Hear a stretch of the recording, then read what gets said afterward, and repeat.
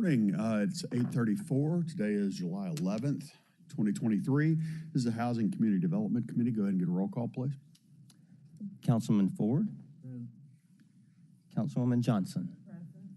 Councilman Warren. Present. And Chair Colvett. I am present. Ladies and gentlemen, we have 3 items on the agenda. We're going to go kind of in a reverse order. Start with number 3, presentation on affordable housing data dashboard that I requested. Director Cash, would you give us your name, your address, and give us your presentation, please? Sure. Good morning, everybody. Thank you, Chair. Ashley Cash, Director, Housing and Community Development. And so this presentation is really in response to the resolution that Council brought a couple of meetings ago for HCD in the city to create an affordable housing dashboard. We have various dashboards and data in different places. And so this resolution just allows us to think a little bit more about how to make that more robust, how to put it all in one centralized location and make sure that it's accessible to the people. And so the first one is showing what we have on the City of Memphis dashboard. So I'm just going to go here to datamemphis.gov and show y'all what's already populating for HCD. So this is a public site. It's already available, and the dots here on the map show different types of investments from HCD: new construction, rehab, down payment assistance, lead, weatherization, etc. This data is from 2010 through March of 2023. We are looking at ways to, you can download all the data and then filter it by date, but we are looking at ways that we can make it filtered by year because people most likely want to know what's been happening the last couple of years, but this is just an aggregate of activity over time. And so I'm just going to kind of zoom in just to kind of give you an idea how this works. I tried this yesterday, so let's see. So that is making the map bigger and not zooming. So what you are able to do is go to, so you should be able to select your district here. And so if we go zoom in a little bit to this area, we can see, kind of click on, and you can see what types of investments are here. And I'm not using my mouse, so I'm not seeing the little key, the cursor to actually zoom in on this map, so I apologize. But the different numbers show, so obviously we're pretty zoomed out from the map, but if you click on the numbers, it'll tell you what exactly is going on in that area. And then there's a legend on the left-hand side to say what these are. So a lot of these in this sort of Southeast Memphis, Hickory Hill area are down payment assistance programs. We've got a few home repair rehabs that have been done. You see that says HARP, you know that's an old program. We don't operate anymore. And then this blue is our CHOTO. So this map exists. Like I said, we're looking at ways to make it filtered by date. So that's one portion of it. I'm gonna go back to my presentation and take you to another place where we have data. So this is the Power BI system. A lot of what we do when we work with Office of Performance Management on this, but we provide data. A lot of it is manual input, but we provide data to them. They put it on the map that we just saw, and then also they'll create some different dashboards for us to look at. This is available if we send the link. It's not public yet. There's a little bit of cleanup that we still want to do, but we're able to put this on our website so that not only you can get the map that we just showed, but if you want to dig into different types of activity, you can do that here. And in this one, you are able to filter it by year. Well, you can see it by year, I should say, 2018, 19, 21, 22. This, we're looking at our lead projects that were completed over the last couple of years. You'll see kind of no production in that 2020, 21, 22, and that is around the pandemic. So with the lead program, inspectors had to go in the homes, contractors had to go in homes to repair, and there just wasn't a lot of that happening during that time.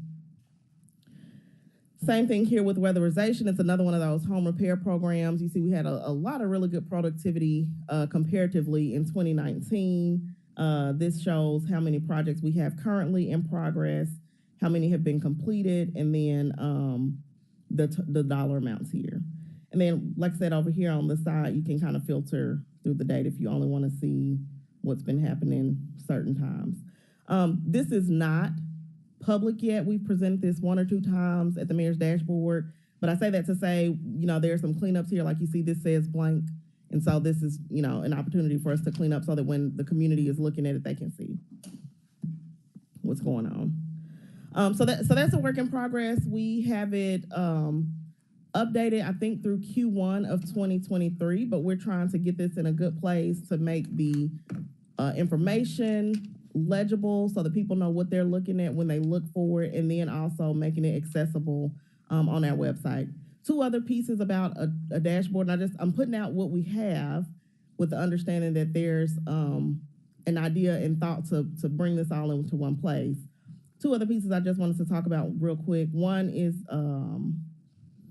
the tnhousingsearch.com. I think there were 2 elements that council was concerned about. I think the reporting piece is interesting, but then also people being able to find and access housing based on their income brackets. And so tnhousingsearch.org, this is actually managed and maintained by THDA. It's for it's across the state, but you can put in your zip code.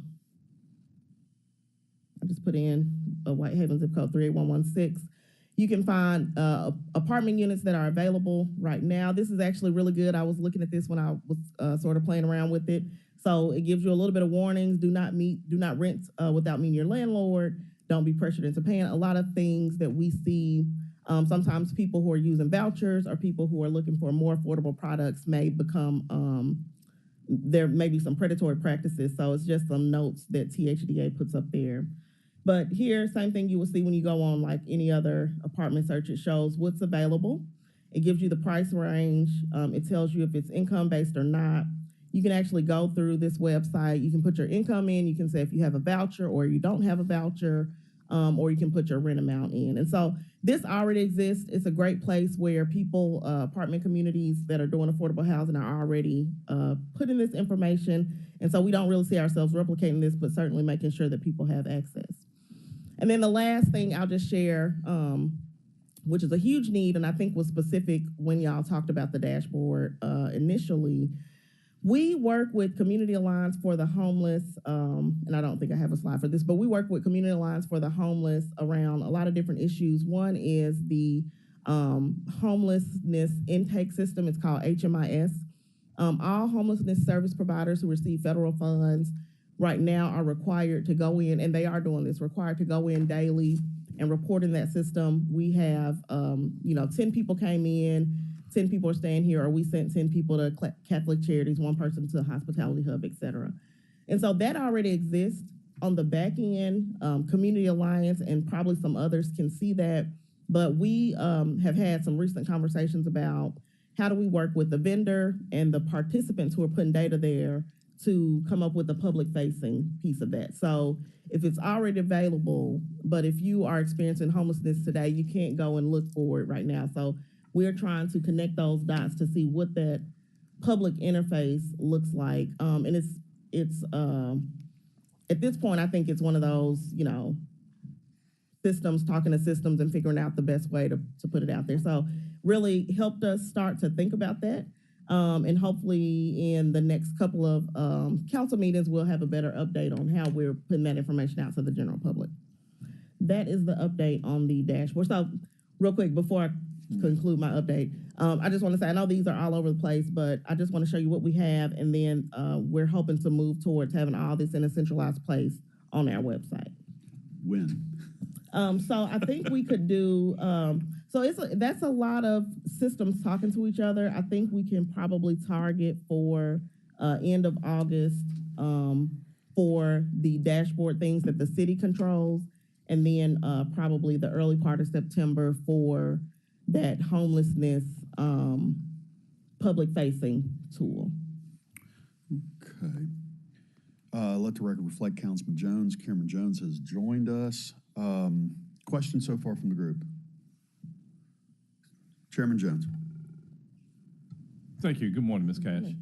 Talk again about the linkage between these various sites and HCD's website. So the two that I showed you, the Power BI system and the Memphis Data Hub, those are city maintained websites through Office of Performance Management. We work directly. And so those two can be made to be a little bit more user friendly and embedded into our website. I don't think that takes long, but that there is a small process to get there. And so that's what I'm saying is August. The other website, the TN Housing Search, we don't control or maintain that, but it does already exist through THDA, and that's where apartment communities, landlords, people with individual homes that they're renting are able to put on there, and people who have income-based needs can find housing there. So it's not connected to us. However, our grantees who do affordable housing put their apartment communities up there, and I think the comment that I was making is making sure that people know that this product exists. I don't think it makes sense for us to recreate that because it already exists and people are already using it. People being folks looking, but then also the landlord community who has the available units. But I think maybe more about the marketing piece that it's out there. And if you are looking for something, that is a good resource to go to that shows where those affordable products are throughout our city. What about is there a link to Tennessee Home Search on you all's page? That's what it's not. So we can definitely do that. We can add that, and that wouldn't take but less than a week to add. We don't have control over the website per se, but Right. once we send that over, that doesn't take long to add on. So that's a great idea. And sometimes you see these things where, you click on it and basically say you're going to a page that's not controlled, but I still think it would be helpful because when you think about landlords, tenants, you all's page may be the first place that they go. Right. And it would be ideal to have it almost as a portal for different links, this and other resources that you may have. So if nothing else, we know we can't control it, but at least the link on there. Yeah, that's a great idea, and we can do that. And we often, like y'all, get calls for people looking for housing, and so it'll be easy to say you can go to our website and go to this link. There's a link on there. Yeah. Thank you, Mr. Chair. Thank you. All right, thank you, Chairman. Are there anybody else seeking recognition? All right, thank you for the update. When do you think you ought to come back and further updates? If I can come back in 2 meetings, is that I think maybe the first meeting in August. That's 2 weeks. You Okay. Want to go late August? Yes, please. All right, the second meeting in August, we will revisit this in Okay. committee. Fair enough.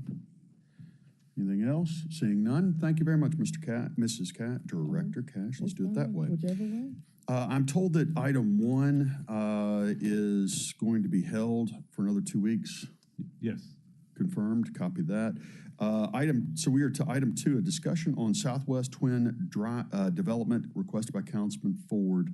Councilman Ford, you're recognized. Thank you, Chair. I just need an update on what we're going to be doing soon. Yes, sir. All right, thank you, council. So we hold on, let me get my PowerPoint caught up with me. All right, so Councilman Ford and others, I know we've been working diligently on this project and trying to get it off the ground. We are very excited that we had some additional funds allocated from council for about $1 million for the project Southwest Twin, the redevelopment of the site at 3rd and Rains in District 6, I believe. And we are excited that you all voted and approved the additional funds for the Levi Library in Rains precinct to be moved to that. The first step in that obviously is the A&E work, the architecture and engineering work, which we anticipate the RFI going out this month. And so just real quick, we had a really great cleanup event a couple of weeks ago. There was some cutting and clearing by General Services. We're currently, and we're kind of trying to get that site ready, one, to show the community that there's some action and activity going on. They've been asking for it to be cut clean. I know Councilman Ford, you as well, and other council members, to be cut clean and improved for a while. And so we feel like we're making good progress on that. We're currently on the site portion of it, working on fencing and a gate for access and safety. So right now, there are those sort of big white, I don't know what you call them, but you can kind of move them out the way if you want to or step over them. And so we're working on a gate there for safety and access. And then on my next slide, which I only think I have 2 slides on this, but on my next slide, you'll see a picture, but there's a big sinkhole on the site. And so we're working to have the area fenced off so that people can remain safe and not go beyond that. Last, we do plan a couple of other future programming events, and so we're working on getting power to the site as well. And so this is really sort of the engagement piece. We've heard a lot from the community. They want it to be a place where families can engage. They want it to be safe. They want to have city services there. And so we're trying to make those things happen, the low-hanging fruit that we can. Relative to the actual development on the site, so like I said, y'all passed the budget not too long ago for the A&E work. We are currently getting the specifications from libraries, police, and engineering. We have a little bit of that, but we want to make sure before we put out any submission that we at least have the high-level detail or the high-level information that each entity will want to see. We feel like we've got a really good framework. We redeveloped the Raleigh Springs area with the library and the police precinct, so we have a good sense of what to look for, but we do want to make sure that we have that information in there. And so what we're looking for, we're trying to determine, Councilman, the best approach. It certainly doesn't take long to determine that. I think we're leaning right now to a request for information from architects. We anticipate that going out July 26th, and then having about a 2-week turnaround, a 2-week time frame for them to get us information back. I've had a couple of calls with a few architect groups who have said they're interested in it. So we think that's enough time for people to see what's out there and to respond to that proposal. And then we would look at having a selection and be in a good place for contract negotiations August, September. And so that gives us about a 30-day window to select a potential architect for the spot, and then an additional 30 days to go through the city's contracting process. And from there, we start with that A&E work on the project. These are just a couple of images just to let you know what the site looks like. So we're certainly talking about a huge site. I think it's 20 acres total. There are some environmental concerns in terms of the structural soundness of just the sort of parking structure. There's also what we would need to deal with is stormwater retention and detention. We've been talking with some groups about that, but those are all components of the project. But we feel like we'll be have that submission out at the end of this month and be in a good place to be well underway around the end of September. So with that, and I think those were the only 2 slides I had about the project. With that, I'm happy to respond to any questions. Councilman Ford, you're again recognized if you wish. I'm kind of good. I just want to be abreast every 2-3 weeks, whenever we meet, what's going on, because actually it's about a year overdue. Things supposed to have been happening. Yeah, we did clean up. I helped clean up out there, okay? Yes, sir. Yeah, it was kind of nice, and what we already have, because y'all are seeing.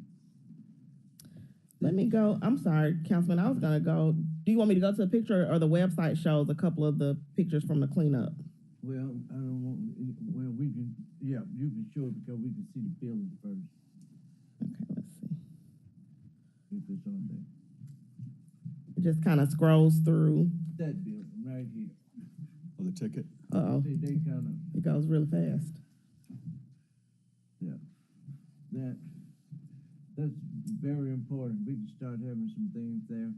Let the community know that, hey, things are beginning to happen. The cleanup had all of that. And then whoever's listening, I want to thank everybody that came out. But that building is not that bad, okay? Actually, it was kind of hot outside, but sitting up in that building, it was kind of cool. Yeah, everybody, hey, you could relax. They even built chairs and put it in there, everything else. And, you know, you got the Westwood community, all the rest of, if we could kind of do some things there, they want to have some meetings out there, okay? That's why hopefully you had mentioned putting some kind of utilities out there. That's where we can kind of do that. And then that particular building is not bad. They kind of already fixed it up. They painted, they put walls up, not too much to do. Yeah, look, Hey, it's looking good. And that's only for a few hours. Problem that we do have, and I know is a concern, we got that big sinkhole. So Yeah. you gotta kind of protect and kind of get that for different people. But you see how it looks? Yeah, not much. But I wanted everybody to kind of see it and go back to that other picture how it kind of. now, I can go to these, but the video I can't slow down on the website. Yeah. But it made a difference.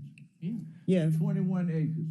That's how many acres it is. It was 19 and they purchased 3 other acres, okay, to make everything kind of all in line, but that's 21 acres.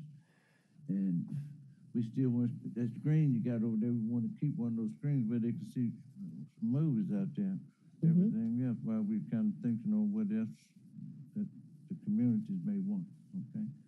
But I want everybody to kind of see it, but hey, it made a difference, just those few hours out there, Yes, sir. okay? Okay. Thank you. Thank you very much, Councilman Ford. Any other council members seeking recognition? Seeing none. Look forward to hearing, I'm really curious of the architect and engineering on that one. Let the record reflect, Council Ladies Logan and Swearingen Washington have joined us, but there being no further discussion, we are adjourned. Thank y'all for coming. Thank you.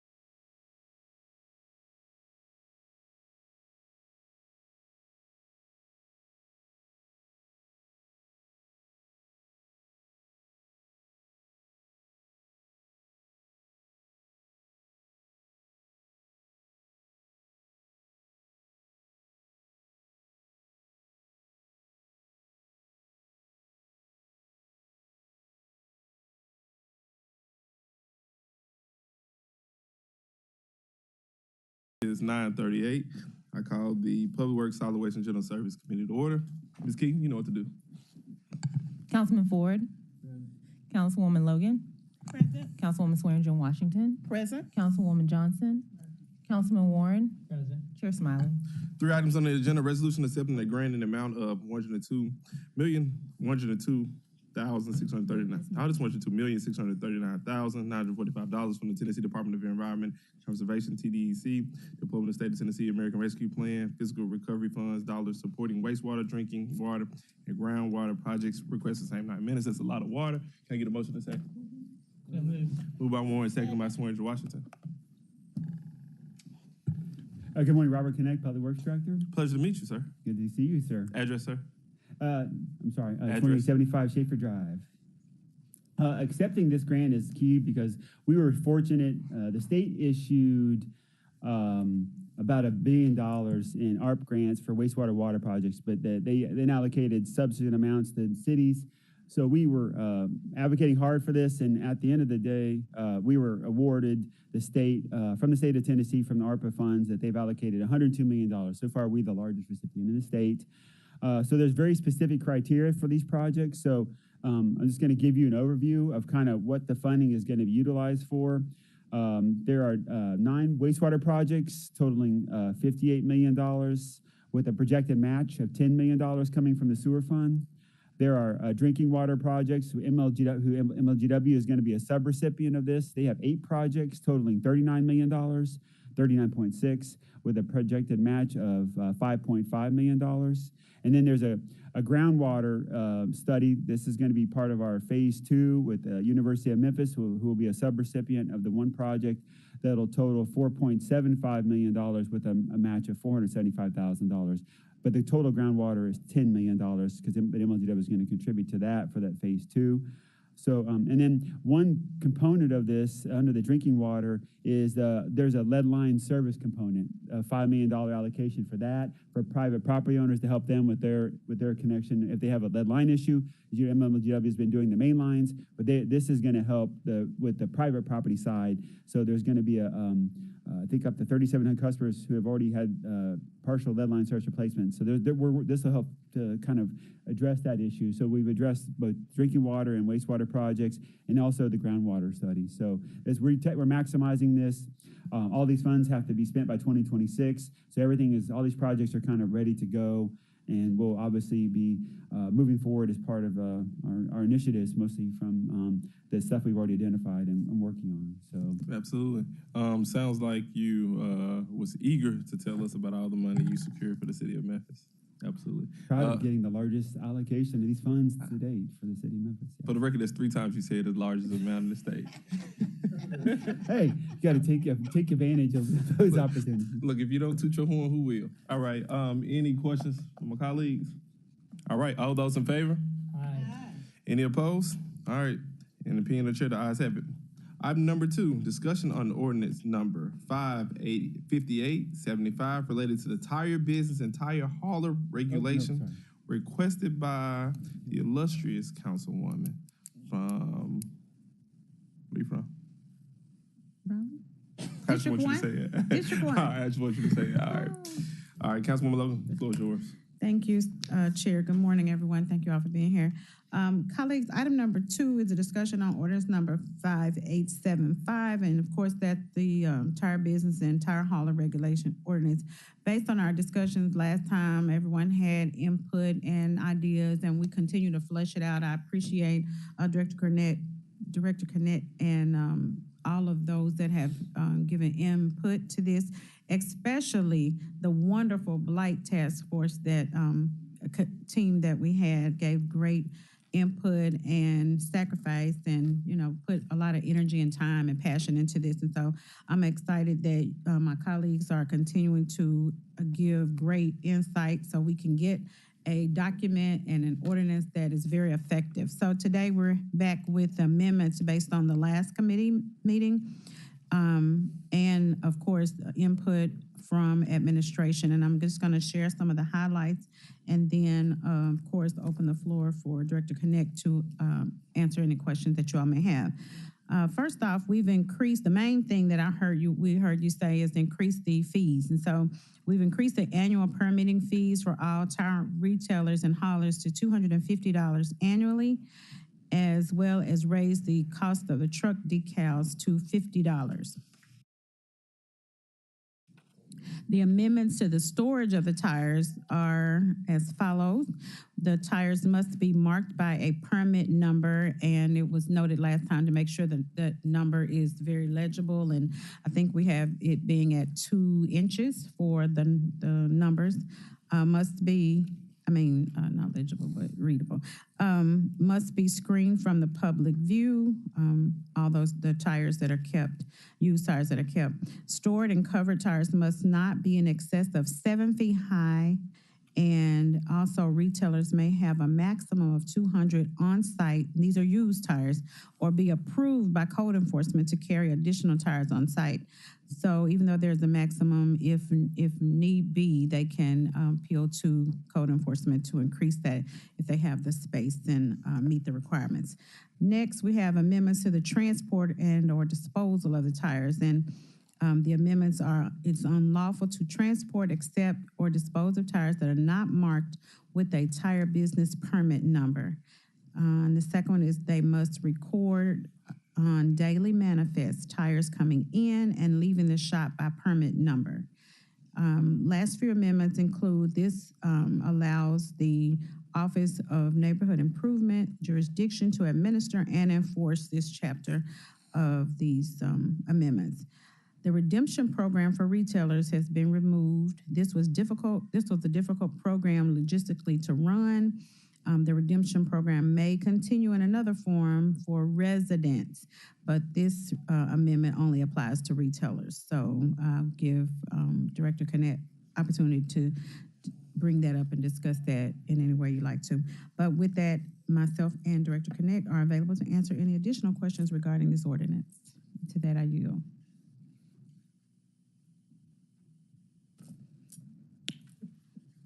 Okay.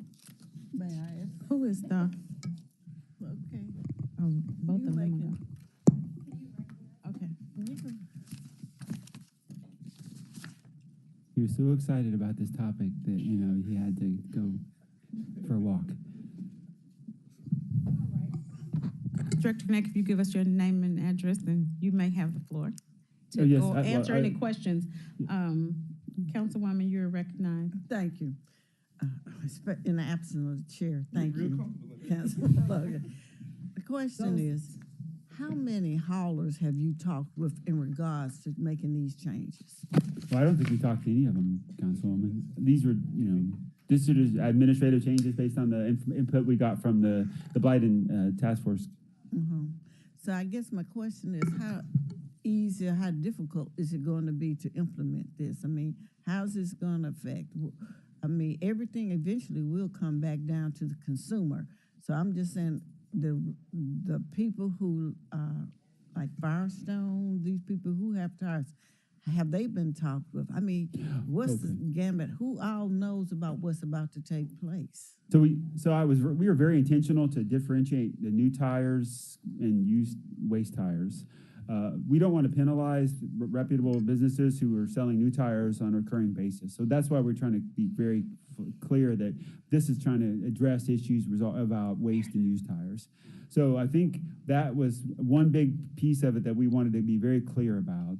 And most reputable companies who are doing this are managing their inventory of used tires and waste tires on a recurring basis. So we're giving a waiver to somebody, like we know a company's reputable and having 200 waste tires, and we've had no concerns with how they're managing it. There's not going to be an issue with giving them the waiver to hold more tires if they're operationally they need to. So I think we've incorporated from the reputable side, the tools we need to make sure we're not penalizing anybody like Gateways or Firestones or Goodyears. It's the people who are specifically selling used tires that we want to make sure we have control of, the most control over, because it seems that's where we have the biggest issues, biggest number of complaints, and the safety issue and the just being able to understand where these tires keep coming from. That's why having that. But that's my question. Where are they coming from? You don't think it comes from some of these big tire companies? Well, we've tried to kind of identify what happens in the market for used tires. There's been a lot of discussion with Director Davis and I on this topic for a decade, it seems like. And I think seems to be like a market for them. I think these tires are shipped in shipping containers and they come in and they can just have I think that's just what the reality is. There's disposal is complicated, and they try to maximize the opportunity to resell tires for the market because there is a demand for them. So I think there's some market for used tires being delivered to any area where they can purchase them and resell them. Mm-hmm. All right. Chair, can I say something, Chair? Madam? I would never tell the illustrious Brother Logan now. Thank you, Sarah.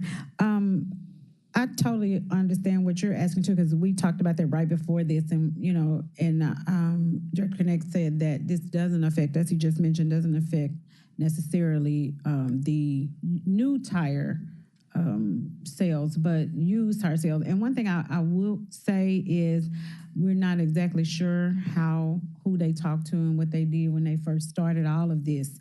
And so because the problem is so huge in our communities, we have tires everywhere because of the potential environmental issue that it causes and poses for communities in Memphis. This was a way to regulate what happens within the used tire industry here. Try to get a handle on what's going on here. And as we go, we can adjust, if we have to come back and adjust, but we can't, we can no longer just sit around and allow people to do what they want to do. Come and go, get tires, moving them where they want to take them and dropping them off here and there in large numbers, especially retailers and those that, I'm pretty sure, as he said, there's a black market for it. You can get them in large quantities in shipping containers or whatnot, but we're just trying to put regulations in place I'm all with for us. it. I So. support it, but I Yeah. just want to make sure it's clarity. People who are going to be affected know about it. Don't knock on their door, and try to implement a new policy. You ask questions. You're not sure where they come from. I'm still not sure if this is going to stop the ones who want to violate this. Well, let me add some historical context. So the original ordinance has been in place for a number of years. When I was involved in the drafting, we came up with something to start, and so this is an update to this. And since we've added environmental enforcement as a newer operation, who's going to be responsible for this? I think they are very comfortable that this is the tool based on their experience dealing with this on an everyday basis. This is the step forward in enforcement and management of the market. They're the ones that are going and knocking on the doors when they find a tire shop. We do have work with permitting, and we get the updated information from them on who the registered vendors are, and we keep up with that information. But they're also the ones going up and saying, hey, they see somebody who's selling used tires, they're not on the list. We're knocking on their door saying, hey, this is what you're required to do. So I think from experience and wanting to move forward based on their recommendations, and then us looking very hard at the practice, and then getting our staff who are actually doing this work involved and incorporating their recommendations. I think we are much more satisfied now with the status of the ordinance based on these recommendations moving forward. Okay. That brings up an issue. How about implementation? So you said the environmental courts, the policy. Environmental enforcement team under neighborhood improvements. Do they have their policies, how they're going to implement this? Yes, ma'am. My team, who is in environmental enforcement, who's also part of the Blight and Legal Thumb Task Forum, Mr. Witter, specifically, and others. They said, hey, tell me what you think about this language. They've been involved in discussion, but we circulated the ordinance. I said, I need your input. What do you guys think is key for you to implement this and to manage it moving forward? And so that's where we came up with let's say, okay, no more than 200 tires, the 7-foot high, the block, the screening, the coverage, so they're not getting full of water, managing this, making it from health and safety perspective. If you have an opportunity, could you just please send me their policy, how they're going to implement this? Because you noted that they're going to go knock on the door if it's not on the list. So I just need to know see the policy in regards to the implementation.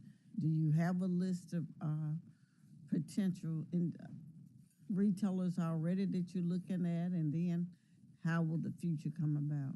Okay, yeah, we have the listed all the haulers and the permit, Okay, other so permit, then, yes, ma'am. I just like to know, because, I don't want them to start coming in here and saying, we didn't know anything about this, and now they're knocking on my door. So just give us some insight and make sure everybody's made aware. Yes, ma'am. Thank you, So I have a quick question. I'm trying to figure out, is there a time period in which the tire haulers and like businesses have to come into compliance?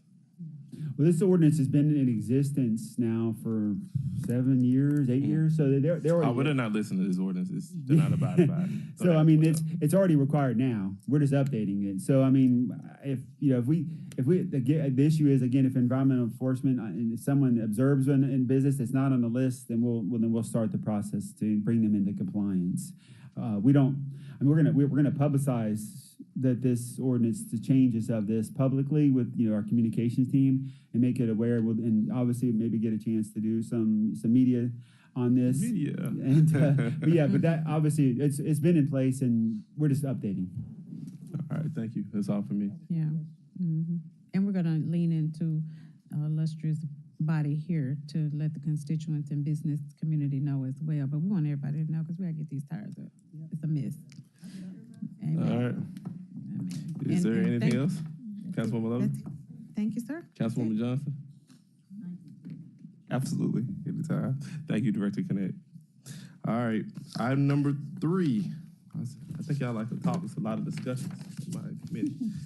I got to take better care. Item 3, discussion on short-term rental ordinance implementation requested by the young lady from Raleigh. The young ladies from Raleigh. That's a good, good title. Councilwoman Logan.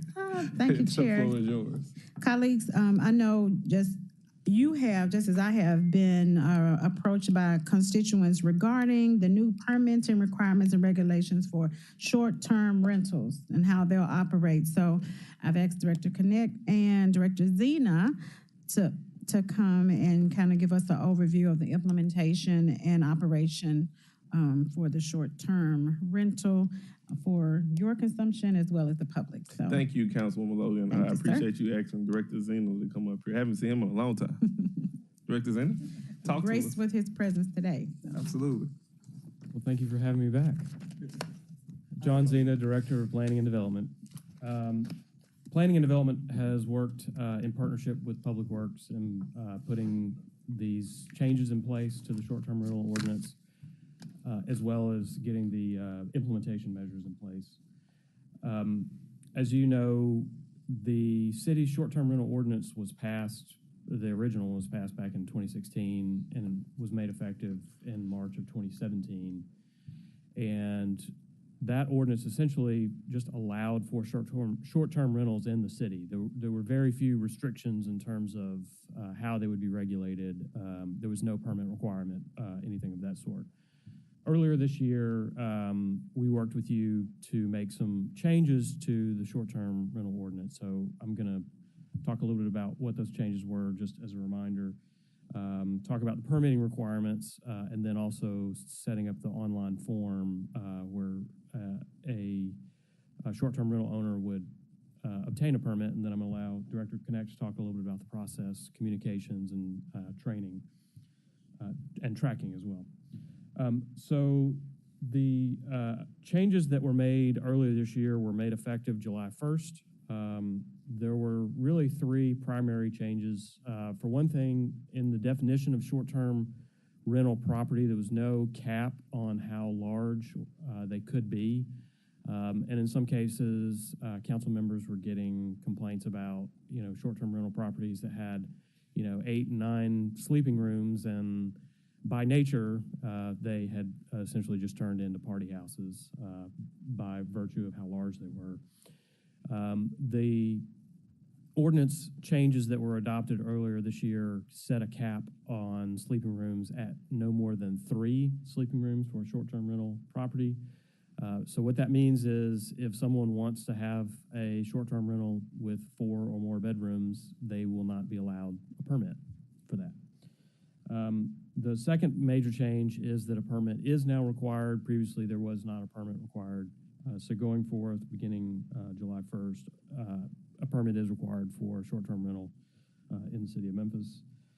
And then the final change of substance was the compliance provisions, and this tracked with the state law. As I mentioned when this was passed a few months ago, we're limited in a lot of what we can do with this ordinance based on the preemption of the state law, but we did our best to get up to what the state law would allow us to do. But there is a compliance provision that would allow the city to prohibit a property or revoke a permit if the property is in violation of any generally applicable local law 3 or more times as found by a court. So that's really important to consider. Could you repeat that last part? You said as found by a court, so I'm assuming it has to go to court, and the court has to find that they violated. That's right. The court has to make an adjudication. And I'm assuming the court would be environmental court. That's correct. Last thing I just want to mention about the law is, again, this tracks with state law. The state law essentially says that any change to regulations that a municipality makes for short-term rentals, you can't go backwards. It only applies to any property that becomes a short-term rental from that date forward. So these changes apply to any short-term rental that has sort of become in operation from July 1st on. Now, there are a couple of exceptions. Those exceptions are if the property is sold, transferred, or ceases use for 30 continuous months, use as a short-term rental property. So sold, transferred, or ceases continuous use for 30 consecutive months. And again, that comes straight out of state law. So our efforts are really focused on getting new short-term rentals through the permitting process. So let me talk a little bit about what those permitting requirements are.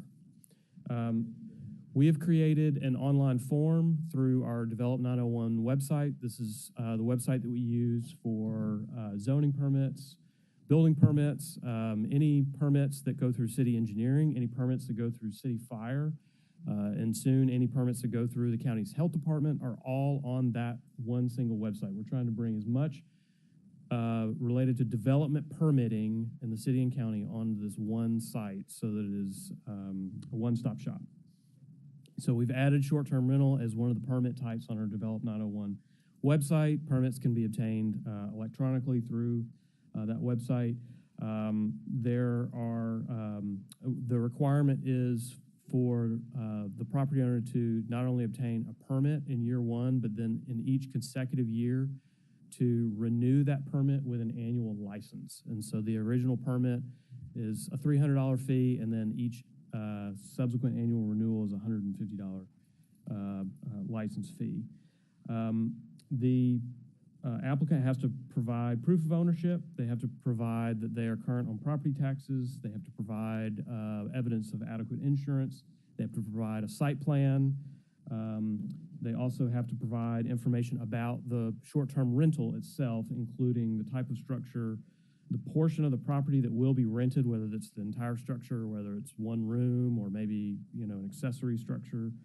The number of bedrooms, and again, if it's more than 3, the site essentially says, no, you're not allowed to have a permit. The platforms on which they're going to be advertised, a lot of times when we talk about short-term rentals, people quickly go to Airbnb. There are others. The main other competitor is VRBO. And we've actually seen a growing number of problems with VRBO properties, and I'll probably get into that later if zoning comes up.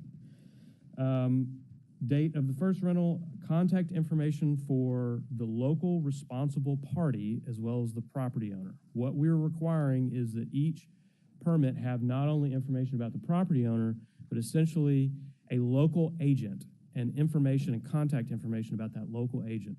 Why is that important?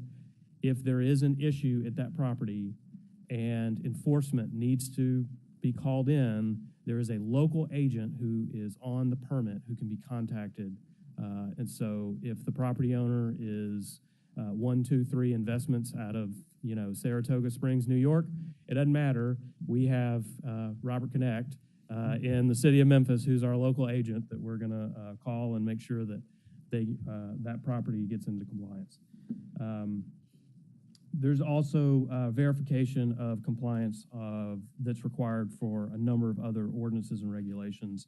Noise control, for example, installation of working smoke and carbon dioxide detectors. There are a lot of different regulations that we're checking as a part of this. So once that application is submitted through the online form, it then goes to Mr. Connect's team. In this case, he's the Director of Public Works. He's no longer the local agent.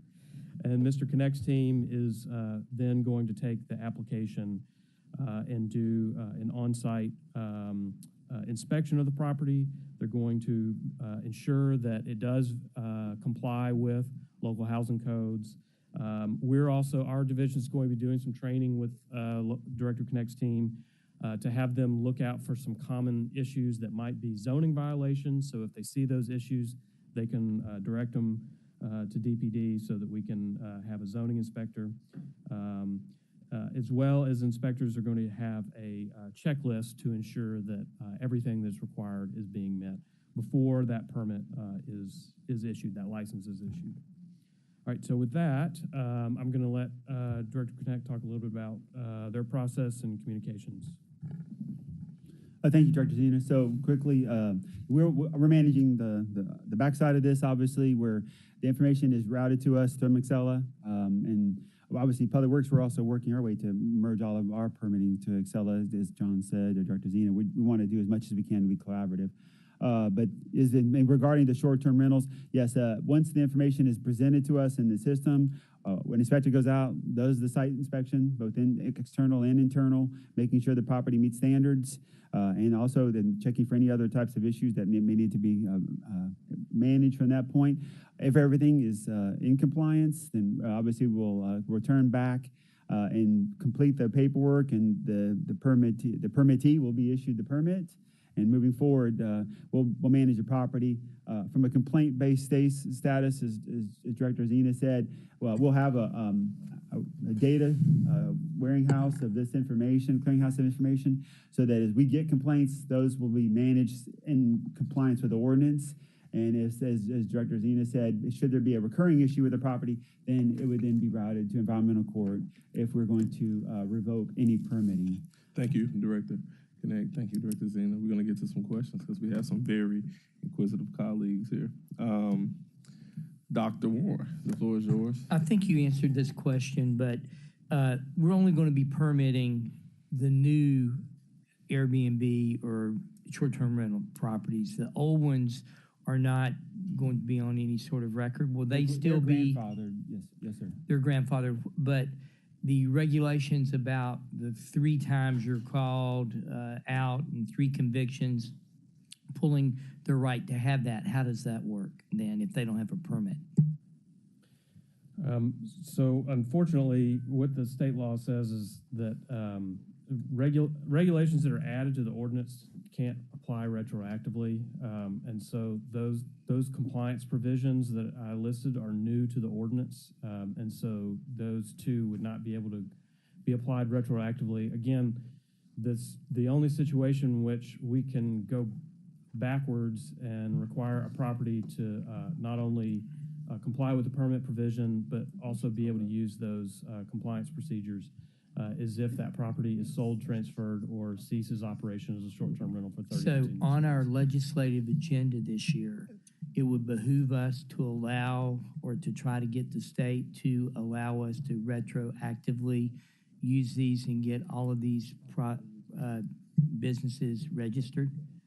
And if we did that all at once, would you be able to handle it?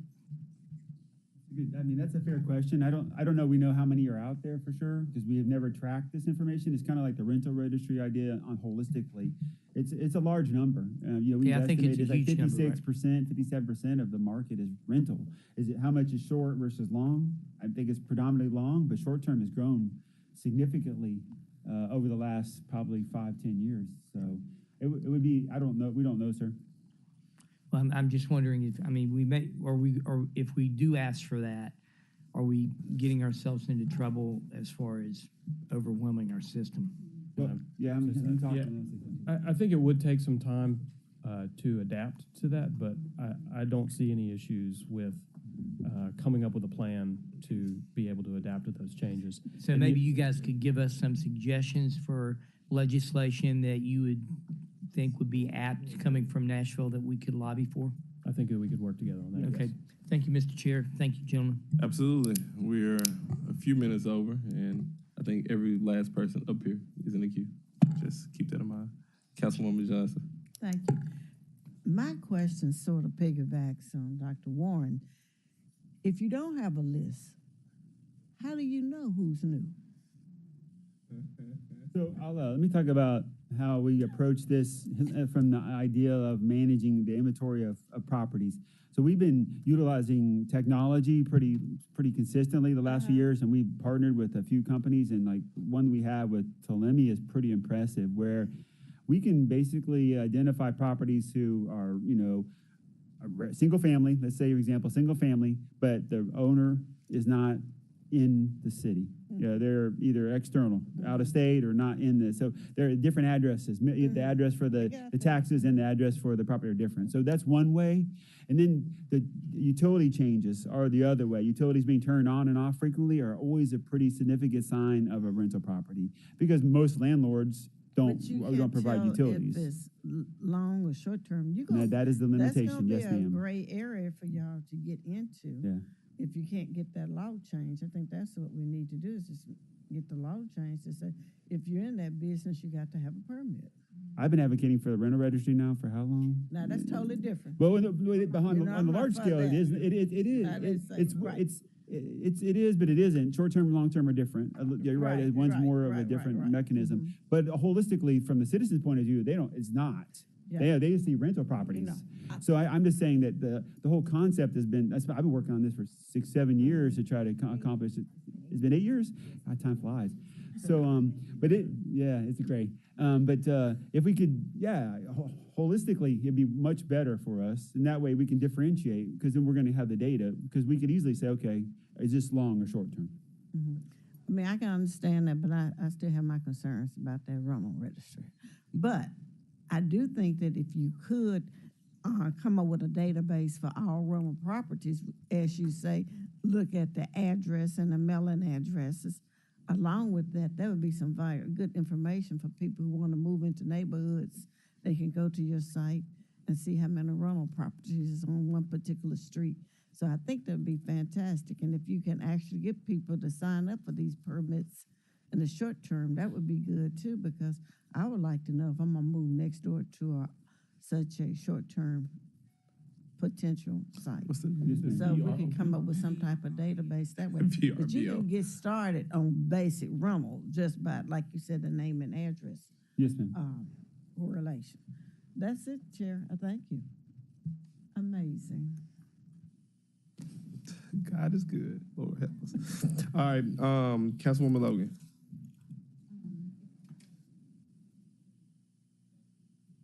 I think that she asked the same question. But what you said was, moving forward, we're going to get all new people. The people that are grandfathered in, there's nothing we can do about it in terms of this new law. But what are the options now for those that are grandfathered in terms of the constituent complaints? What rights or what avenues or options are there for any type of sanctions, or, what can we do as constituents? I mean, what can our constituents do when they're having these parties and all these things going on with these short-term rentals? It's a great question. So the short-term rental ordinance, the purpose of it is essentially to allow a homeowner to rent their property out on a short-term basis for the same activity that they would be using their house for staying overnight. Mm-hmm. When we talk about use of the property for different reasons, then that goes outside of short-term rental and into other laws that are already on the books, like zoning. And so that's one of the key things when it comes to these houses being used for party houses, particularly when they're used on a commercial basis. That is a violation of our Unified Development Code already. regardless of whether it's short-term rental or whether it's owner-occupied, if that property is being used in a residential zone for, on a commercial basis to throw events, that is a violation of the zoning code. And those can already, regardless of this short-term rental ordinance, those can be cited as zoning violations. And we, this summer especially, have been very active in citing such properties, particularly there's been quite a few with pools that we have cited to court, or that we have opened cases on and counseled the property owner or the tenant about what is and is not allowed with respect to zoning. So those types of laws are already still in place. So if you have constituents who are concerned about a property that's being used for a party house, that needs to be submitted as a complaint for a zoning violation. We can open a case, we can investigate it, and in all likelihood, there is action that we can take. The other thing, too, is the city has noise ordinances, and noise ordinances can also be enforced by MPD. Do you enforce noise ordinances or just MPD? Yeah, by MPD. Those are really the two common infractions that I think are spillover effects from a short-term rental property, or really any property that is venturing into using that property on a commercial basis for events. And so if someone is having a party, and this is a third thing, and cars are parked all down the street, you're only supposed to have a certain amount of cars parked at your house. Can that be a violation as well? Yes. Okay. Now, any one of us who owns a home in the city of Memphis, we can throw a party for our friends. It's absolutely. It's when it gets into a commercial, operating as a commercial basis, that it becomes a problem. And so if you see, telltale signs like, frequency of a lot of cars parked, obviously noise, a lot of visitors, food trucks, absolutely. Those should be cited as, or submitted as complaints of zoning violations, and we can start a file on that appropriately. And MPD can come and break that up? Yes, absolutely. It's a violation of law. They take a report, and we're able to use that information that MPD puts in their report to justify any action that we take on a zoning violation basis too. Okay, one other question. Thank you for that. It's good information. I had one last night. Had a call at 9 o'clock last night about the same thing. Rooming houses. When you went to the short-term room, so if a person just decides that they're going to make their property a rooming house, do they go through this same? Does this apply? This new rule apply to that? I forgot to bring my memo on rooming houses. I knew this was going to come up. I knew this would come up. No, rooming houses are regulated by the Unified Development Code. I guess it was earlier this year, I sent everyone a memo about the differences between rooming houses, boarding houses, short-term rentals. There were a couple others. I'll resend that again. Thank you. So that you have that information. All right, appreciate it. Thank you, Councilwoman Logan. Councilwoman Swearingen Washington. No, okay. And then Councilwoman from North Memphis. I think Councilwoman Logan has a question, but Councilwoman Easton Thomas says she's ready right now. Does the zoning violation, if the property has a zoning violation, is that considered one of the 3 violations that the court rules on? Yes. Okay, so. It's any generally applicable local law. Okay, thank you.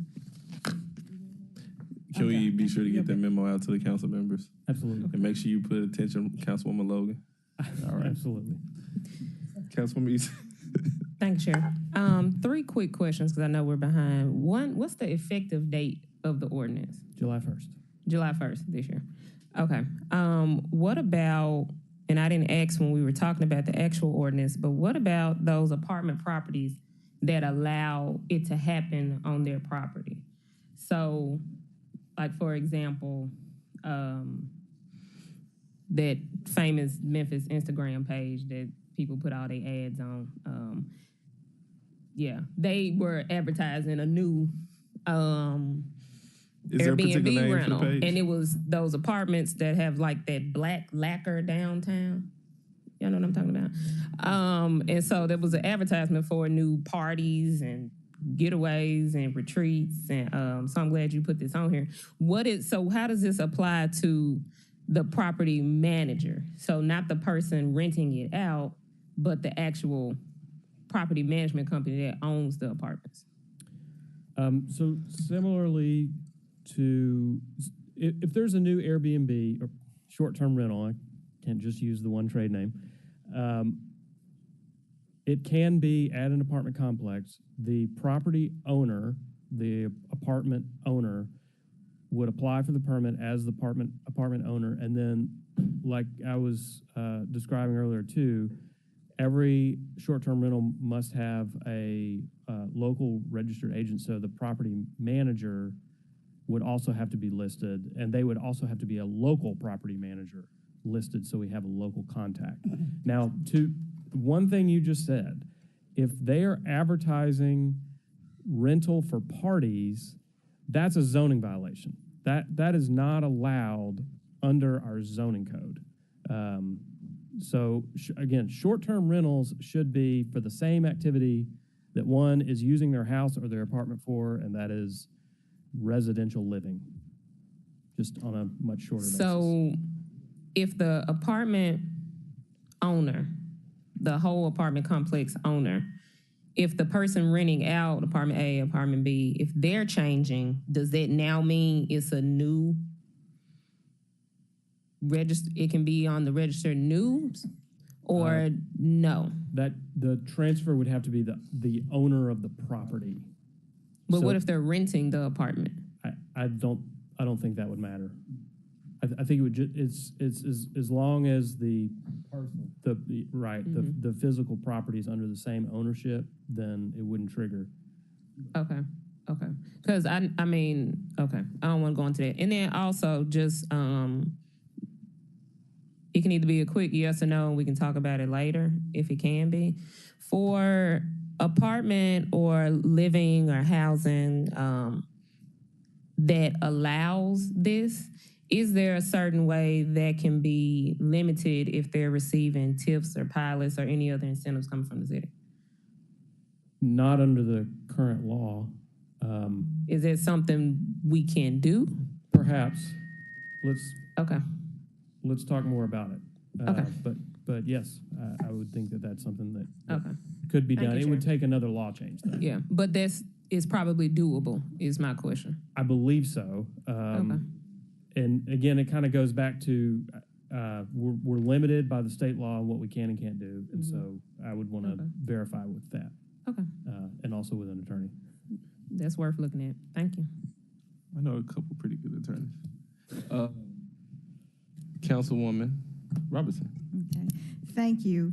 I've been listening very carefully at how you've captured your words and what you've said.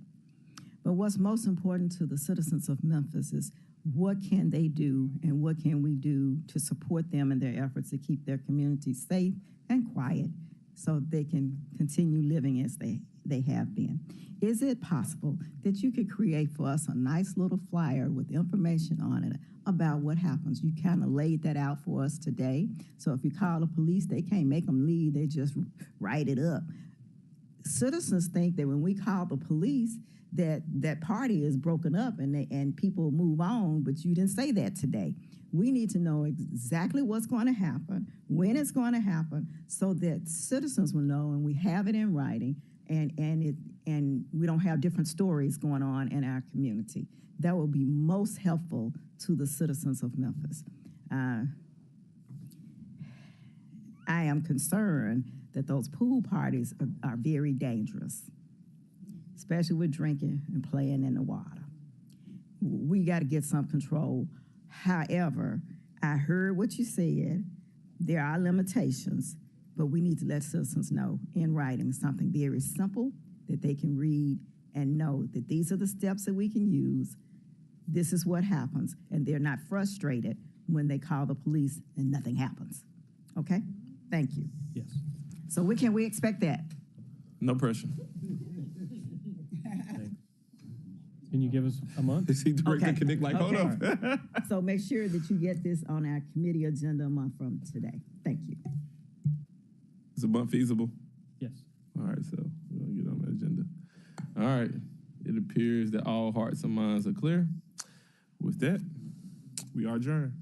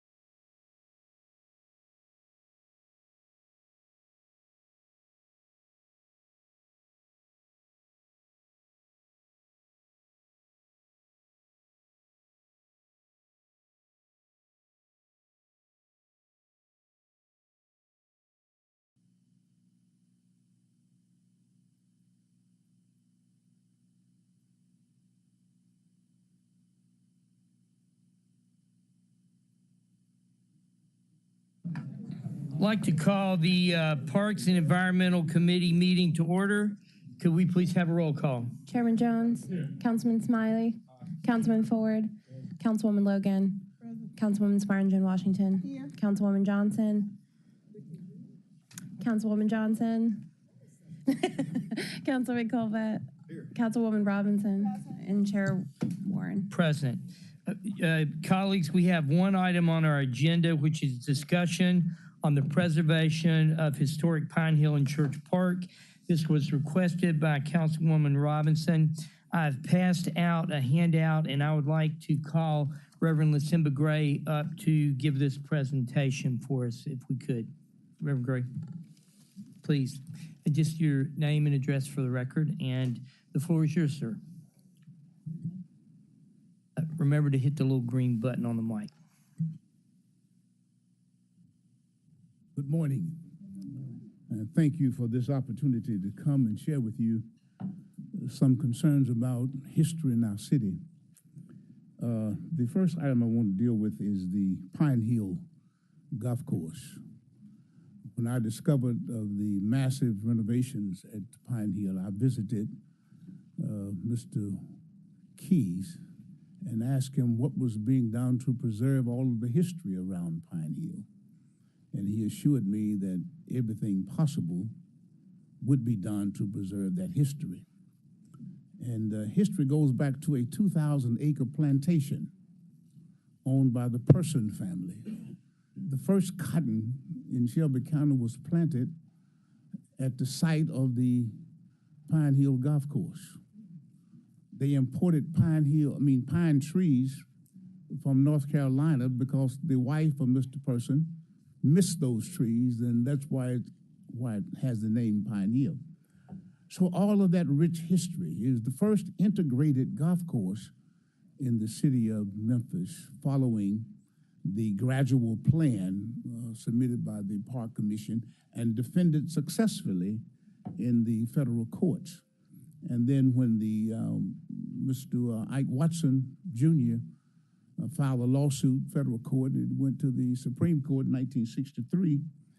It was the beginning of the integration of parks and recreational outlets in our city. The men who came through caddying, we didn't come through golf country clubs and golf lessons and that kind of thing. We were caddies.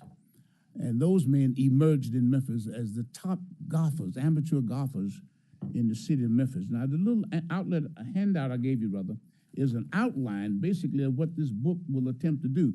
But you have a role, and you can play a major role in preserving this history. Number one, the newly constructed clubhouse at Pine Hill could be the housing unit for the history of this great legacy in Memphis. I would like to see that made the hosting site for all of this history with all of the legends. The two men on the front are the pioneer golfers of African-American people in the city of Memphis. Both were former caddies. Bubba Jeter went on the professional tour of the United Golf Association and actually made a living on the course. Dollar Saunders was a baseball player and also a business owner, but who taught all of the other golfers in the long line of succession. He taught many of them to play golf, and they taught others to play. And so that's just a capsule of what it's going to be about. But I would like to see the city assure us that that can be preserved at the present golf course, and that clubhouse would be named in honor of Charles Hudson. Charles Hudson was the first pro manager of African descent in a city-owned golf course. And then his father was the first man to tee off in 1962 under the gradual plan of desegregation to integrate the golf course. So that's a lot of history there, and we would appreciate very much. The next area of concern is the Church Park. During the early days of urban park development, all across this nation, cities were developing what they call green space, outdoor space, because of the overcrowding of communities. And it was designed for the mental and physical well-being of its citizens. At the same time, while that was the premise for why we were having parks, African Americans could not attend. Bob Church, in his frustration, went in his own pocket and built Church Park for African Americans. It was the first of its kind in the nation. And as a boy, I remember walking down and peeping in before going in because we had been denied entrance into parks all across the city. And so that park now is lying vacant. That property is lying vacant. No boundaries established around it. Vandalism is now taking place. And I think it's a shame that with all the resources we have and the knowledge we have, that park is in the condition it's in now. And I would call upon this body to make sure that park is preserved and restored. And one of the first acts of destroying this park was to take away the parking lot of the First Baptist Beale Street Church. On the 4th Street, now Ida B. Wells Street entrance, that was not Church Park. Church Park's entrance was east of First Baptist Beale Street Church. But to take away the parking of a church, you kill the church, and then you expand what is now considered the Ida B. Wells Plaza. That was parking lot for First Baptist Beale Street Church. So you take parking, you kill a church. And in 1966, the urban renewal plan for Memphis was to demolish First Baptist Beale Street Church. All of that history. 2 United States presidents spoke there. All kinds of activities started. It was the epicenter, not only of African American history and culture, but Memphis history and culture. Right there where W.C. Handy, Robert Church, all these people met and worked together to make Memphis what it is today. And I would hope that something could be done to preserve Robert R. Church and enhance Ida B. Wells. Ida B. Wells' statue now is the only thing standing in that area that looks like representative of a city. The homeless population has taken over. They're doing all kinds of things there. They're selling and they're pushing bodies, and it's embarrassing. And we need an ordinance or something to protect us from having that. When tourists come, they are preyed upon by the homeless population, begging, harassing them, intimidating them, and they are afraid to come. I've received several letters from guests who came and were disappointed because it was not well kept. That's a Memphis Park Commission responsibility. It's filthy. If you go there now, it's filthy, unkept. And I would hope that you would take some action. I've discussed with Jimmy Tucker, noted architect in our city, of repurposing the church park, which would include First Baptist Beale Street Church in the area and Ida B. Wells Plaza. And he has drafted some things that can be done, but right now, nothing is being done there. You could have tennis courts there. You could have basketball courts there. You could have a number of activities on that park with the growing population and the residential development in that area. We're going to need outdoor space for that area. Mr. Chairman, I'll stop at that point, and if there are any questions, I appeal to you that we take action to preserve these two historical places. Thank you, Reverend Gray. Well stated on all those issues. I think that gives us a lot to think about and to a place we can move. I doubt anyone is ready to move at this point. We're running a little behind, but we will come back to this committee, hopefully with suggestions. And if you have that drawing, I'd like to see it and perhaps get it to our Parks Director. Any questions? Councilman Ford. Sure, we commissioned Jimmy Tucker's plan. It's been in existence for probably 10, 15 years. I don't. It was done with housing. Could you come up to the thing? And you won't like the number. Sure. So Nick Walker, Parks Director, City of Memphis. I share Dr. Gray's enthusiasm for the Pine Hill Golf Course. It was one of the first things that I championed as Parks Director, with the support of Councilman Ford, who clearly wanted to see an improved clubhouse, and we said it was an opportunity to not just elevate the clubhouse, but also do the golf course as well. I also share his interest in adding some historical elements to the clubhouse. I think it's a great idea. As it relates to Church Park, the plan I believe was done. So Jimmy Tucker is a vertical construction guy. I don't remember who the landscape architect was that put together the proposal, but there is a drawing that was done. Again, I think it was paid for by Housing and Community Development probably 10, 15 years ago. It would need to be evaluated. I agree. One thing, though, that you do need to remember, that any development in Church Park, that is a park that is heavily utilized for activities of a festival nature. African April takes place there. Lots of events take place there. I believe there's still a Juneteenth event that takes place there. And part of the reason is that because it is such a large green space that's used for stormwater and those sorts of things, it's available to do that. And anytime you put a large number of amenities into a space, it makes it trickier to do that. I'm not commenting either way. I just want to make you aware that when you make improvements like that, the cost is the ability to hold festivals there. But that being said, no, I think Parks would wholeheartedly support. We can share it with you. We've got a copy of it. Unfortunately, it's so old that it's not digital, but we can scan it in and get y'all a copy of that. So that means people my age will be able to see exactly, it. just with the magnifying glass and all that stuff. Yeah, all good. Councilman Smiley. Thank you. So I just, one, I just want to remind this body that we don't have to ask permission for anything. We can do what we want to do. That's first thing. And the second thing, I think there was a will to renovate Tumley Park. If there's a will to renovate this particular area, I think we should do it. It's just, we have to decide if this is a priority of this council. You heard Reverend Gray talk about, the historic nature of it. I think we should take some time to figure out what we would like to see, whether we want to commission another proposal from a different body, a more up-to-date proposal, so as young folks can look at it on the computer. That'd be good. But we really have to decide what we want to do. But I don't think we should be asking for permission. I think we have to decide if it's something this body wants to do, talk to our constituents about what they would like to see, and then go forward. Let's stop asking permission going forward. We have the ability to do whatever we want to. We have to decide whether it's in the best interest of the city of Memphis. Stop asking permission. Let's make things happen.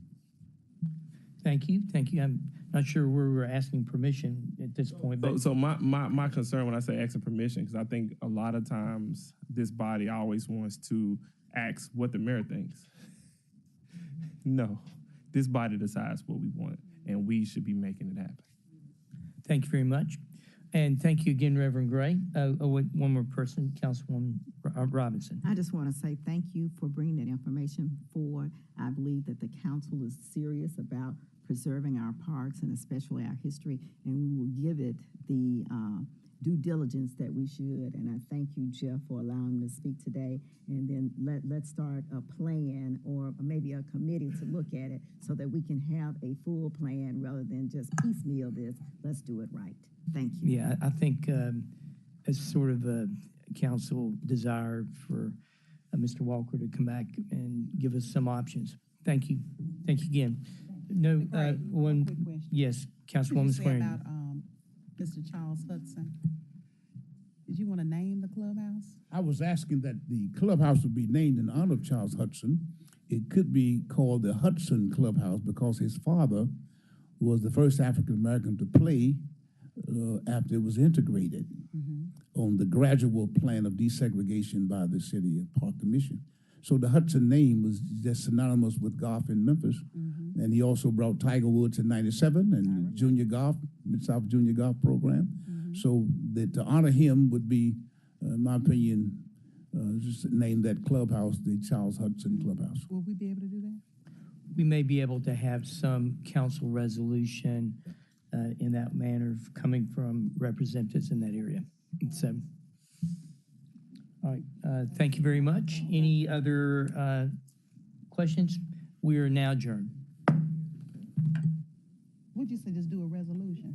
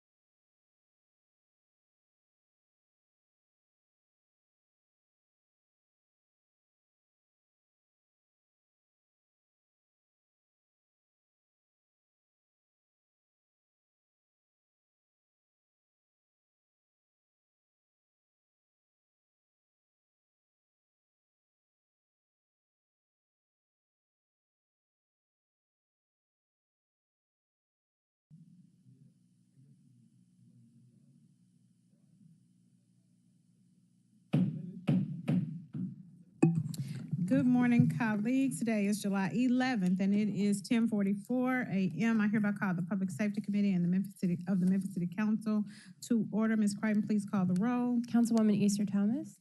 Councilwoman Swearingen Washington. Present. Councilwoman Robinson. Present. Councilman Colvett. Councilman Warren. Present. Councilman Smiley. Absolutely. Chairwoman Logan. Present. Colleagues, we have 5 items on the agenda. We are going to take them somewhat out of order, beginning with number 5. Number 5 is a resolution of the Council of the City of Memphis modifying its delegation of authority granted to the Health, Education, and Housing Facility Board of the City of Memphis to require developments and leases in connection with payments in lieu of ad valorem taxes to be required to provide 24-hour security personnel on site or have an active crime prevention program. All council districts sponsored by myself. May I have a motion and a second? Moving, I'm in the queue. Moved by Councilman Smiley and seconded by Councilwoman Swearingen Washington. Thank you.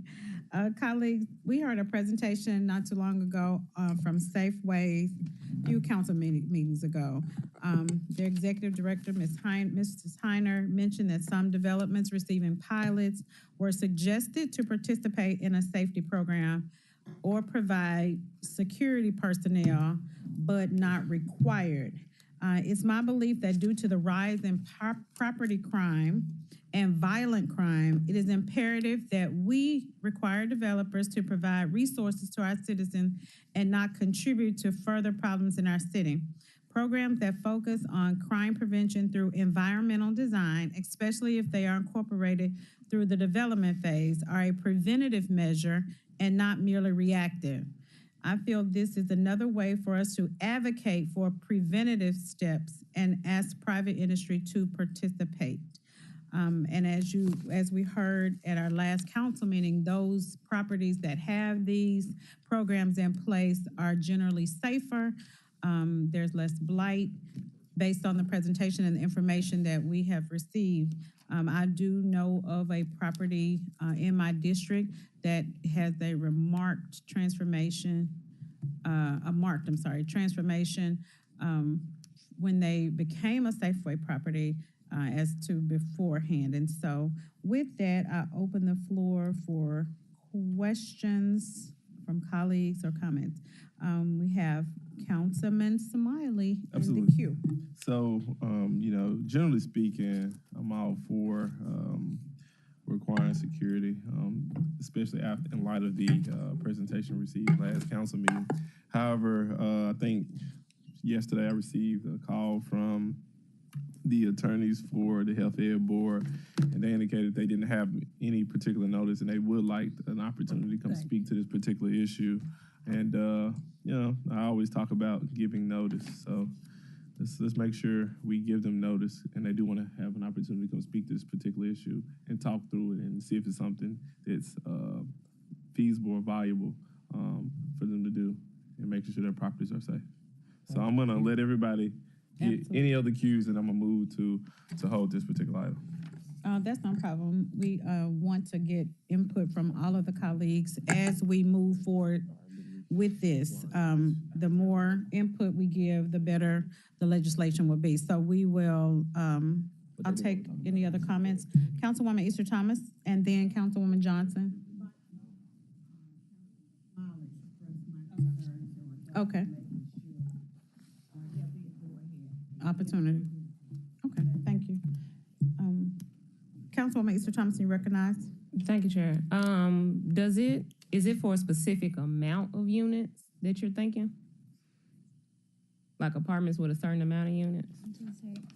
Is it multifamily, like starting at fourplex, or is it There larger? wasn't a specific amount, but it does say high impact project. That's something we can look at and note. Let's see. You should, if you look on do you all have copies of the resolution? Mm-hmm. Okay. But that's something we can note. Were you asking that? We want to expound on? Just asking with your intention with the ordinance, were you thinking of small to medium to large complexes? Like which ones were you trying to target to make sure they had safety measures in place? Well, there was no target because some small units have more crime than some large have more crime. So it's basically based on the information shared in terms of crime at a facility and what safety measures are what safety measures are put in place.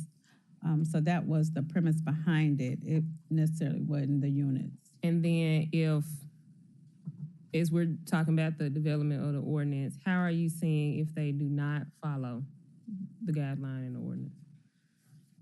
Well, we were, the thought was to look at it around them receiving pilots, the ones that receive pilots. So that would kind of be the threshold. Were you including TIF incentives as well?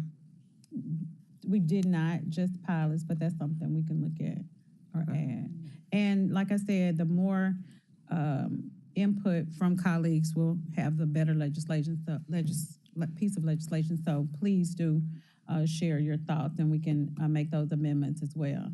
And so another thought on that with TIF incentives and pilots, other TIF grantors also give out incentives for housing complexes, such as CRA with Uptown TIF, Binghamton TIF, South Memphis TIF, that's coming.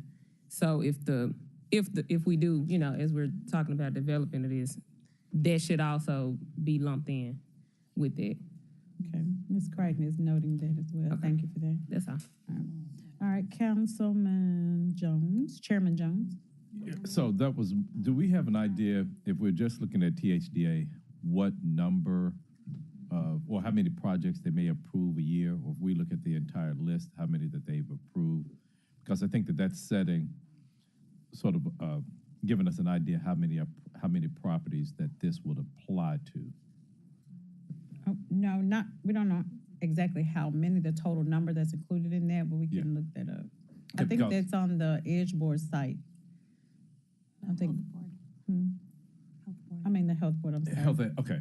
So my question is how broad do we want this to be? And based upon the presentation, it just seemed to be the ones that they were talking about that came before THDA, or I'm sorry, not THDA, the Health and Ed Board, Health and Education Facilities Board.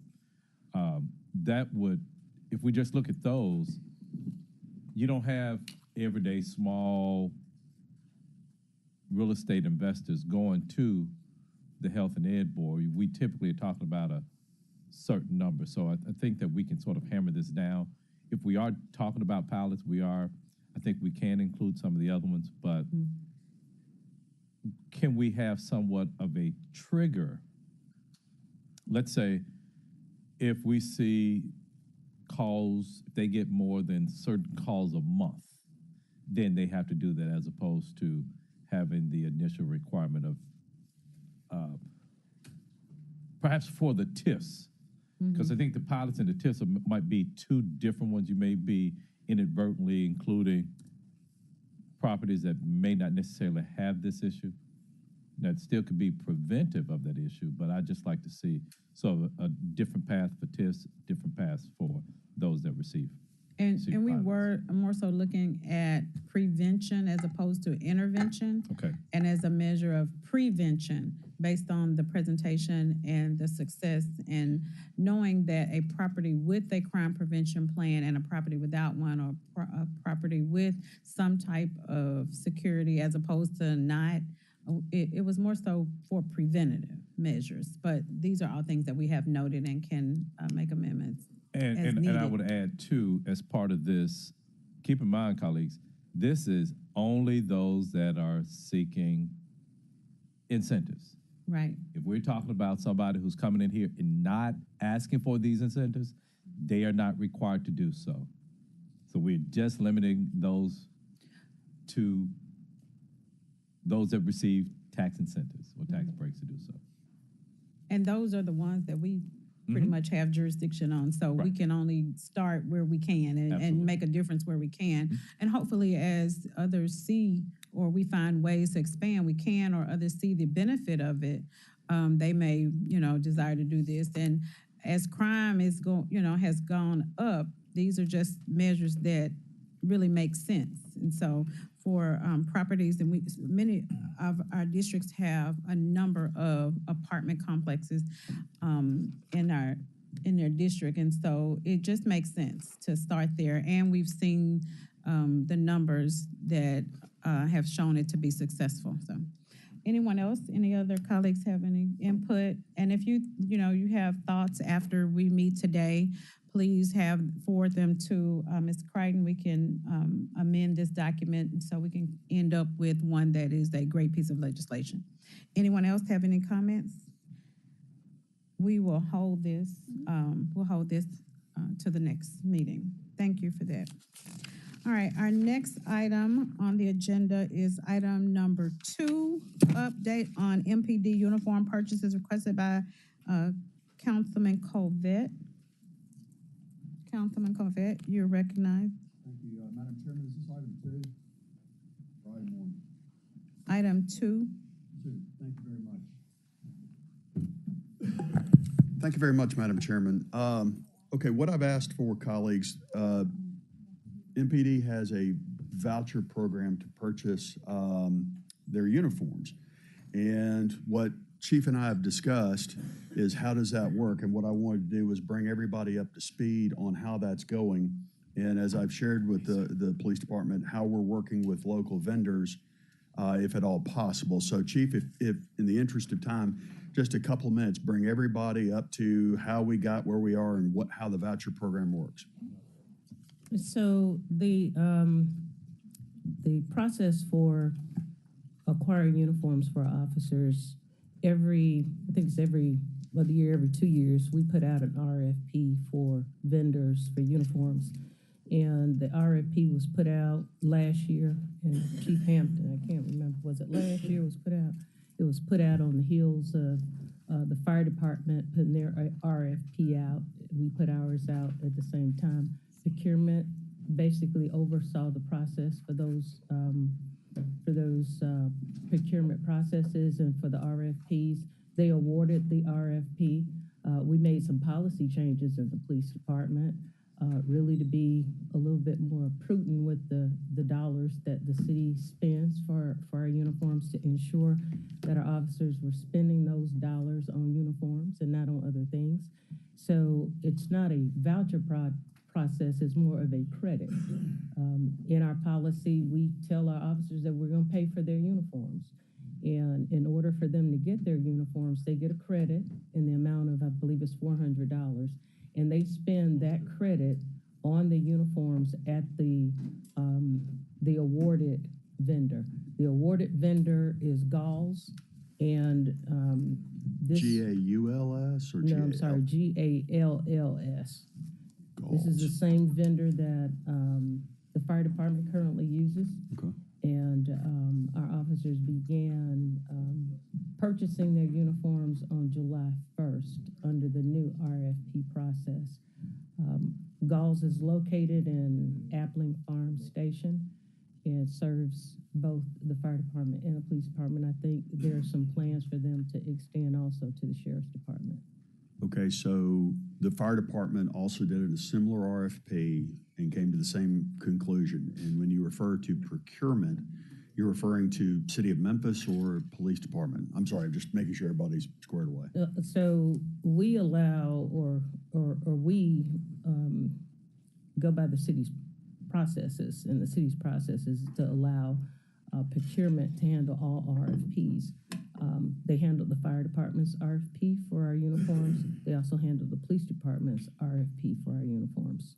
Okay, so the city basically. Yes. All right, and kind of where our conversation, where I'm really drilling down, one of the important details to the procurement request is that a response time specifically has to be met, as I understand it, or there is a penalty.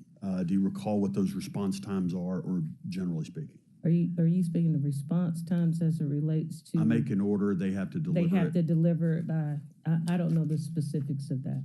Okay. I really don't. I know that there have been significant problems as far as response times are concerned in the past. With Galls? No. Okay, there have been response times problems in the past. Yes. Okay. Have there, colleagues, I will get you that information, but I want to say it's like 90 or 95% have to have the order filled into the police officer in like 3 days. Does that sound about right? I'm not sure. Hampton, are you familiar? As far as the delivery time, a service level agreement that we may have with the uniform company, if we order a uniform or an officer orders a uniform or a pair of shoes, that the delivery is within 3 days. Okay, 3 days. That's what you said. Yes, ma'am. I'm not sure. I don't have those specifics in front of me. Okay. I'd like to introduce colleagues Brenda and Steve Baser. I believe they're Alpha One Apparel. They're a local small business minority firm, as I recall. Ma'am? That's why I'm introducing them. Brenda and Steve, will you introduce yourselves and give us your name and address for the record?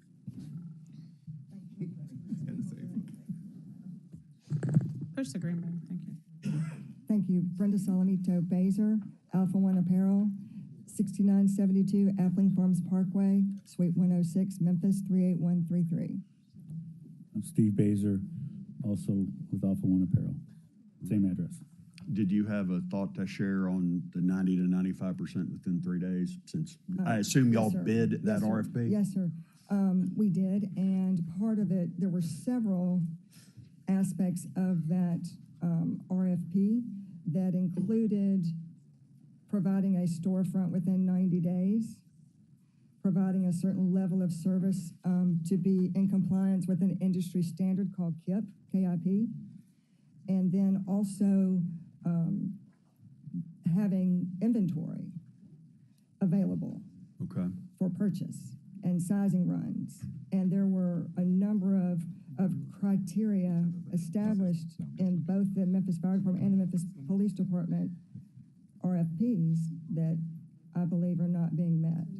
Well, okay, look, because we'll get to that. Colleagues, what I'm primarily drilling down on our goal, I think, which is keeping Memphis money in Memphis, if at all possible. So do you recall, Ms. Baser, what's the percent response time? What was it? Does anybody recall that? Currently, the police department hasn't had an opportunity to assess response times with our new vendor because it just began July 1. We can provide a number of assessments from the previous vendors and the response times for orders, which were insufficient for the department. The new vendor, we have not had an opportunity to make an assessment. And I was also told that in the contract, there was no requirement for how many days shoes or other items are to be delivered. Well, I was just handed this by our incredibly good, excellent staff. 94% of products ordered delivered in less than 72 hours. Now, I know we just started this contract. Galls, Ms. Baser, I assume you're a Memphis company, Memphis location. Yes, sir.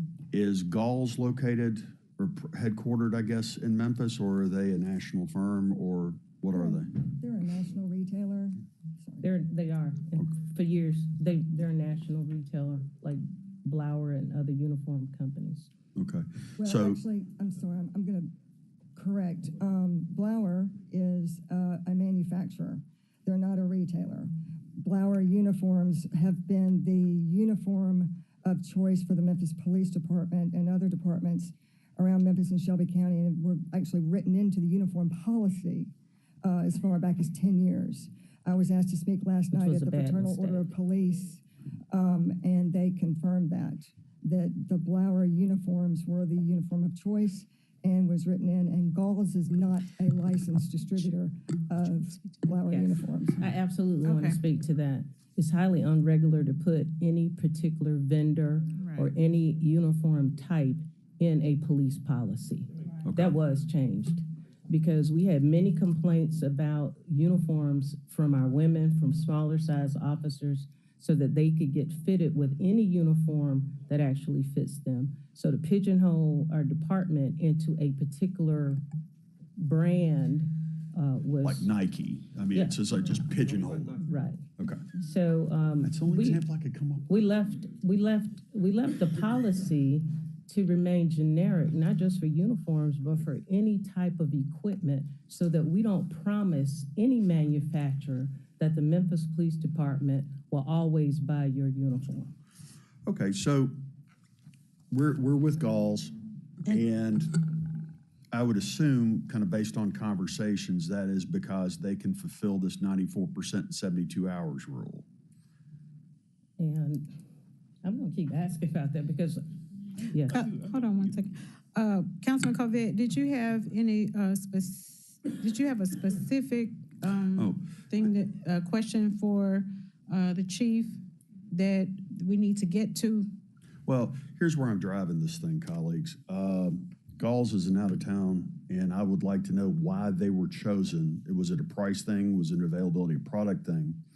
And then what I'm specifically interested in is, I know of at least 2 local firms here in Memphis that have been supplying that contract that were denied. And if the question is because Galls has a bigger selection or can meet a 72-hour requirement, why can't our smaller vendors perhaps supply specific or continue to supply what they can? Because, I mean, we're talking about 1,900 police officers, $400 plus the fire department, plus all these other groups. So I guess my question and where I'm driving this whole thing is, how were they chosen? What was the basis of it? And how did our Memphis small businesses get pushed out, and how can we bring them back in possibly? Okay, let me ask, Chief, did you say that you all go through the procurement department? Is there anyone here that can speak to that? Okay, please do, come right ahead. And I believe that, you know, I agree. We always want to ensure that our local businesses keep businesses, stay in business with the city. However, I was faced with an onslaught of complaints from my officers when I first got here about not being able to get uniforms. It took, and I have verification that it took me to just go and get my own uniforms from another location in order for me to be outfitted myself because of fit and all kinds of other problems, shoes, to the like. So we didn't just arbitrarily say, you know, we don't want to give business. What I was really trying to do is make sure that we were effective, efficient, utilizing the dollars that we get every year to ensure that our officers look professionally and are not just not uniformed. You know, that's what the whole process is supposed to be about. But I can let Chief Ford talk to the procurement process. Absolutely. And Chief Ford, you, if you could speak to the process in utilizing Memphis business or local business as well in your comments. Good morning, council members. Shirley Ford, Chief Financial Officer for the City of Memphis, 125 North Main. The procurement office rolls up under the Finance and Administration, which rolls up to me. We have a policy and procedures for any bid that goes out, for any product that goes out under bid, whether it is for an RFQ, RFP, RFI, whatever that may be. There are policies and procedures related to that.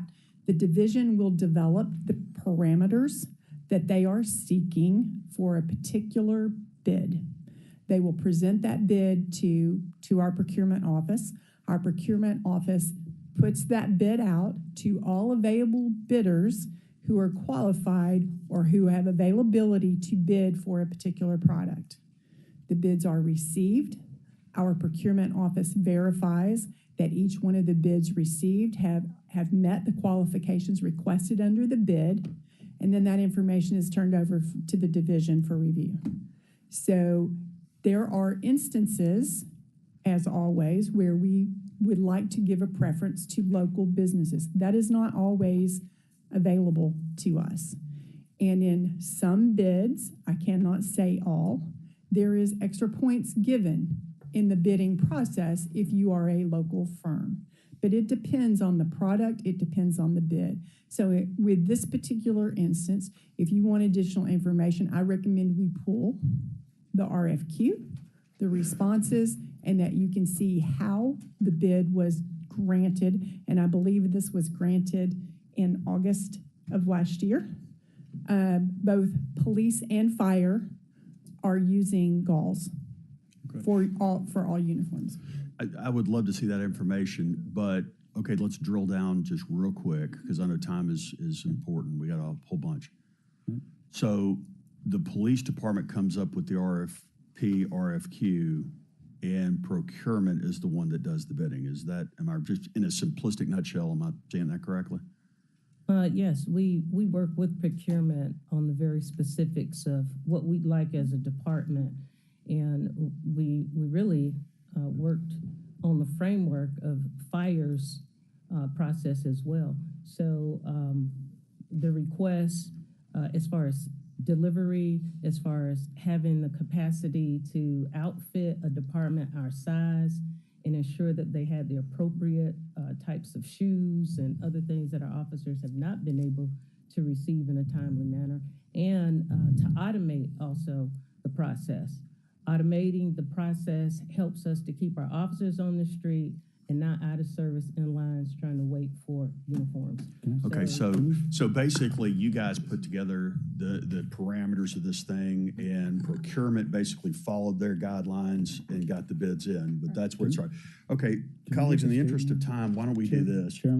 Well, hold on one second. Hold on one second. I have two colleagues in the queue, and we'll let them, because she just clearly shared the process, and you all can send the council members the bid that went out and the process and all of that. We're gonna let Councilman Smiley and Councilwoman Easter Thomas talk, and then we'll give you all an opportunity as well. Councilman Smiley? So my question, I think it's the same question that I had last council meeting. It was more so about the feasibility of allowing the credit to be used at any particular vendor the officers may choose. And then I had a conversation with Attorney Singh. She had a pretty good argument. And you know I like good arguments, y'all. I would love to hear from Attorney Singh, and then I want to hear from the pair one. And then I'm out.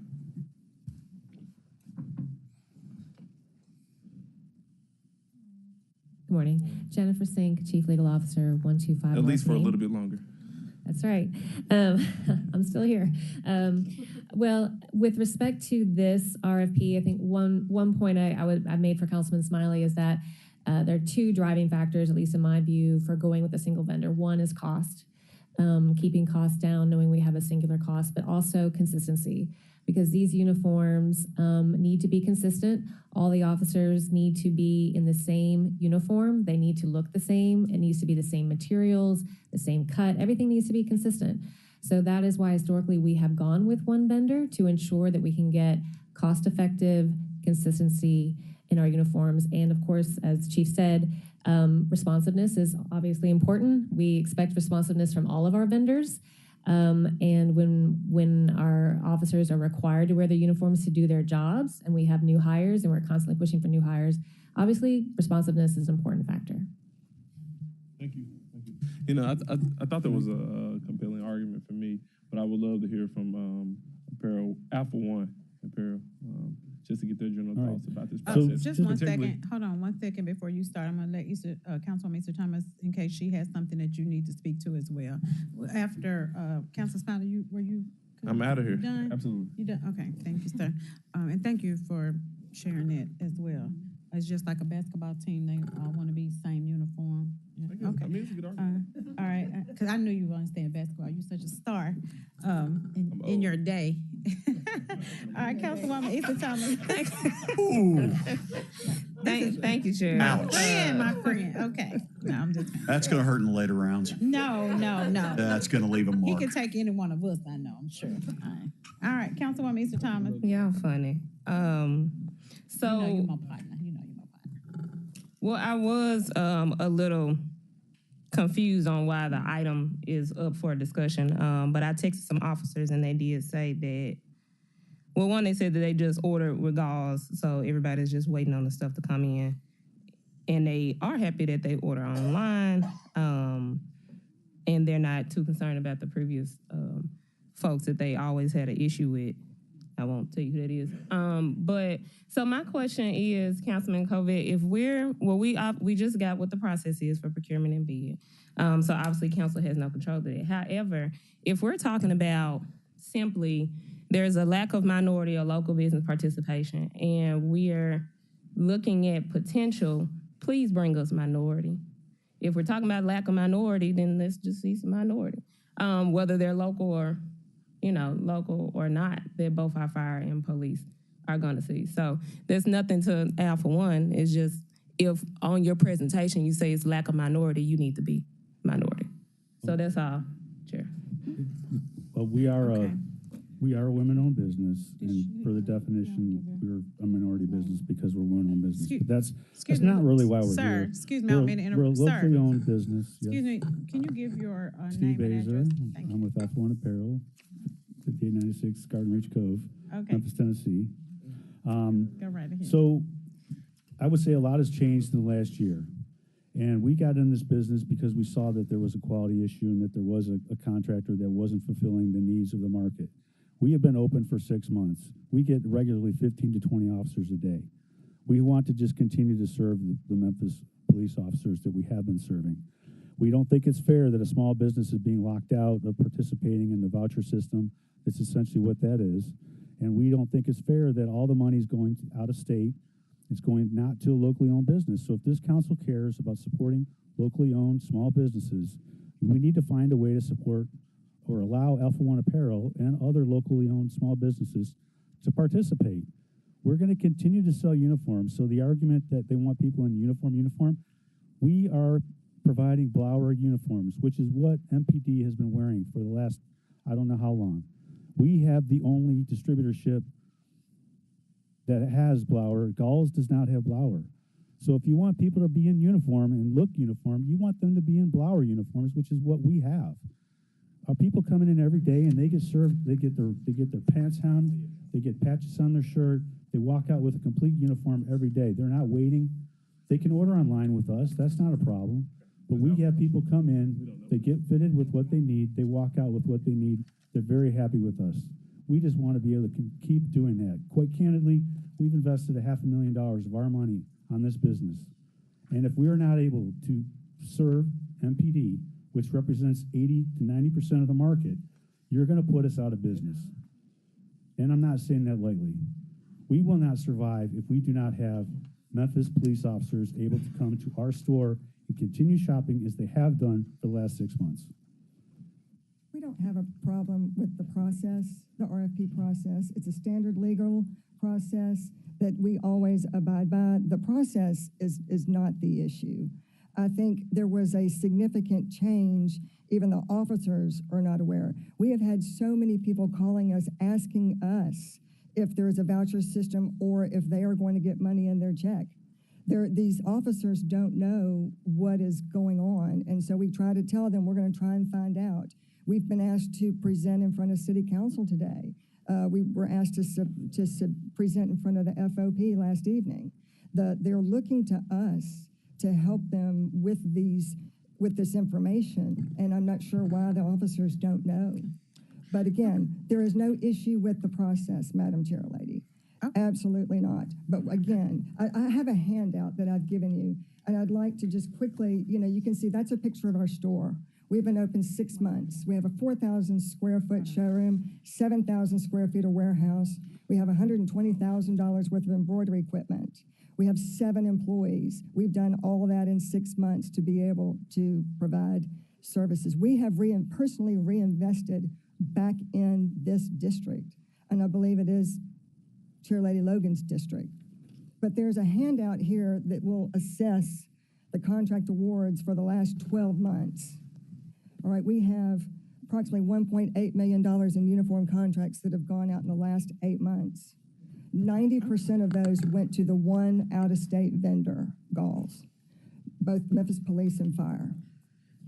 So, and again, lack of local opportunity, lack of local minority opportunity. And I think there's some other issues. I know that the police association, there have been some other things. I can't speak to all of those specifically, but I know that we have a lot of support. Okay. Well, we appreciate you being here and sharing that information. Was there anything else that you all wanted to share before I go to, you had one, Councilman Smiley, and then we'll close with your last statement, Councilman Covette, and we appreciate it. All right, so my thing is, go ahead. No, go ahead. I think, you know, for this body, we always have conversations about, you know, supporting locally, local-owned businesses. But, you know, what I've learned here is, you know, our authority does have limits on what we can do. What I would suggest to Councilman Covette is have a conversation with our attorney so he can talk about the scope of our authority and what we can and cannot do. We can have these conversations all day. If we do not have the ability to produce whatever the desired result is, I think this may be you know, we're acting in vain. Our acts, you know, be for naught. So I think the next step, you know, for us to move this process along so we don't keep bringing them back to have the same conversation is have a conversation with our attorney to figure out what the scope of our authority is and then determine if there's a path forward. It seems to be the will, particularly from some council members, to, you know, make sure that local-owned businesses have the ability to access what's essentially about $1.8 million. I think, you know, we talk about revenue or dollars free flowing in our community. I think is always a good thing, but I just don't know what authority we have, and I think we have to figure that out. And with that, I'm done. Thank you, Councilman Covette. Thank you. My takeaways are process, RFP, and just get me up to speed on that. I'd also like to be dialed into fire, because again, it's 1.8 million for the police, but then there's how many more millions with fire and going forward. Also, Shirley, what I'd like to talk about is the point system, because I need just a refresher course on that, if that's at all possible, and how they may or may not be applied in this case. And last but not least, I agree with my colleague that we'll get with council attorney on exactly what sort of, where we come up to and where the next group starts, or is there any overlap? That's it for me. Thank you. Thank you, Councilman. Thank you all so much for your presentation, for being here. Actually, I just wanted to, just for my clarification, that all-in-one apparel, did you all participate in the bid process? Okay, I was just curious because I'm not privy to who all participated. What I am privy to is what we expected as a result, and hopefully working with the city, you know, we can do better as far as what type of service delivery we have. I welcome you to come by the store and we can show you what we've got. Absolutely. Okay. And I've heard nothing but positive things. I don't know who you're talking to, but from our officers getting their uniforms in a timely fashion, and that's all we want. We want them to look alike. And we have heard complaints from this body, and we want them to continue that. And we don't care who it is that can deliver it. That's what the community wants from us, and that's what the department needs. A department that is branded and looks like they're a professional organization. And maybe we could find a way to work together then. Thank you. All right. Councilwoman Robinson. Thank you, Madam Chair. I know you're trying to end this, but I remember when I was on the school board, we had a resolution and we made it a part of our policies moving forward. I think Percy Harvey and Dedrick Brittenham helped me with this. We had a percentage or points added for local distributors or businesses in the RFP process. Would it be permissible, Madam Chair, that at our next meeting they share with us if we have such a policy, and if not, that's something we can do as a council? Thank you. Oh, absolutely. Did you just say we have that in place? for something. Yes, we Okay. do have a policy that does allow for, and I can provide the policy, that there are points that can be awarded for being local. So that is part of our current policy. We can provide that for you. Thank you. Thank you. Thank you, colleagues. Our last item on the Chief, agenda when you is wanna go to- an I'll update go with on you MPD to response Alpha. time. I'll go with you to Ashley Alpha. Look forward to it. MPD response time. And colleagues, we are behind, so we want to go ahead and, if you have questions, go ahead and get in the queue now. And with that, if you all could give us your name and address, then you all are recognized. Forgive me, I didn't give my name before. CJ Davis, 170 North Main Street. Don Crow, Memphis Police Department, 170 North Main. Major James Kellum, 79 South Flicker, Memphis Police Department. So it's an absolute joy to be here and talk to you about response time. It really is. We're going to start with some overview, and I'm sorry I'm so long-winded, but I will ask Major Kellum to jump in at any point. But when we talk about Memphis Police Department response time, we have to remember that Memphis is over 300 square miles, right? So Memphis geographically is about the size of New York City. So when you think that New York is patrolling their 300 square miles with 35,000 police officers, and we're patrolling with just under 2,000 police officers. Now, never to say that we need 35,000 police officers, but it's geographically the same size. Geographically, we're larger than Atlanta, we're larger than St. Louis, about the same size as Detroit, much, much larger than cities like Boston. And so we always have to look at that. You know, we always share this map showing the 9 different uniform patrol stations and their sizes. And you can kind of tell from the color scheme the different size of the precincts. But when you put it into numbers, Austin Peay Station is 38 square miles with a residential population of 78,000 people. Rain Station is our largest geographically, 60 square miles, residential population of 73,000. Mount Moriah Station, 25 square miles, residential population of 69,000. Crump Station, 36 square miles, residential population 54,000. Tillman Station, 22 square miles, residential population of 70,000. North Main Station is 10 square miles, our smallest geographic precinct, residential population 31,000 people. Now keep in mind that North Main Station we know swells. The 31,000 is residential population, but it swells with workers that work in the downtown space and certainly with the entertainment and visitors and vacationers and the conferences that go on. Airway Station, 17 square miles, 39,000 residential population. Appling Farms, 49 square miles, 99,000 residential population.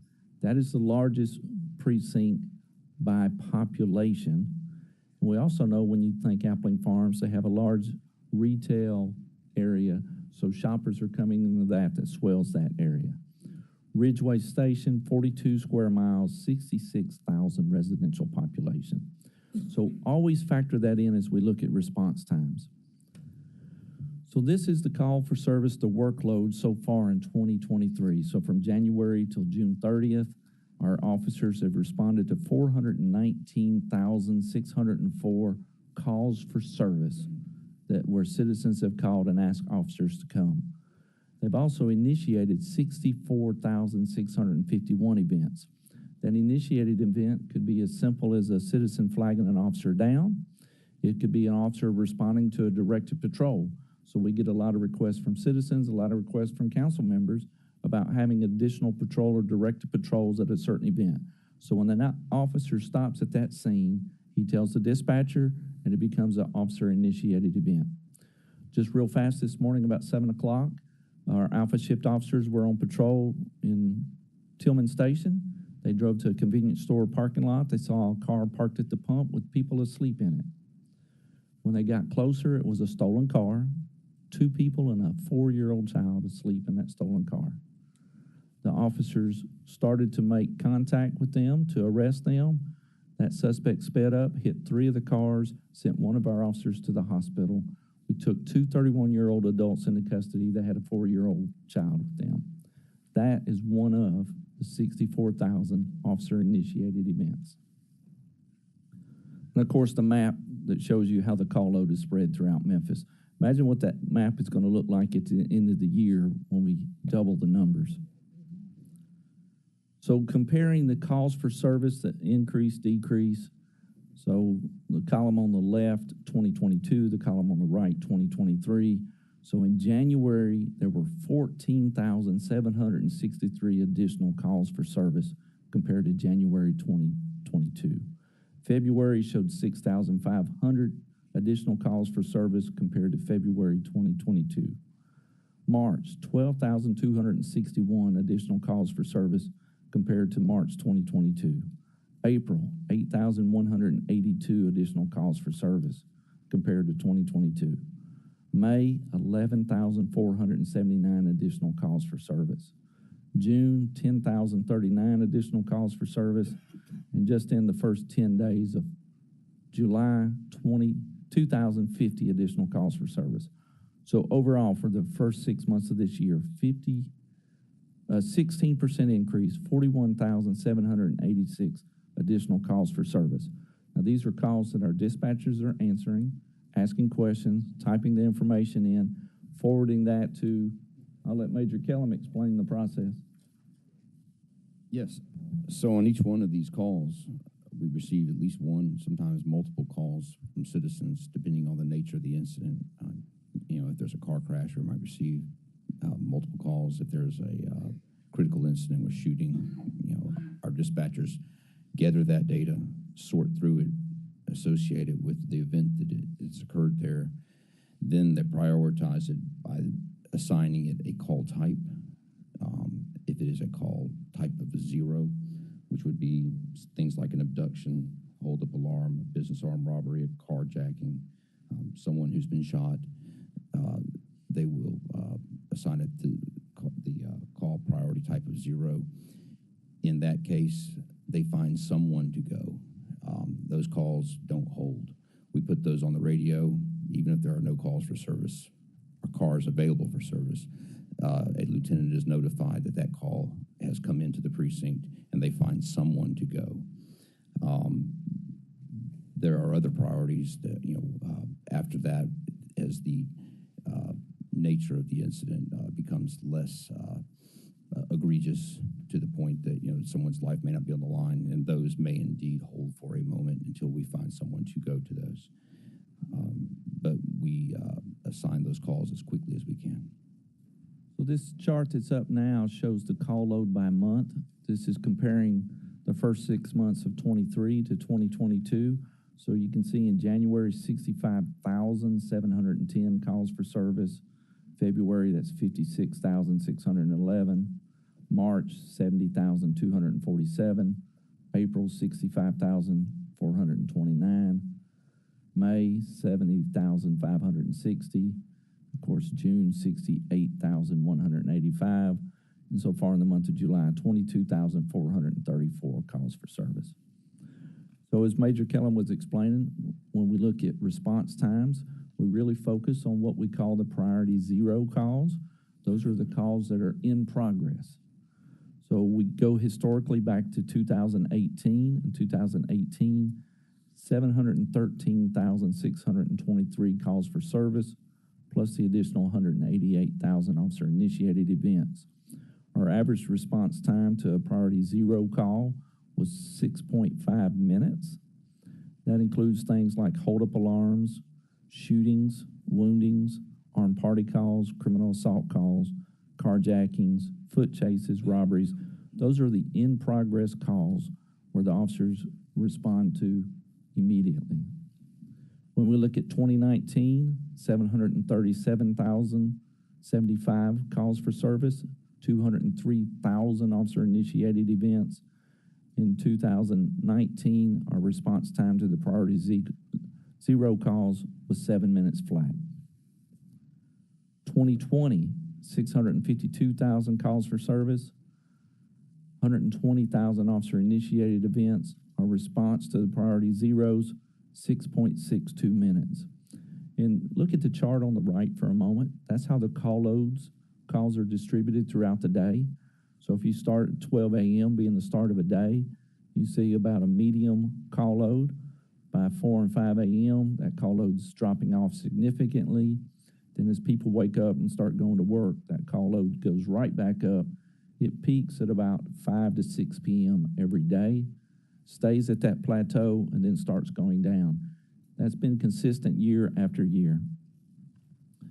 2021, 699,861 calls for service. Our response time to the priority zero calls, 7.6 minutes. 2022, big jump in the calls for service, 761,559 calls for service. Our priority zero calls, we averaged 8 minutes.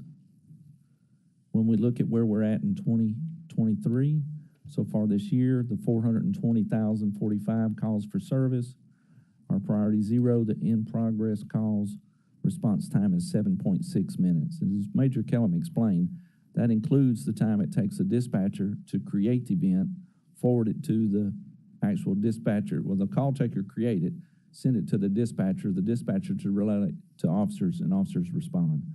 The chart on the right, year after year, has not changed. You know, we start at midnight with about a medium call load.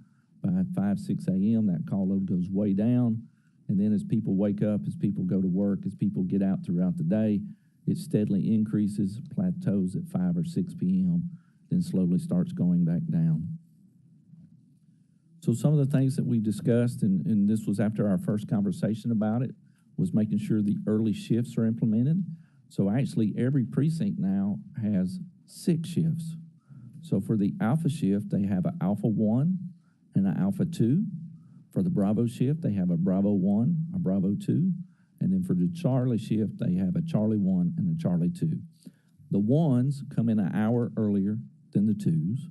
It's not fully staffed like the 2 is. The 2 is the primary shift, but that way there's an overlap so that as the previous shift is getting off, there's not any moment of time that there's not officers on the street. And so the C1 comes in at 2 p.m., and they hold the precinct until the C2 can come to work at 3 p.m. Now, there's overlap with the previous shift by about 45 minutes, but again, it's the overlap to keep officers at work. The dispatcher adjustments, the dispatchers and our field supervisors have done an incredible job.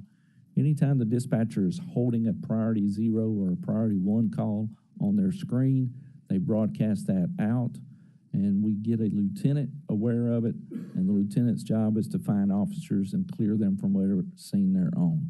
The hurry up, let's go. And of course, we've talked about TelServe taking more reports over the phone. We do have a TelServe unit that works 16 hours a day, 7 days a week. Not enough workload and overnight hours to run them at night. Still tweaking with staffing, still tweaking with what kind of calls to take over the phone. Certainly, we don't take robbery reports over the phone. We want to go and respond to that scene, look for evidence. So things like vandalism, identity theft, if your car is broken into and you don't want an officer to come process it for fingerprints, we can take that report over the phone. So that's TelServe's responsibility. So I know I covered a lot. That's probably the fastest I've ever spoke. And I hate I spoke that fast. But again, the solution to call response time is more officers on the street. It's more officers available to respond to calls. Truly, the more cars we have. So we still have a challenge with cars. You know, we talked about the CIP money you gave us for take-home cars with $1 million. Those 30 Dodge Chargers came in. They were issued out in 2022. Then through ARPA, you approved us for 140 take-home cars. Those are the Ford Explorers. Ford has still not delivered those 140 cars. Now, they were ordered in 2021, but we're still behind on manufacturing delivery of vehicles. Yeah, it's the lag from COVID and everything. So we know we have cars ordered. Manufacturer, we're pestering them, trying to get them delivered. But staffing, vehicles, response time goes down. Major Kellum, did I speak too much? No, sir. Very well said. Okay, thank you for that presentation. You just kind of blew me over when you said you still don't have any of those cars, though. No. So from the 140 cars, I think we've got 70 in, about half. Oh, okay, yeah. From the half. ARPA Okay. cars. I thought you had zero. No, That's the we're problem. at about 70 of the. Okay. Yes. Thank you for clarifying. Absolutely. Okay, now, did you mention, I think you touched on it, but did you include the average time, or does the response time include the time that a person is on with whoever answers the phone when you call 911, and then the dispatcher? Yes, ma'am, I'll address that. So the total response time does include that. Okay. There is, two different phases to that response time, and that is the call coming in the door, the call taker, speaking with the citizen, getting the information required to create a call for service. That then is typed into our CAD system. A dispatcher for the precinct where that is occurring will receive that data and then broadcast that call, seeking cars to respond. Once the officer acknowledges a call, then there's the drive time. So that all of that goes together for the total on the response time. I'm interested in how much time it takes for the officer to get the call. So from when a person calls 911 or 545 cops, and when the officer actually gets the call. So if you have that information, if you could forward it to me, I would like to see that as well. Yes, ma'am, that information is available, and that's a good observation. There is no circumstance where we hold a call beyond the need to find someone to go. As quickly as a call is generated, it is put into the system where it is officers in the field, their mobile devices can see it. The dispatcher broadcasts it. Our supervisors are very aware of the need to find resources to go. In fact, we have supervisors who are responding to calls to try to meet the mission. Absolutely. I'm just interested in that because I know, I've been on the phone longer than at times I feel like this is too long for you asking me too many questions, but that's just, my observation. But if you could send me that, I appreciate it. We have Councilman Carlisle in the queue. Thank you, Madam Chair. Good morning, everyone. I want to piggyback. I know that it's a complicated question because of how we rate calls, but I would like, and I'm happy to sit down privately if this information needs more time. But we walked through the average call zero, which is this is a serious problem, right? But the majority of our calls are not type zero, and I'd like to understand how the average citizen, because the feedback we get isn't, it took the police, someone was shot next to me and it took the police 35 minutes to get here. It's usually someone broke in or someone was almost potentially kidnapped, and then that neighbor or neighborhood's waiting 45 minutes and they're wondering what's going on. So I'd like to understand that dynamic of calls for service that are non-type zero as in a more global picture. Yeah. And then we don't have as much time to dive into today. I really would rather sit down and talk to you about it. And we won't today, but to your point, we have been talking about the most important call is a priority 1 and a priority 2. Okay. Because those are the majority calls that we get. Priority zeros are very important because something really bad is happening right now. But the majority of our calls, to your point, are priority 1s, priority 2s. And what we're looking at, and we've been talking about, we need to set measures for priority 2 calls for service level, delivery, and ensure that we are meeting a measure, whether it's respond and be there in 11 minutes, is it 15 minutes based on the city, based on the geographical footprint. We're actually doing an assessment on that. And yeah, that'd Major be Curlabed and Chief Crow and I have been talking about what those measures look like and ensuring our officers and supervisors are aware that we want to meet these goals. And they're very clearly, most of these calls are very dynamic situations. They can be very kinetic depending on what the call is and what the known and unknowns are in the environment, what's controllable, what's not controllable. Along with that, too, is I'd love to understand a little bit more about our policies and procedures about who is responding, how many units respond, what types of units respond, when certain units can be released to other calls. And again, I know that's what you guys do every day, but these are the questions we're getting as we're talking about our complement, our patrolman complement. Do we need to send a supervisor that was, on what we call in the name of Ready 5, right? Like, how are we doing those on everyday calls, including a pastor wakes up the next morning and his church van's been broken into and three windows of the church are broken into, how we're getting to him. So that's one I'd like to dive into. I do want to address the cars, and this is something I wasn't going to dive into, but one of the things that I will tell you that will help you deliver cars faster is to have more weight to throw around, and you do that by larger orders. The thing that has fascinated me the most is how the city of Memphis applies its ordering policy, meaning I've got general services ordering some cars, I've got police ordering cars, I've got fire services ordering cars, I've got public works ordering vehicles. It doesn't make sense to me as a business owner to have multiple service centers doing the same job. If you wanted to throw your weight around and you're the largest customer or one of the larger customers, they're going to make sure you're taken care of.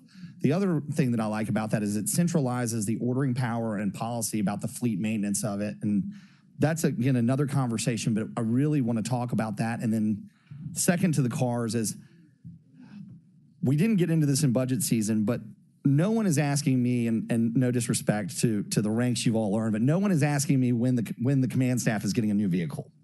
They are asking me how many new patrol cars are going to be on the street, and mainly marked patrol cars, because they want to see that visibility. And I know we approved the budget, but one of the things that I want to be very clear with all of you, because I do respect you very much, but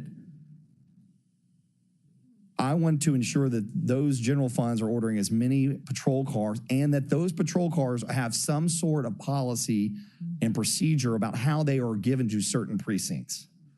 I don't think East Raines has the newest patrol cars all the time.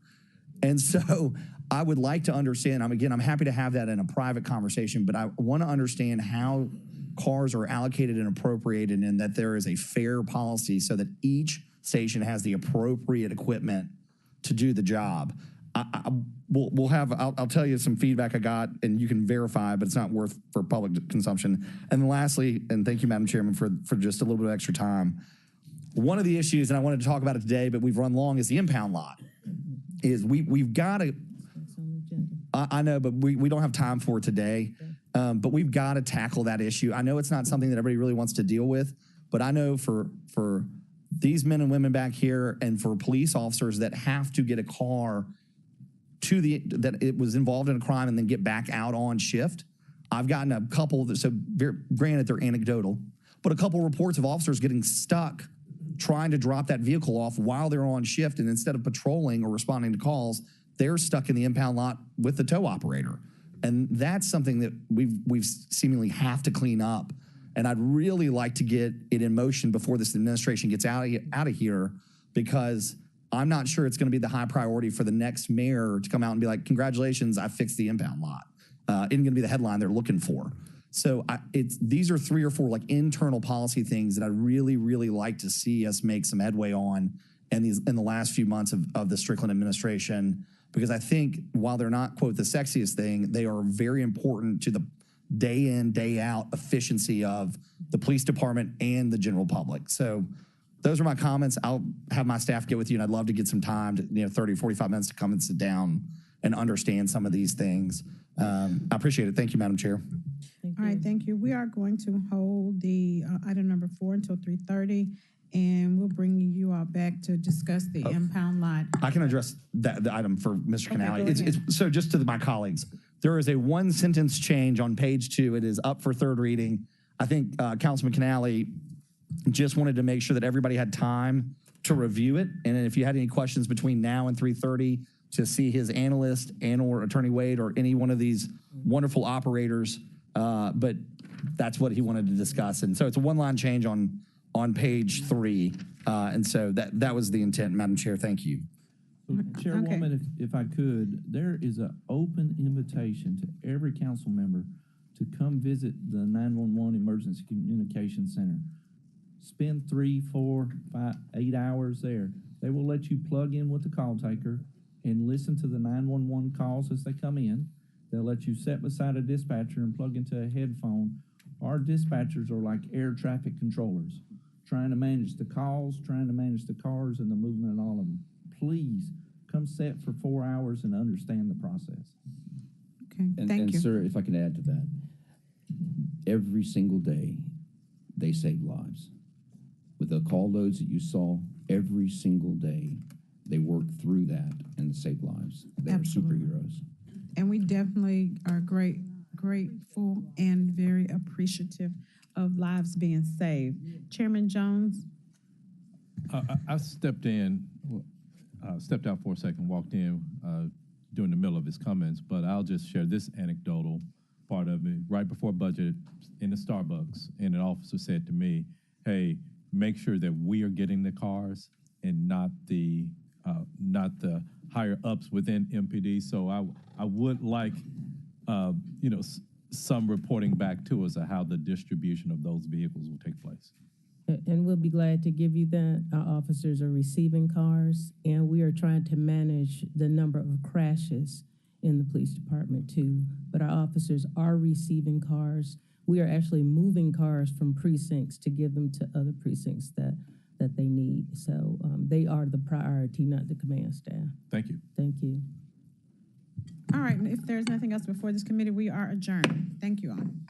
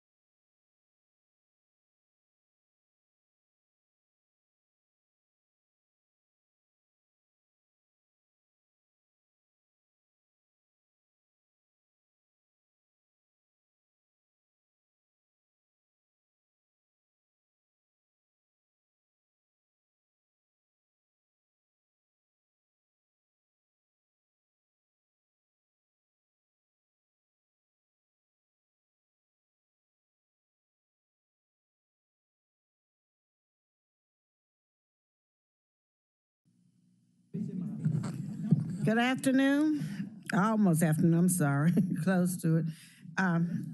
Planning and Zoning Committee. Okay, good. we're starting the Planning and Zoning Committee. May I have a roll call, please? Councilman Canale, Councilman Carlisle, Councilman Covette, Councilwoman Easter Thomas, Councilman Ford, Councilman Jones, Councilwoman Logan, Councilman Morgan, Councilwoman Robinson, Councilman Smiley, Councilwoman Swearingen Washington, Present. Councilman Warren, Chairwoman Johnson, and Councilman Morgan. Present for the chair. Colleagues, today we have 4 items under the Planning and Zoning Committee. We're going to start with item number 1, an honorary street name of Linfield Road between Quince Road and Park Avenue for Mr. Fred D. Griner. This is District 2, Super District 9, sponsored by Councilman Warren. He's requesting same night minutes. So moved. Second, moving second. Dr. Warren, you have.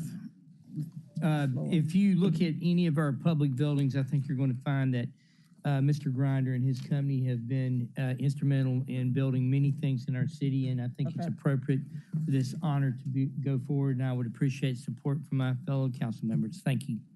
Any other comments from any other colleague? Let's vote on these items then. All in favor, please respond by saying aye. Any opposition? Not hearing any, that item will receive a favorable recommendation with same night minutes. Second item, Super SUP 23-04, 2115 Sycamore View Road, special use permit to construct a convenience store with gasoline pumps. That's in District 1, Super District 9. Can I get someone to move it? Second. Moved and second. Are there any discussions on this item? Yes, Councilwoman Logan, you may be recognized. Thank you, Chair. I would like to have the builder or the owner to share about the project that they're building. Okay, we will get to that. Are they here? Okay. Before we start, let's hear from Planning and Zoning, their presentation. Name and address. Thank you, Madam Chair. Kendra Cobbs, Division of Planning and Development. So this is a special use permit to reconstruct a convenience store. This is located at 2115 Sycamore View Road, and it is near Bartlett. It's at the northwest corner of Raleigh-LaGrange Road and Sycamore View. And it is zone commercial mixed use 2, and it's surrounded by commercial development and commercially zoned property. Here are photos of the site. So we have with the existing convenience store that's kind of centered under the fuel, centered under the canopy for the fuel pumps. And then towards the back, there is an existing car wash at the rear of the property that faces Raleigh-LaGrange Road. That will be demolished. Okay. And then also the convenience store will also be demolished, and it will be reconstructed behind the convenience pumps. So this is a concept plan that shows what the new site, how the new site would appear. So you have the fuel canopy with the 4 existing fuel pumps. They will be replaced. Then you have parking, and the convenience store would sit behind that. So the convenience store would be about 3,000 square feet. Currently, the convenience store is about 1,300 square feet. Mm-hmm. And landscaping would be added to the corner and surrounding lot, also towards the western property line. There is an apartment that sits adjacent to that. It is consistent with our Memphis 3.0 plan. And we also, Division of Planning and Development is recommending approval with conditions. The Land Use Control Board met on this April 13th, and they also recommended approval with conditions, and it was on the consent agenda 7.0. Some of the conditions are that the convenience store that is to be built, it will have to contain some type of masonry material on the exterior, all sides of the building. Also, the canopy would have to be architecturally integrated. So meaning they would have to match some of the masonry material that's on the convenience store, or also the color template for the building. There would have to be a buffer that would be placed along the western property line that backs up to the apartments. And then we have some of our standard engineering conditions. And that concludes my presentation. Happy to answer any questions. At this time, if Chairman Covet, you may have the floor, please. Thank you, Madam Chairman. Is the existing gas station in operation currently? Yes. Yes. Okay, so you're going to shut that down and tear it down and build a new one? Yes. All right. Thank you very much, Madam Chairman. Chairwoman Logan. Thank you, Chair. Chairwoman, yeah. Thank you, and thank you for that. So glad that you're gonna tear it all down. I just want to make sure that little side car wash thing, that'll be torn down and not built, added in with the new building. Just wanted to make sure that on record, we're not having that one built. Okay, great. That was my only question. Thank you. Councilman Carlisle. Thank you, Madam Chair. Are you the current owner, or is this a transition of ownership? No, I'm the contractor. You're the contractor. So, but the owner currently owns the property, is going to tear the whole thing down and rebuild it, or is it changed ownership? No, the current owner is gonna. Current, got it. So my only, does the owner have a flag yet? It's gonna be we'll change it with a marathon, or it might be a BP. A marathon or a BP? So I'm going to talk to Brett here. That's great. Good flags. I think for me, like, we've had a lot of discussion about convenience stores and gas stations. This being on the thoroughfare that it's on, it being existing, the tanks are already in the ground, I don't have an issue with. But one of the things I think I may consider doing is tying your permit to the flag itself. One of the things that will happen is that convenience store and gas station owners will hook up with a flag that has flag standards, right? And those standards will start to deteriorate, and whether that flag comes in and enforces you to clean up your property, much like a hotel would, it starts to deteriorate. And so, or if there's a change of flag, all right, so let's just say you start with BP and then BP's unhappy that you're not keeping their brand standards up, it goes independent and continues to deteriorate down.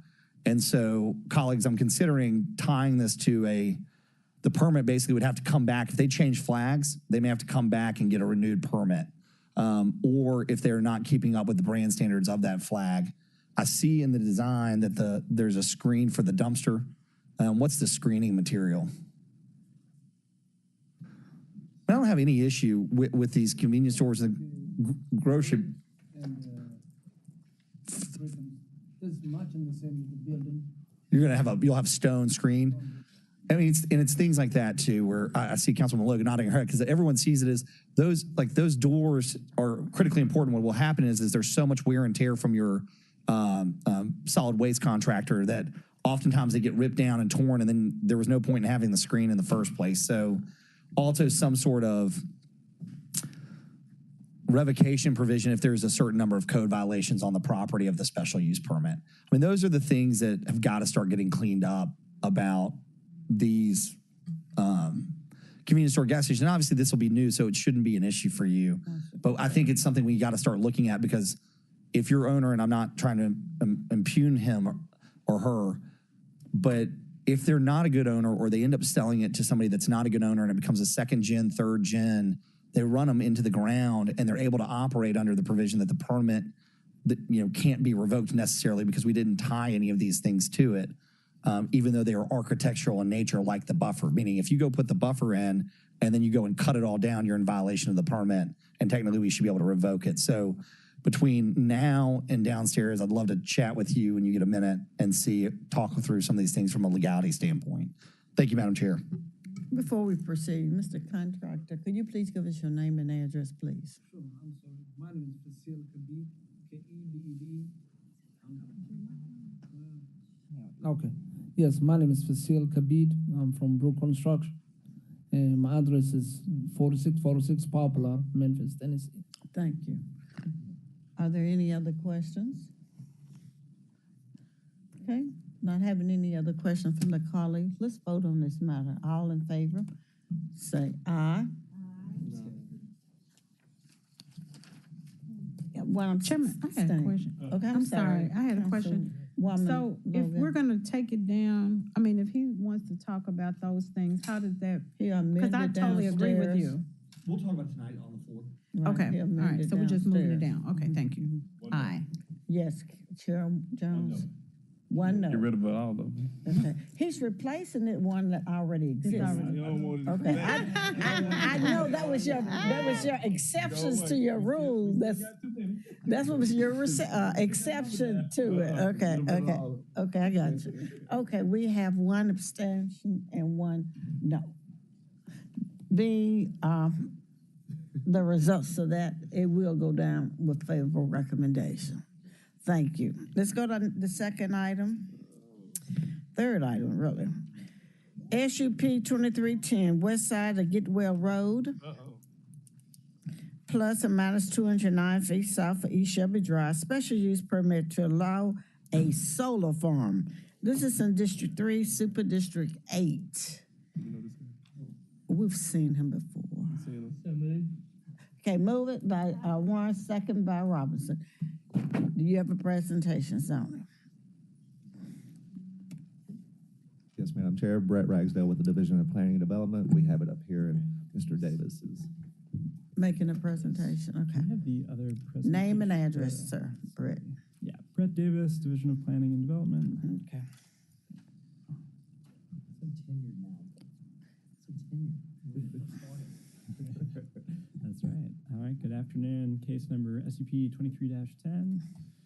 Just some general information. This is at the corner of Getwell and Shelby within District 3, Super District 8. The owner and applicant are the same, New Fish, represented by Mr. Whitehead. The request is a special use permit for a solar farm, which is required for solar farms in the commercial districts. This is within CME 3. The area of the site is 3.5 acres. Here's that location map. Subdivision map. So this is within a 2-lot subdivision. It is the larger lot. The other lot within the subdivision is a Captain D's franchise fast food restaurant. And the primary purpose of the solar farm would actually be to power the restaurant. And they're under the same ownership and development team. Any excess energy would be sold back to MLGW. Zoning map, so there is conservation agricultural zoning to the south. It's mostly residential uses. Residential zoning to the west, there's a church there, and then a strip of commercial to the north along Shelby Drive. And here's a land use map. Red, commercial, blue, civic, yellow is single family residential, and the purple is industrial. Here's a photograph of the site. The Captain D's restaurant has been constructed, and the streetscaping has been installed. And the site plan. So these are the solar arrays. The northern portion of the site is an access easement used for access to those commercial uses along Shelby. The maximum height conditionally would be 10 feet for the solar panels. Any increase in the height would need to go to the Land Use Control Board. Here's a landscape plan. So there is proposed plantings along the southern and western sides. Staff did reduce the required landscape buffer requirements a bit, so there isn't landscaping being proposed along all sides. And then the Land Use Control Board actually further reduced the buffer requirements and eliminated the requirement for brick columns within the wood fence. So that essentially concludes my presentation. Staff has recommended approval, and the Land Use Control Board has as well, subject to those 3 conditions found at the bottom of the slide. Thank you. A few council people have questions. Dr. Warren? Yeah, so I was reading this. One thing it said that we reduced the number of solar panels or something during the process. Can you explain why that occurred? I guess we need to hear from the representative, the owner. Name and address, please. Josh Whitehead, Burst Porter Johnson, 130 North Court. The part of the site that does not have landscaping is adjacent to our restaurant, the Captain D's, so along the southeastern corner. But the sections that abut the residential to the south and the church to the west will be landscaped. Okay, so, and I guess I'm really fascinated by this idea that you're using it to power the restaurant. So that's a great plan. Why'd you come up with that idea? How did that happen? Steve Williams with the applicant is next to me, and he explained to me that in the past 7 months, they've lost about $500,000 in sales due to power outages. So this is an experiment they're going to take to many Captain D's around the metro area. They own 19. And where there's adjacent vacant land, they're going to try this throughout the area. Well, I think it's a great idea. I just built a house and I put solar panels on it. And I got my check from TVA. All right, thanks. Thank you, Dr. Warren. Carlisle, you're next. Councilman. Yes, Carlisle. ma'am. Sorry. That last comment there, I just love it from Jeff. All right. This is very interesting. TASR is studying this right now across the solar farms across the state. So I'll be interested to see how this works. How many kilowatt hours do you expect this to produce on an annual basis?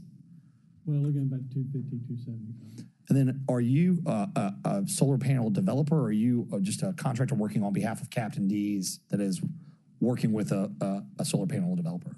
My company fries fish. Got it. We hire a contractor to design and construct the solar panel. Gotcha. Mine does hamburgers, so I hear you. I can cook your catfish. I can't put it. I'm not a solar panel expert. I gotcha. I'd just be more curious to talk to your installer about the process as we go down this road and how it goes. And one of the questions that came up, and I'll just answer for the council, what we talked about this 2 weeks ago in Nashville, was solar panels themselves don't have very many issues when their life expectancy runs out as far as recyclability or being taken to a trash heap. Batteries are something they're looking into. And then I'll be curious to hear from MLGW about how they'll hook up and transmit and how that process works. But as far as the zoning, I mean, I don't have any issue, but there are more fascinating questions that I have that are outside the scope of just the zoning for this because of the MLG&W hookup is going to be the big problem. I can tell you that now. Yeah. It's a standard electrical connection like MLG&W has, and Entergy and Mississippi and Energy and Arkansas, they all have about the same dual meter hookup. Gotcha. And the engineers know all about that. Yeah, like I said, you clearly know your stuff. I don't. I'll just be curious to hear more about it as widespread application. Yeah. Look, they're looking. The state of Tennessee, the General Assembly, is concerned about how much farmland will start to go to solar power in large scale applications. And then what always happens is you have this urban environment, and so you have these opportunities, much like a pocket park, where it's like, hey, we have all this blighted excess property that may not have any other applicable use or value. And now all of a sudden you can start to look at smaller solar installations to power pocket neighborhoods or small retail centers. And so, like I said, this is the first I've seen in Memphis so far of this application. I'll be interested to see how it goes for you and what MLGW thinks this is an interesting test case. So look forward to it. Thank you, Madam Chair. Thank you. Councilwoman Robinson, you recognize. Thank you. This solar farm will be in District 3, and we're excited and welcome it. I did talk to their representative about something. The community is not saying no to the project.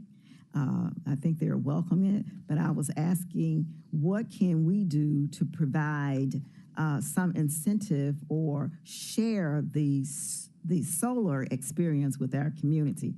I asked that they may have an opportunity to maybe put some solar on some houses in that area. But as they talked today and shared this project, I thought it's even more important. The two things. One, I need to know how you are prepared to protect those solar panels from vandalism, because that's a concern in that area. Most of my cameras, Skycop cameras, are in that area, so I know there's a problem. So I need an answer to that. But two, it would be a great opportunity for students to have a little section of there where they can come and visit the solar your farm and see what it can do and share information with them, and that will be a great asset to this community to have that availability. Josh Whitehead again. The entire site will be fenced in, and the gate along Getwell will be secured and with a CCTV system. Now, as far as education, what is a CCTV system? The television camera. Okay. And then I think for education purposes, we would love to participate and partner with a nearby elementary, middle, or high school. Okay, definitely. Thank you. Thank you. Councilman Morgan. Thank you, Madam Chair. Some of my questions were asked and answered. And yeah, this has got implications and is more fascinating than just the actual project we see in front of us. Does anybody, what are the rules of what we're allowed to do in terms of our contract with TVA? Because there's certain, I mean, this is one of the things that we've been talking about through this whole process is how much power we are allowed to produce on our own. And does somebody that is independently producing power within our footprint and selling back excess, does that count towards the 5% that we're allowed to produce, or is this totally uncounted? Anybody that's got an answer in this room, I'm genuinely asking. The way the contracts are structured between MLG and W and TVA, I can't generate power and give it to your house or anybody else's house.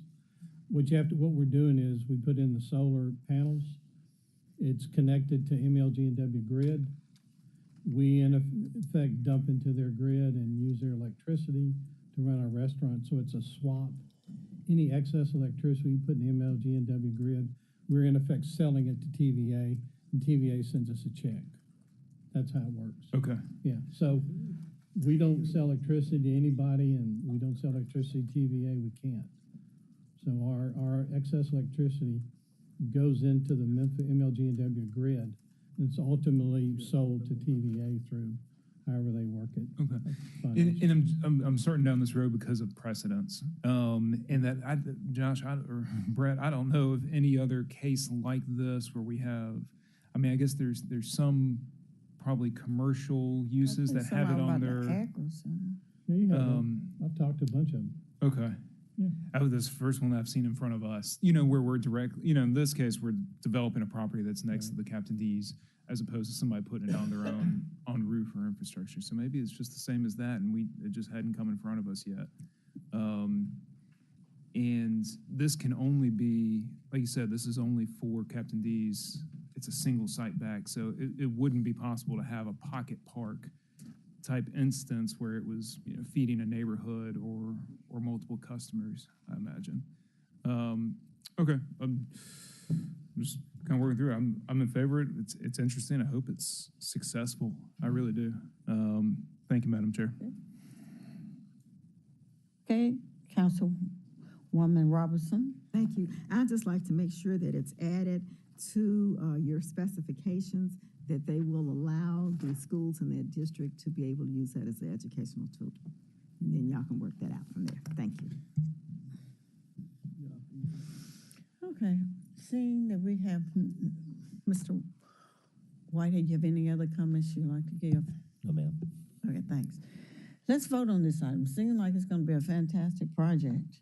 All those in favor respond by saying aye. Aye. Any opposition? Hearing none, this item will go down with a favorable recommendation. Thank you. Have one more item. A PD 23-09, 3337 Overton Crossing Street. Planned development to allow an expansion of an existing pawn shop. This is in District 7 and Super District 8. Planning is on. Let's hear your recommendation. Good afternoon, Seth Thomas with the Division of Planning and Development. So yeah, this case for us is at 3337 Overton Crossing, a new plan development and outline plan conditions to allow the expansion of an existing pawn shop. Here's the aerial, the location of the site on Overton Crossing Street, close to the boulevard or close to the intersection of Fraser Boulevard and Overton Crossing. Here's the zoning map. So really it's a mixture of commercial uses with residential to the west. And then here are the land use maps. So red is commercial, yellow, single family, and then purple industrial, blue is institutional. Here's a survey of the site as it currently exists, provided by the applicant. And then here are some site photos, just a view of the subject property looking directly west at it. It's kind of by a swale. Just more views of the site. This is the proposed front elevation provided by the applicant. And this is the site plan showing where that intended expansion is going to take place to the north side of the existing building. And they've also included a landscape plan showing where they're going to move the garbage and add some streetscape. And here's a comparative site plan showing what the site looks like now in comparison to what the proposed use would look like. Another example of that. So this is inconsistent with the Memphis 3.0 plan. It's not consistent. No, it is not consistent with the 3.0 plan. And so really in conclusion, that the applicant is intending a new plan development to allow for the expansion of a legal non-conforming pawn shop. So this application was originally filed as a variance request.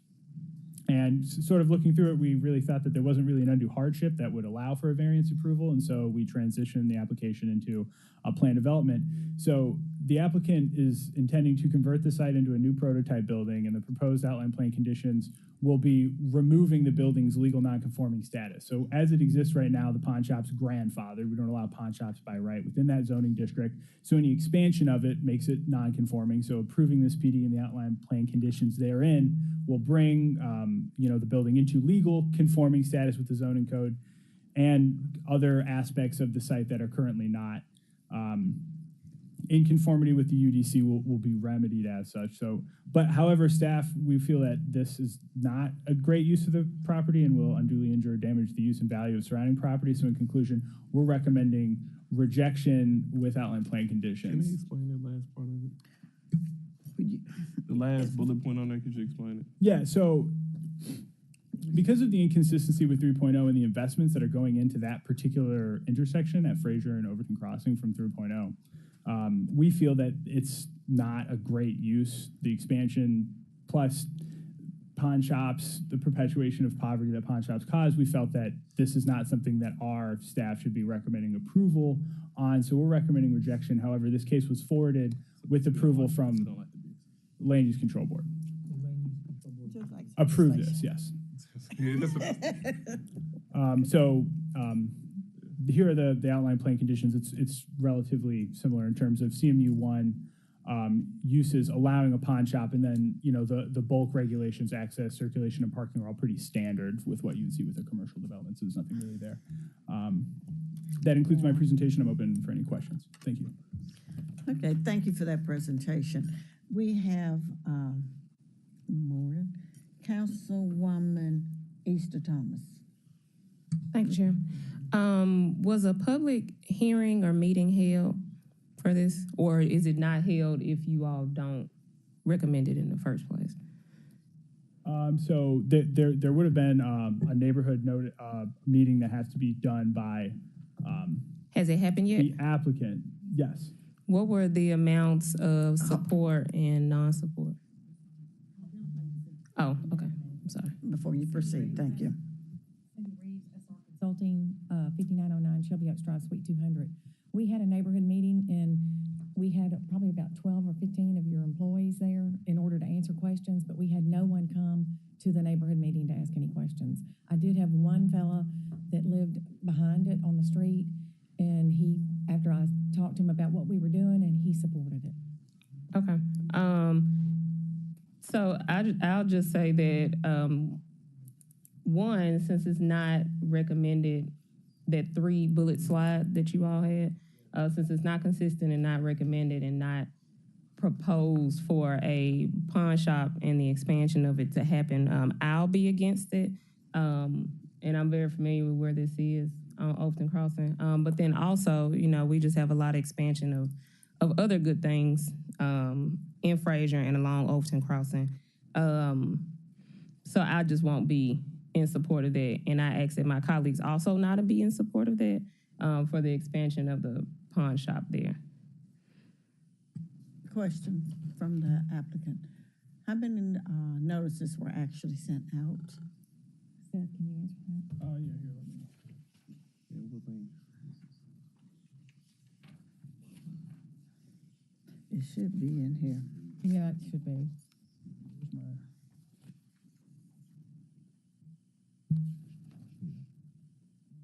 So it's 50 notices. We're in the 500. 50 or 15? 50, 50. Okay. Which are within the 500 square Okay. Dr. Warren, you're recognized. Go ahead. Yes, if an expansion doesn't occur, what happens to the current building? If expansion doesn't occur, it just stays a pawn shop, is that correct? It would continue to be a legal non-conforming pawn shop. So it's an illegal, non-conforming pawn shop that is not going to be, I guess, upgraded, or at least, can we see the picture of what it looks like now and what they're planning on doing later? The big picture, what they're planning on doing. So I understand, I'm not a big fan of pawn shops, but it's there. Is there any reason it's going to close or leave if it doesn't improve? No, absolutely not. So the pawn shop's going to stay there, it's going to look like that. Okay, what's the proposal to look like? That? Well, no, go to the last one. Yeah. Yeah. No, So- the next one. There you go. Okay, That so was the- I guess the issue is, there's a reason, is that the reason you think Land Use Control Board decided to approve it? Yes. Is because they felt it was an upgrade? That was it. That was it? And the reason we decided not to recommend it is that it's a pawn shop. But I guess my concern with it is going to still be a pawn shop. You know, it's going to be a pawn shop that doesn't look good, or it's going to be a pawn shop that looks better. So I don't know how we want to do it as we're thinking about it. Yeah, I'd like to, if possible, send this downstairs without recommendation. Let's think about it. Sure. But that's just We my have some suggestion. other colleagues that would like to be heard first. Okay, okay. Warren, Councilman Morgan. Thank you, Chairwoman. What services do y'all offer outside of what I'd typically think about in terms of a pawn store? Do y'all do any payday lending or cash advances? Absolutely not. And we volunteered for our conditions to say that those uses are not permitted, that only a pawn shop. And pawn shops are in a different category in the UDC than your title loans. Okay, so the only way for someone to come down, to walk out of the store with cash in terms of a loan, if they're pawning an item, is you come in with an item, there's an agreed upon amount, and then they're being charged interest on that loan. But these are short-term loans. And that item's collateral. Mhm. Okay. And they're 30 to 60-day loans. Is it a variable rate or a fixed rate? Just in terms of the loans? It's fixed. It's fixed. Mhm. Okay. Is it currently what is the rate that y'all offer? The rate is what Tennessee requires. Okay. All right. So just It's just not curious. above that, no. Okay. What process do y'all have in place to ensure that the goods you're receiving aren't stolen? Can you answer that? Yes. Give your name and address. Mike Little. Mike Little, 29 Sepulpa, Ellijay, Georgia. We have an extensive screening process that we put in place and training for our folks. As an organization, as far as the percentage, it's a kind of, people are surprised by that, but generally speaking, less than 1% of the items that come in end up being stolen. And we have prided ourselves since our inception in 1988 to maintain good working relationships with our law enforcement partners. As a matter of fact, we have a letter endorsing our expansion from our Memphis pond detective that ensures that we are upholding and keeping to the standard within the community to stay away from that criminal element. We also, to answer your question, we partner very well with the law enforcement community and victims to make sure that once they're identified by law enforcement, that we will absorb the expense and be turned over and put on the case as the victim, so that the true victims are not harmed any further from that process. Okay. It's interesting with our OPD kind of got into the topic of, as y'all use the words first, perpetuating poverty. And I always thought that was more on the payday lending side than the pawn store side of things, because just being less predatory, somebody has to bring in an asset, they want to come back and get that asset, and it's the interest rates can pile up, but they can always walk away from it, and they lose the collateral. Versus at a payday lender, you can't walk away. It goes to a collector, it continues to accumulate interest, and it haunts them for quite a while. So always, if you were to make me choose in Tennessee, if we were going to get rid of payday lenders, who would fill that void? I'd love for it to be nonprofits in the church to step up in communities to help people in need.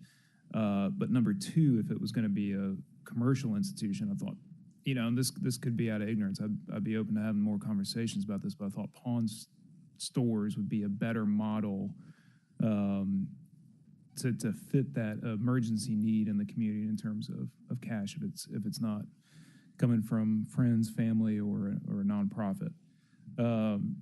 So they're obviously one of their direct competitors is our payday lenders, which I have a much more sour taste for than their business model. So that's what I'm kind of thinking on and through, and we'll continue to work on between now and a final vote. And I'll reach out to the Memphis Police Department as well and see what they say in terms of their work with this store and others across the city. Thank you, Madam Chair. Thank you. Councilman Kovac. Thank you, Madam Chairman. Colleagues, this is, but to use my terms, I guess, this case is a real trick bag because it's a pawn store, pawn shop. We just, the same vein that we don't really care for convenience stores, we just approved one because it's a convenience store going where a convenience store currently is. But I think Councilman Morgan's touching on some things and going in a direction. Council Lady, this is your district, and I understand as it is, you're not very comfortable with it. Perhaps some ideas, okay, between now and 3:30, or potentially hold it and let's think about it. We have options that we can potentially ask for and have a sit down, so that a pawn store doesn't just stay there currently as it is. We could influence the size of the signs and frontage. We could put an ownership caveat on there that if it trades or changes ownership, it has to come back to us. I noticed in reading that you're prohibited from the sale of firearms. Is that correct? And ammunition, yes. We volunteered that condition also. Okay, because that's a huge issue with me, because y'all didn't know this, but we found out several meetings ago, that most people don't remember to write down their serial number, so when their pistol gets stolen, they don't register it stolen, and you guys have no way of knowing it was stolen. So no firearms.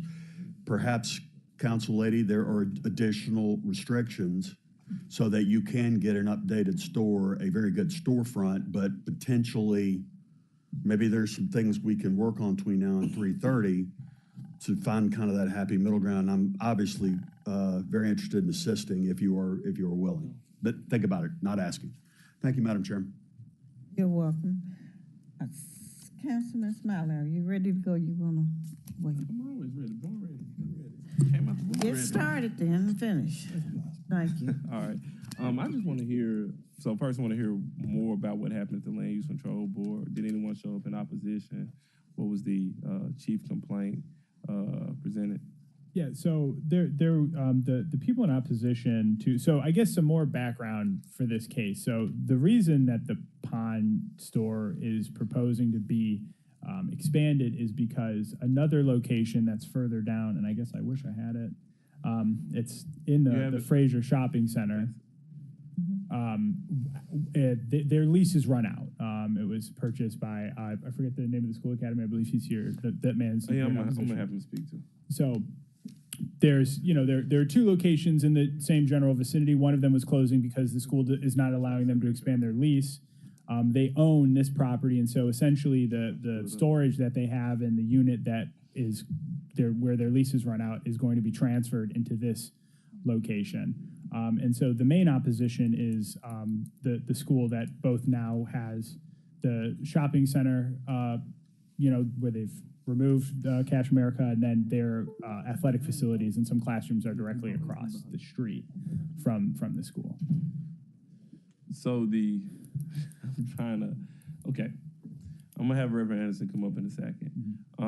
So what happened is the school, I want to say the name of the school purchased the old building, which used to be a pawn shop, correct?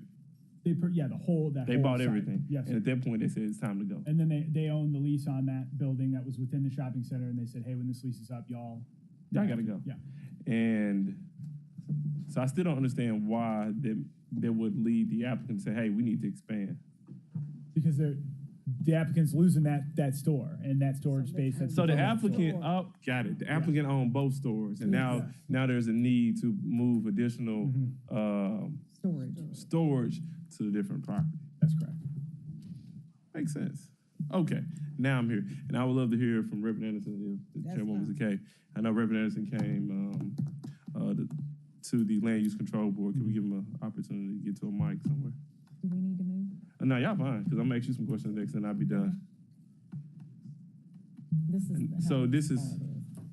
So what? Oh, there you go. the distance. So this is the old location? Yes. Yep. And then the line would be what? Yeah, 1,136 feet. Madam And it's Chair, a if I may, 2,000 before we hear square foot from inspection. Reverend Anderson, if we can leave that up. The staff report just indicated that Blue was an institution, didn't specify that that's a school. Right. And so I think that was left out of this conversation. It sheds. Now, Reverend Anderson here is, he runs Memphis Business Academy, but I don't think we can gloss over this fact that we're looking to put this pawn shop right across the street from where MBA is. So he can, in his capacity, he may have showed up at that community meeting as the only one opposing this. But still keep in mind that he speaks for hundreds of people in that community, and there are hundreds of constituents in which he is the voice for. So the fact that it was just mentioned as an institution, we saw that Blue, that doesn't tell the full story. It's Correct. a school right there. Thank you, So Chair. I wanted to preface that before we hear from Reverend Anderson. Thank you, I want to push back on one thing the chair said. He stated that we're putting it there. We're not doing anything. It's already there. I think that's important because I don't want the general public listening. The city council is about to put a pawn shop right across the street from a school. No, the city council is not putting a pawn shop right across the street. The pawn shop is already there. Okay. I think there's an important distinction, but I would love to hear from Reverend Anderson. Thank you. Anthony Anderson, 9490 Grove Trail Lane. I did not prepare anything for this, so I'll just speak from the heart, I guess. Thank you for this consideration. It is directly across the street from the largest campus in Fraser. We have over 1,000 kids on that campus. There's not one other school campus in Fraser that large. MBA, which is a school that I've been blessed to found, and another school, Memphis STEM Academy, we have, as Seth pointed out, the development on that corridor. We've been blessed to be a part of that.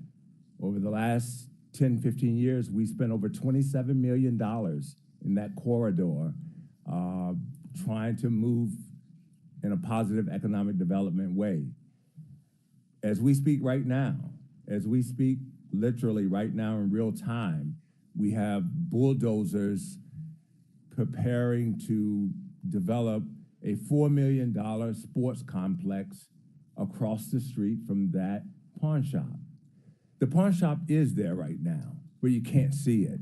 You really cannot see it. I would imagine that their volume is so low that that is why they are wanting to expand. Plus, because we did buy that shopping center and invested $16 million in that development, we told them 3 or 4 years ago that their business plan is antithetical to what we do at the Memphis Business Academy.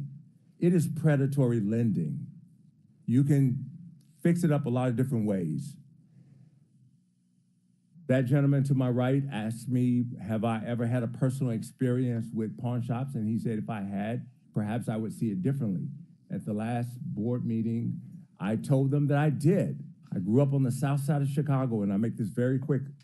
South side of Chicago, 38th and Ellis, which is one of the roughest parts of Chicago.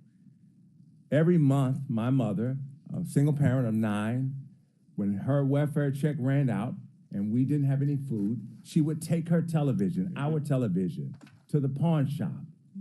Clockwork. Every month, she would get $25 extra, go to the grocery store, buy us some food. 5 days later, be broke again.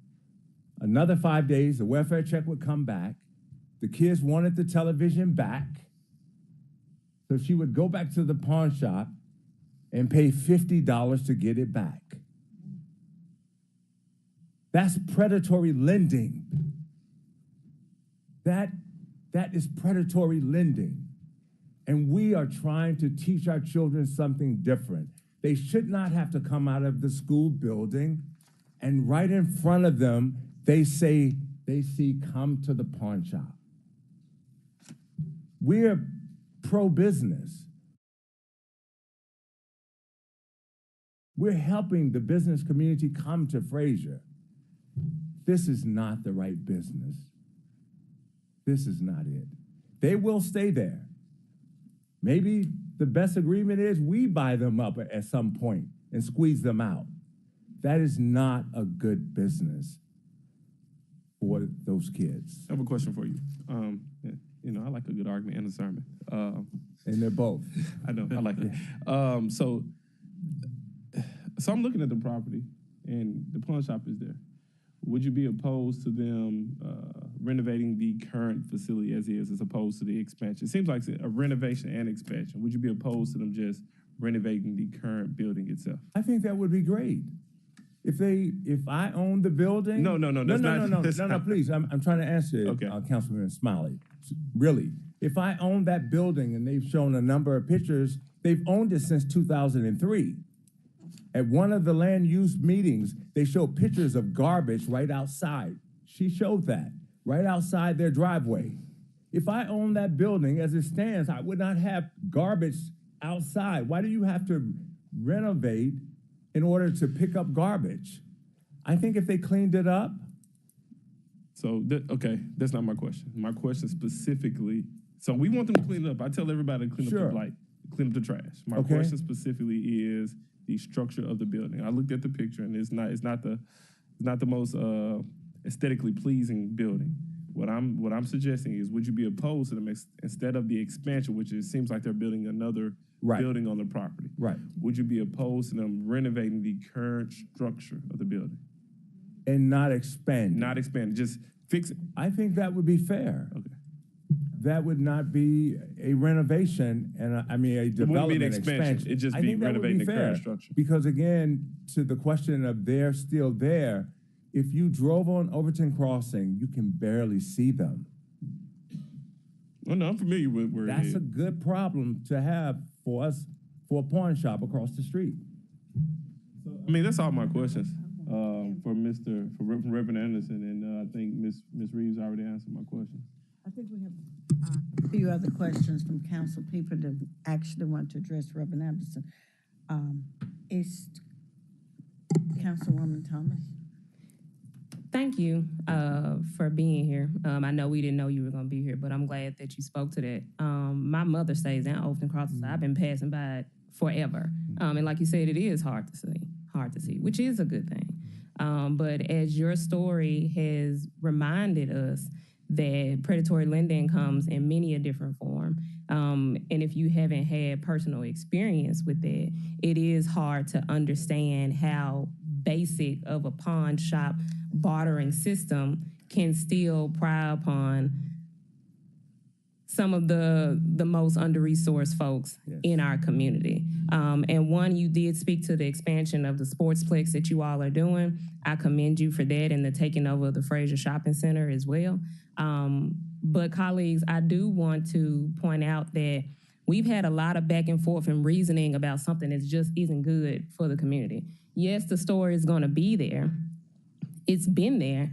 However, it's kind of just uncanny how sometimes we try to reason with things that folks have said they already don't want. So I just want to make sure that that's apparent. Yes, we did talk about the gas station, but I think that's a whole totally different concept. People are going to need gas, and if it's already there, that's a different aspect than a pawn shop. Also, I'm not a business owner, but I wouldn't see why a business owner would renovate and not expand. It seems like a waste of money to me. But I wouldn't even ask for that because once still, it's making something shiny you don't want to attract people to.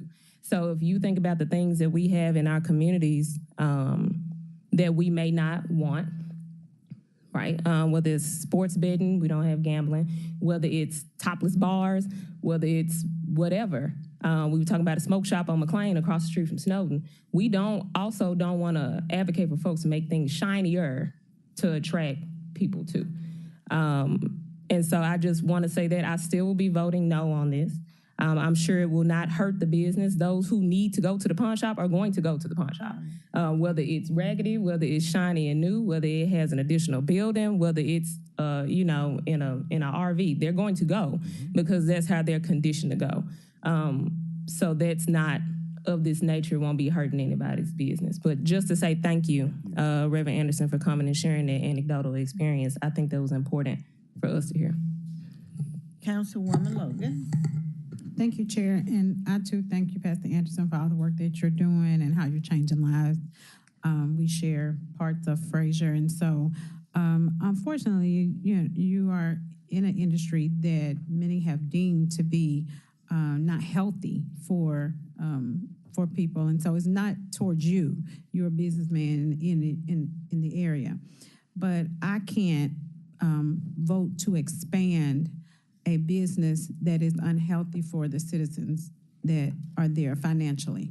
And that's why I won't be voting. It has nothing to do with you or expanding your business. I do feel any business in any community should be renovated because you do good business.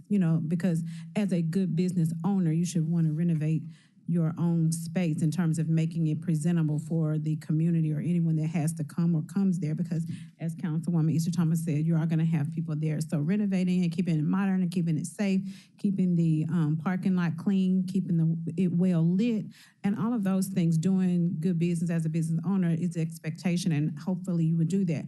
But just as a council member, I'm not able to vote on an expansion of a business that I feel is predatory. And that's the only reason why I'm not voting. So I hope you understand that. It may not have been that way when you open your business in terms of the financial climate and how it impacts people. But in this day and age, it is really predatory. And that may not be your fault or, just the byproduct of the business you do. But because it is, I won't be able to. And just wanted you to know that. Wanted that for the record. Thank you. I yield back. Okay, Chair Jones. No, I addressed it right before Reverend Anderson spoke. Thank you. Do I have any other colleagues who would like to share their input on this?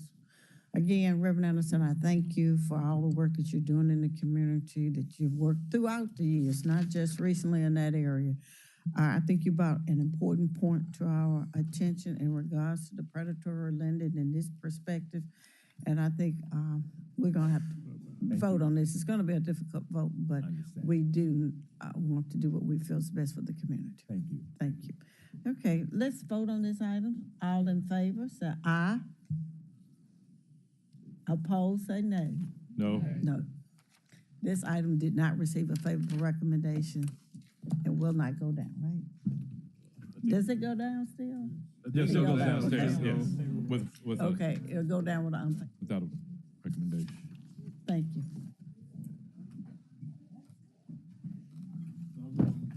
Take to Attorney Klein, or we gonna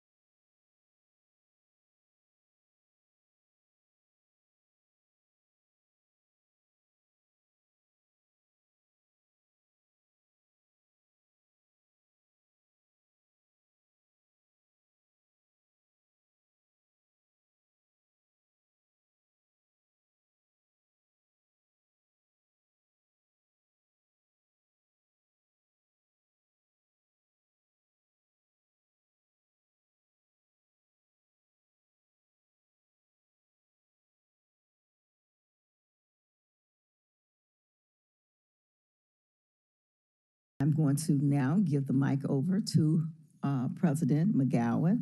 I have a 2:00 appointment. Do the best you can. I know you're not going to do 2 minutes, but I'm just letting you know. Thank you. From 45 minutes to 2 minutes. Doug McGowan, 791 North Graham Street. If we could pull the presentation up on the board there, I'd appreciate it. I will go over a few things about the recent storms, and then I will also give a little bit of information on vegetation management, and I have some other information about reliability and resilience. So we'll get right into it. Just to give you a primer on the history of storms here, what I've provided in your packet, and I've given you the majority of the slides in your packet, council members. I didn't put all the pictures in there, but you have most of that in there. You'll note that we track everything that's over about a 15,000 person outage all the way back to about 1993. And so that's the history there. This year has been particularly onerous with the weather. And we're actually having the National Weather Service bring us an update on that. It's something about El Nino and La Nina and the intersection there that's causing a little bit of this crazy weather. So we'll get more details on that, but this is the outage history. So what I'll just talk about the summary here is on June 25th, more than 700,000 people across the Mid-South were impacted by a line of supercell thunderstorms. 27% of Shelby County lost power, as did 30% of Hardeman County and 50% of Fayette County. As you know, that impacted some of our water pumping capacity, and we had to put a limited precautionary boil water advisory in for about 1,000 customers in the northern part of Shelby County. Once we had depleted the water storage tanks up there, just became hard to maintain pressures. We lifted that about 2 days later. And then as we were in recovery mode, we had successive supercell thunderstorms come through again on July 2nd, which knocked out power to another tens of thousands of customers. And by July 5th, we were complete with restoration from both storms. During that, we deployed 117 repair crews, both internal and external, 40 troubleshooters. We had 48 damage assessment teams in the field, 90 tree trimming crews, as well as hundreds and hundreds of other people that were providing support to make sure they could actually do their jobs. So here's a map, and it's going to show you the red is the outage that occurred. The blue is the restoration. It's a time lapse here. So if you look at the map, you'll see the red was what was out. The blue is our restoration efforts. If you want to see it again, I'm happy to show you again from the beginning. It just goes pretty quickly there. But from 122,000 out, and then you'll see when the July 2nd storm comes right about here, you'll see that more storm in the southeast, more restorations happened after that. So that's what we look like. So you can see the swath of the service area that was covered by that. It was very substantial, the 6th worst storm in our history. So I just want to let you know that's the impact. If you happen to be in the communities of Orange Mound, Whitehaven, Castalia Heights, you may not have even known that anything happened that day because there were no outages in your neighborhood. You may not even understood that there was any rain happening because it hit the northern part of the county. And many people didn't realize we actually had anything. So, but this is the kind of damage that you saw that was typical out there. This is out on Armour Road that was impacted. This is just wind damage that happened out there. Here's Knight Arnold. You can see several of the poles that were snapped off. This is Old Millington. That is actually a road that goes into Old Millington. We had to clear the way just to get to some of the infrastructure. Benjastown Road was like this for a pretty significant stretch. Just to get to the infrastructure, we had to clear a lot of the roadways. So that's just a snapshot of what happened during that storm. It was very severe. What I wanted to talk about is the root cause of outages that we have here and just give you a little bit of data. So throughout our history, 40% of the outages that we see are from trees. About another 25% are from wind. And we had both wind and trees. We had gusts of 75-mile-an-hour sustained winds and gusts of up to 90 during this storm. And quite frankly, the electric infrastructure is not rated to withstand 90-mile-an-hour winds. So there's likely that you're going to have some storm damage when 90-mile-an-hour winds hit. And you'll see also on the right side that the majority of those are what we call fused laterals. That's the circuits that serve individual neighborhoods. So those lines that come off the main lines in the neighborhood are the main ones that go out, and then the overhead circuits are the big circuits that go down the streets. A lateral will typically have 20 to 80 people on it. A circuit will have 1,000 to 1,500 people on the circuit. Because of lack of vegetation management in our recent past, we think that 60% of the outages in 2023 storms were attributed to trees. The rest was due to wind. So I had the team go back and do a little analytics all the way back to 1985. And if you were to maintain our tree canopy with a 3-year cutting cycle, you would have seen a much flatter curve, and I'll show you that in the next curve. But this is the actual circuit interruptions from 1985 to 2022. And you can see that on every year, with the exception of the mid-90s there, it has been an increasing number of outages due to trees on our circuits all the way since that time. So obviously things have not been getting better with trees. Interaction with circuits has been getting worse. Now, I went back to 1997 and said, how many miles of trees have we trimmed? And our target is just under 1,400 miles. We have 4,200 miles of right-of-way that have power lines down those right-of-ways. The industry standard is to clear those rights-of-way every 3 years. That means you have to do just about 1,400 a year to stay on cycle. Well, you'll see all the way back to 1997, we have not met that even 1 year. There are many years that we didn't meet half of that. So this is a cumulative effect on our trees. And so when you see many trees that are overlapping with street lights and power lines without proper vegetation management, this is what happens. I mentioned to you that if you had seen proper vegetation management over history, the blue line on the bottom is typically what you would expect in any 1 year based on the weather for circuit outages. The red line is what you actually saw. So there's a pretty significant divergence there that shows the impact of failure to maintain adequate right-of-way. Now, these are pretty technical slides, but when I go to I just want to talk about 2 slides here, Katie and Sadie. And I want you to look at the very bottom slide, which is our historic average of customer average interruption duration index. That's the number of minutes. If I took all of our customers and all of the outage, the average customer was out for 60 minutes in 1990. Take all of the customers and all of the outage minutes, the average customer was out for 181 minutes last year. So you'll see that this is not a phenomenon that's happened any 1 year. This has been climbing over time. The next slide is Sadie. That is our system average interruption outage. So back in the 90s, you can see we were down around 2 hours of outages. And now the system outage on an average outage, and now the average system outage is for 6 hours and 86 minutes. This is the cumulative effect of aging infrastructure, vegetation management, and our inability to reinvest into the infrastructure to make sure it meets a modern standard. Well, this is customer is per the average customer. For the system is how long we endure that outage on our system. Okay, so vegetation management. Our goal, as I said, is 1,374 right-of-way miles per year. Recently, 2020, 21, 22, you can see 610, 550, 190, and so far in 2023, 64 miles. Not going to get us to where we want to be. I arrived December 12th. We had our rolling blackouts. One of our first meetings we had was, how are we doing on vegetation management? I knew we were behind. They gave me the data about where we were. We made the decision at that time to solicit other vendors because it is a critical imperative for us to get this back under control. The other thing that we're doing, I've been working with Mr. Zena on this, is it's not just the limbs that hang in the right-of-ways. There's lots of big trees that you'll see in the pictures that actually took down some of our power lines. So we're exploring what other cities have done, a dangerous tree ordinance. So if you have a diseased or distressed tree that's very large and in your yard that might be big enough to actually bring down power lines, we may have to have just like a broken sidewalk ordinance. And obviously there'd be a commensurate program to assist people who couldn't afford. But we're looking at that because it's not just limbs. So we have to have a holistic approach. So the contract that you'll see tonight on the consent agenda is 5 years. We have 3 vendors, successful vendors, who we intend to award this to. We had 15 bidders, 8 successful competitive bidders, brought it down to 3. We've divided the city into 3 sectors instead of having just one vendor across the entire city. There's approximately 90 crews that will be doing this work all across the city in those 3 sectors. Bucket work and manual climbing. I want to pause for just a second.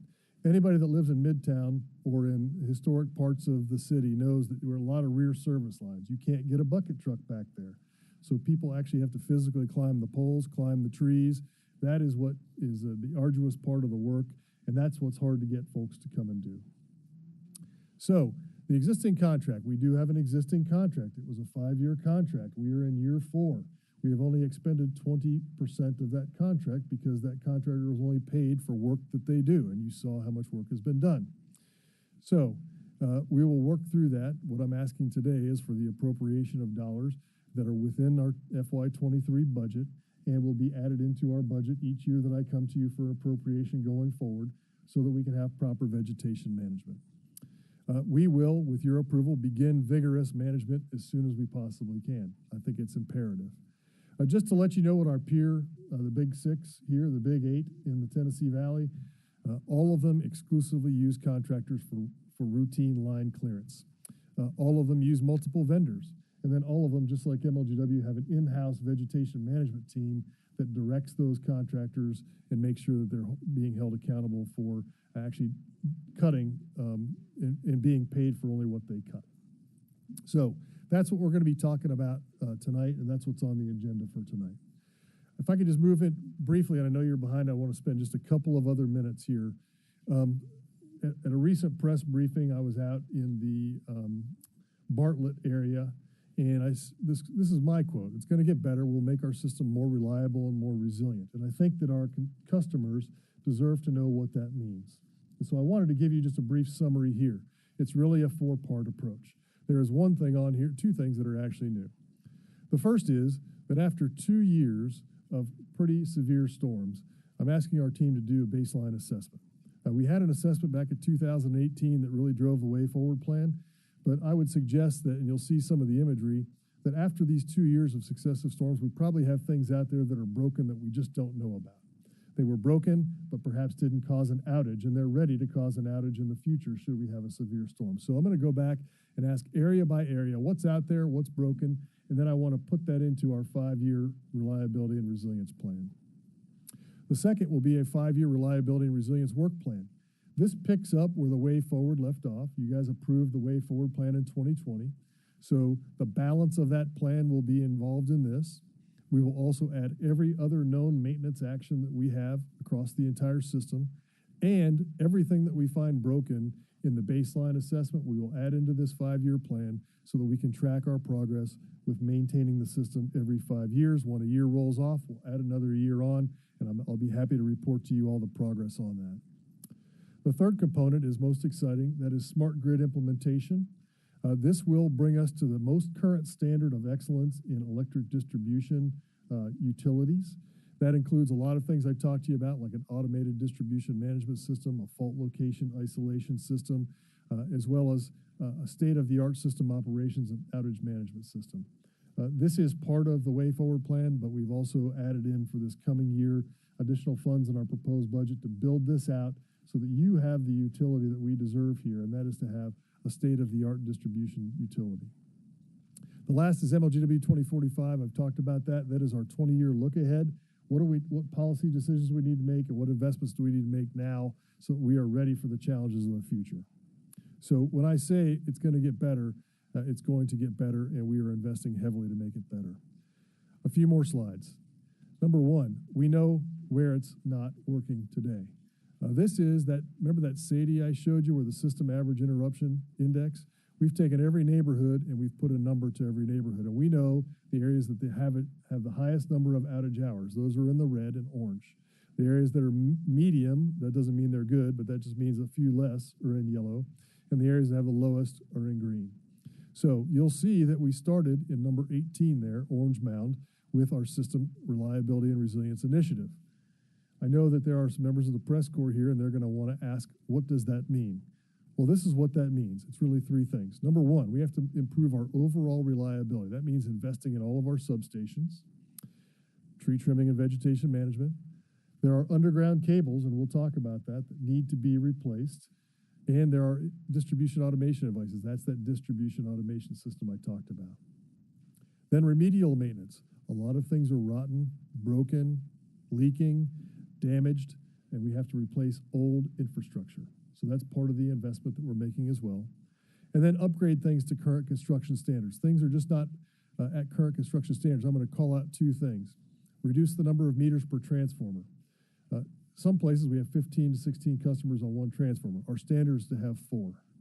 Some places on a fused lateral that goes down the street, we'll have 80 customers. Our standard is to have 20. So in simplest terms, if one transformer goes out, instead of 15 people losing power, only 4 will lose power.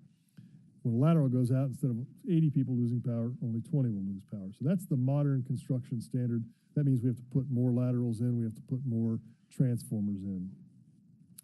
Okay, I mentioned Orange Mound. I've talked with Councilwoman Swearingen in Washington about this, but we started that initial assessment that we're talking about doing everywhere. We looked at all of the poles in that area. We did drone inspections. We used satellite imagery, LiDAR, in our field doing inspections. And we have an assessment of what needs to happen in Orange Mound. And the results are here. The next page actually shows an example of what I'm talking about. The picture on the left is an old transformer that you can see all of those various lines that go to the top of the pole. That is way too many people being served by one transformer. On the right is a modern transformer with only 2 people being served from that transformer, and some of the what we call open wire secondary, which is uninsulated wire that is removed in that picture. So that's the kind of modern standard you're going to see. So what have we done so far? We've spent $2.7 million on substations in and around Orange Mound. We have installed 90 of the 109 distribution automation switches. We have replaced 384 of the 425 poles that we know needed to be replaced. And our bucket trucks are in Orange Mound now doing vegetation management with our contractor. Additionally, we know there's transformers out there that need to be replaced. We replaced 117 of 149. So we're not going to stop until that's all done. And once that's done, we'll move to the very next area of town that needs the improvements. A couple of cool things I want to show you. Since we know vegetation management is the primary cause of outages, here's an example of proper vegetation management with trees cleared from the lines. But we're using satellite imagery and artificial intelligence. This map is brought to you by LiDAR, satellite imagery, and a GIS map of all of our power lines. And the red shows here's where you should start cutting trees first because they are the closest to the power lines. And this is how we direct trees to the areas of highest risk. This shows the Orange Mound Sherwood Forest area, so we know where we should start. We are also using drones. A company called Precision Hawk. They have inspected 3,000 poles. Remember I said that we rejected 425 in Orange Mound. Why? Well, they are using artificial intelligence, and here's an example of a drone inspection. And on the right, you can see that there's an insulator that's broken that would be nearly impossible to see from a ground inspection, but the drone can see it up close and personal. This is an example of their AI. Now, the drone flew over, and from the ground, you would think that transformer is fine. But from the air, you can see that transformer is rusted and probably needs to be replaced. And the pole looks fine, but you can see at the top, it is completely rotted out at the top, and that pole would be rejected. So the drones are actually flying over, and they're using artificial intelligence after they land to assimilate the information and identify things that need to be changed. It also identifies vegetation management. There is, believe it or not, a transformer somewhere on that pole in the middle of the picture. So that doesn't help with your distribution. And here is a corroded transformer that you can see, and then a cracked crossarm. That number 2 there, if you look at that wooden brace that's going across that black line on the left, that is a crack. It's just destined to fail. And here's another one. If you look at these 2 crossarms, look at the vegetation around that tree. The top of that pole is obviously failing, and those 2 crossarms there are ready to fail as well unless they are replaced. So without using some of this technology, it would be very difficult without climbing every pole to see this. It makes us more efficient, deploy resources more effectively. The last thing I'll say is, this is from the Edison Electric Institute that says, how should you make your system more resilient? You have to look at your overhead structures and replace old infrastructure. You have to do proper vegetation management. You have to have underground infrastructure in particular areas, and I want to state here, 40% of our infrastructure is underground, but that doesn't mean that it is free from damage or need to be replaced. You have to put modern grid technology in, and then your storm response practices have to be up to par. We are doing all of these things. We're balancing them with the finances that we have available and the regulatory factors that we have to comply with, and that's how we're prioritizing these resiliency investments. So when I say we're going to make our system more resilient and more reliable, we are going to. That way forward plan will be completed in the next 3 years, and we should see a significant amount of reliability improvement. And in 3 years, we should be back on our 3-year cutting cycle. So we should start seeing dramatic improvements from tree outages as well. So with that, I'll stop and take any questions. I tried to go fast so I could get you back on schedule.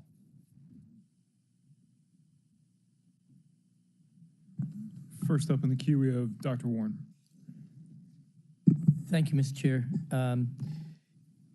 With this with these hired employees, okay, the Yes. 3 companies in 3 different sectors, is that going to be, instead of doing the 1/3 of all of our 400 miles a year, are we going to plan on doing half and half to try to catch up?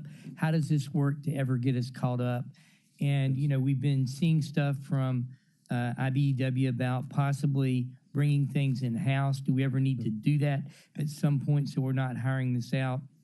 Why are all the other people in Tennessee getting this as contracted work? It's 3 questions. Sure, a few good questions there. So the 3-year cycle we'll get, that is, when we bid that out, that is to get 1/3 done every year with the current contracts that we have. And the increase in price is based on what we're seeing across the price increase we see in the bids is exactly what our peers saw across the state as well. So we contemplated whether we could get half of it done more quickly, but on balance, after talking to the vendors, we think we can get 1/3 of the city done successfully every year. So the first year will be on, if we do 1, 2, and 3, we'll be right back on that 3-year cutting cycle. The second question is, I saw the letter from IBEW that I had not seen before last night. It was never brought to me, but I think their proposal was for 4 crews. 4 crews will never be able to accomplish 4,200 miles every 3 years. There is one other utility that uses a crew complement like that to do some maintenance when they're doing some replacement. I'm more than happy to have a conversation about something like that. And then that has just become the industry standard because largely the individuals that come to do this work are here temporarily, and then they, not just in Memphis or in Tennessee, but they may be in the country temporarily to come and do this work, and then they're back to their home country to do the work. So that's just the labor pool that typically is engaged in this. There are efforts to hire locally. I know we've done this in the past, and ABC is one of our contractors. They just saw no success in getting people who are willing to climb rear property line poles to cut the trees. So are most of these people immigrants from? I can't say most, but I would say a very high percentage, yes. And has our, I guess, immigration policy nationally made it harder for people to hire? I don't know about that, Dr. Warren. I don't know about that. When you talk to the contractors, have they mentioned anything along that line? They haven't mentioned that. They have just mentioned that it's going to be tough to get more than what we're asking for. So. Okay, thank you very much. Thank you, Mr. Vice Chair. All right, Councilman Jones. Thank you. Thank you for the presentation, Mr. President McGowan. My first question sort of goes back to the exploration of, even if we don't bring it all in-house or have those capabilities, perhaps a hybrid approach. This is a permanent problem that we have. But to me, if we always contract it out, that's a temporary fix to a permanent problem. And also, when we talk, you may not have it in front of you, I didn't have it here. When we, as a council, approved the infrastructure plan, a significant amount was the tree trimming. Mm-hmm. Has that amount changed? This amount will change going forward. There was $97 million allocated originally in the first 5-year plan. Okay. Only 20% of that has been executed, and so the balance of that remains. It was my decision, quite frankly, to say we need to get more people under contract ASAP to get this done for 2 reasons. Number one, our customers should expect better reliability and should not expect as many outages because of trees. And number 2, our crews deserve to have the opportunity to have a reliable system so they're not doing emergency work every weekend. And so I'm not going to get too deep on the other contract, but that will take care of itself. But if the money's unspent, it's unspent and goes back. It would be a future year expenditure that we wouldn't have to expend. Okay, because I was just through our email, a constituent, it may not have been a resident, sure, contacted me and was under the impression that, okay, well, we've expended everything that was under the original plan, and then this is an additional ask in order to do so, and I didn't have those figures in front of me. So just to be clear, I'm not asking for City Council for any more money. This is not money that is, well, we spent all the $90 million, didn't get anything for it. No, we've paid for exactly what we got. It just wasn't sufficient to this point, and do I have the answer? Are all 3 of these vendors going to deliver for me? I don't know yet, but right now I have got to get us going to get this vegetation managed. There are areas where we are 7 and 8 years behind, and you can see it when you're driving down your streets. I was talking to some of our constituents here who their backyards are overgrown. We've got to get this. And, Councilman Jones, I certainly appreciate your point there, and I'm happy to have the conversation about that. I would not suggest that anything is like a permanent problem here. I'm talking about what's 5 years to get us back up and running, and happy to have the conversation about what makes the most financial and operational success. But I think at this point, we are relatively in extremis with the fragility of the system relative to our vegetation management. And the other part is more so directed to my colleagues, and particularly I see 1.5 that's been here the same amount of time that I've been here. But we go back to, we kicked the can down the road on having this infrastructure plan, approving it when before Mr. Young came, we had his predecessors, Jerry Collins. Ms. Collins. Yeah. Ms. Collins came down here and said, "Council, we need this infrastructure spending plan approved." And this council said, like I said, only 1.5. Yeah, not me. I was with you. I know. Yeah. But I'm just directing to the council for future. It does not do us, when we have these type of needs, colleagues, it does not do us any favors to postpone it, push it down the road. And I'm saying this from a tax increase standpoint too, because you had Mr. Collins, it was my impression that the council bullied him and said, don't bring a rate increase down here. And it was Mr. Young who came down here and showed a similar map to essentially say, these are the areas that experience the most minutes of interruption. And at that time, I recall saying, I said, folks, that's Super District 8. And I wasn't looking at it just selfishly to basically say, these are people that I serve. This is a system-wide problem that we have for Memphis. And when we look at it being Orange Mound, and I saw, leading up to your presentation, I saw a news story either last night or this morning talking about, hey, some of the infrastructure in Orange Mound, 50 to 85 years old. So, colleagues, you are not serving your constituents if you're not making the necessary investments. And as y'all have seen, money don't grow on trees. The only way that we get money to do the infrastructure for MLG&W was that rate increase. The only way we provide services to our constituents. Nobody wants to do it every year, but it's people who are in Orange Mound that we delayed for whatever those increases are. Think about it. If we're having 3 to 4 outages a year, and they got to throw out $500 worth of groceries each time, that's more than what a utility bill increase would be for this rate increase. So, colleagues, like I said, as I've said time, but when I'm not on this council, serve our constituents by giving them the funding for the improvements that we need to make their lives in our city better. Thank you, Mr. Chairman. All right, thank you, Mr. Councilman. Jones, can I just respond very quick? I just want to say thank you for that, Chairman Jones.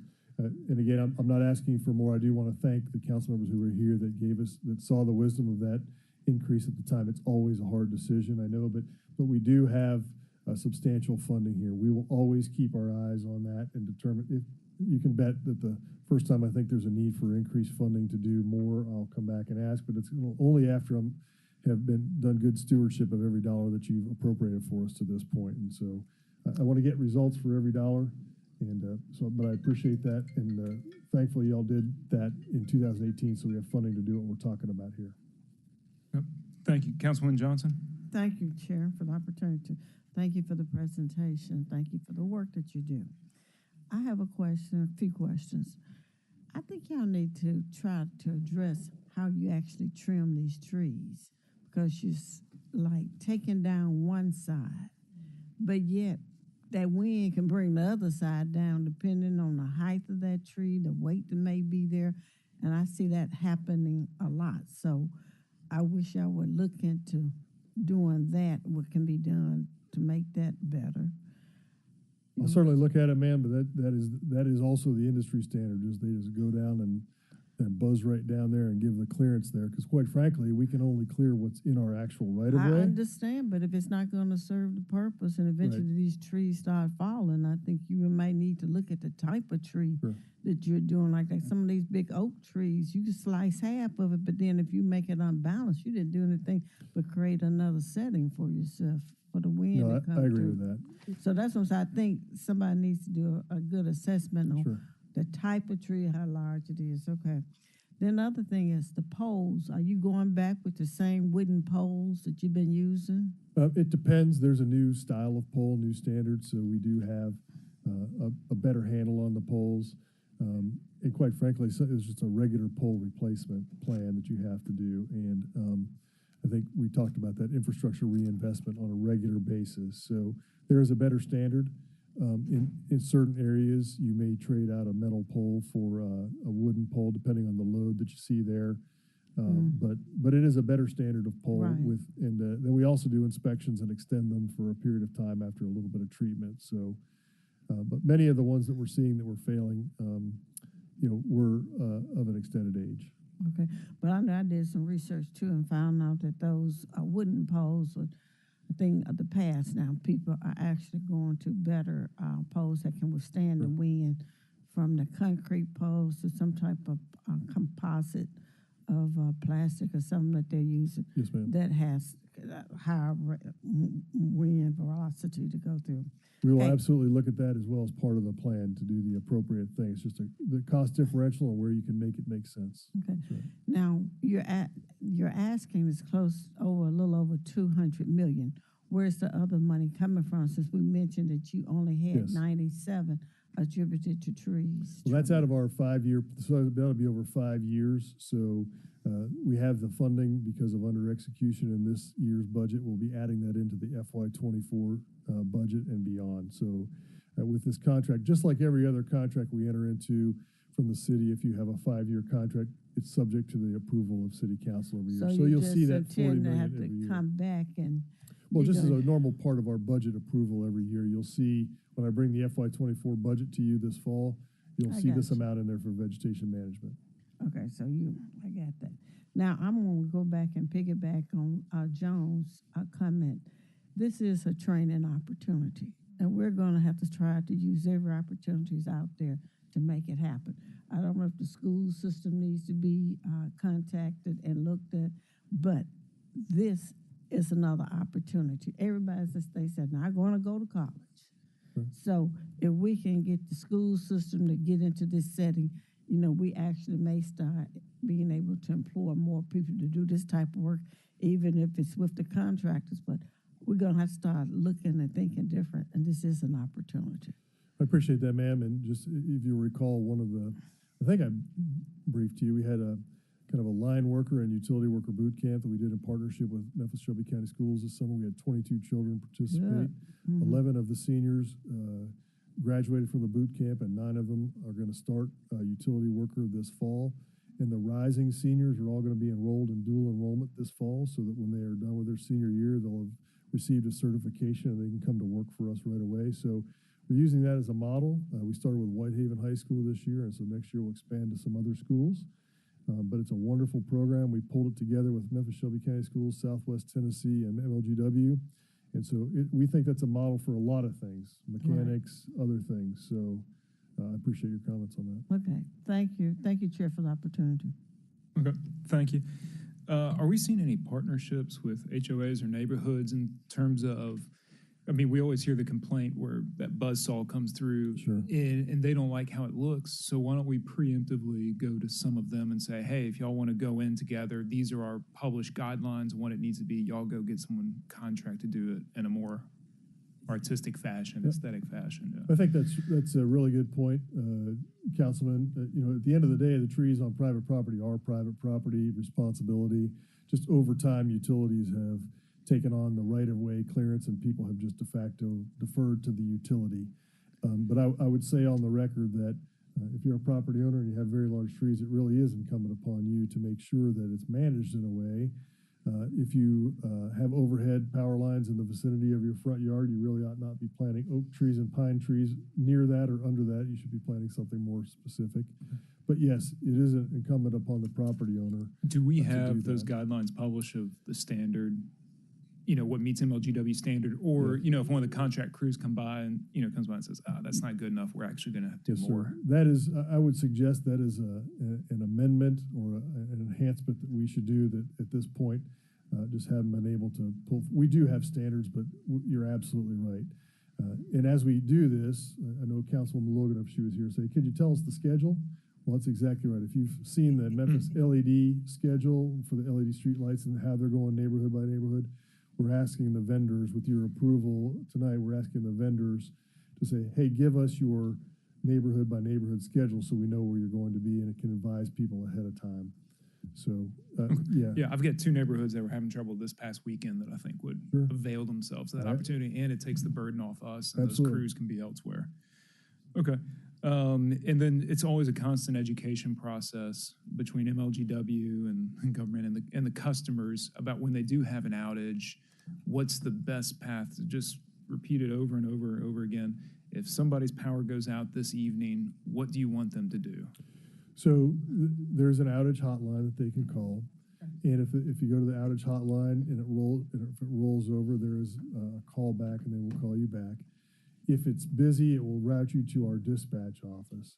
So I will say up front that it's not always completely clean, especially if there's a whole bunch of outages. Once we get up above about 50,000 customers out, people start calling pretty repeatedly, and so there can be some glitches there. We're working on that. But the answer is call. You may, if you're signed up for text alerts and we fix the circuit, remember a circuit's got 1,000 to 1,200 people on it, we may send you a text saying, you're back on. And you will say, no, I'm not, because the lateral that goes from the circuit to your street is out. And we're like, thank you for reporting it again. We'll fix that lateral and we'll send you a text saying you're back on. And you'll say, no, I'm not, because now we know that there's a transformer that was failed, because we try to fix the biggest problem first. And when we do, we assume that everything downstream is okay, which normally it is. And then if that transformer is fixed and your power's still not on, then we'll say, aha, there's a problem with your service drop. So that's why we ask you to call back in if your power's not been restored, not because we're ignoring you, but because we've probably restored a circuit of 1,200 people. 1,000 of them came back on, 200 were not, because there's a problem downrange. We have to identify what that is. Okay, well, customers now in this area, it gets smaller and smaller and smaller right down to your house. So this automated distribution management system that I'm talking about, with this private LTE, today the meters that we have that send the signal back are only as good as the power that we have in the system where we can get those antennas back. This system that we're bringing on will be able to talk to everything, and we'll be able to know with more precision who still does and who still doesn't have power. So we're relying on that relay today, but in the future we'll have better visibility into what's happening at the individual household. Okay. Thank you very much. Any other questions or comments from council members? Seeing none, we're adjourned. Thank you, everybody. Thank you very much.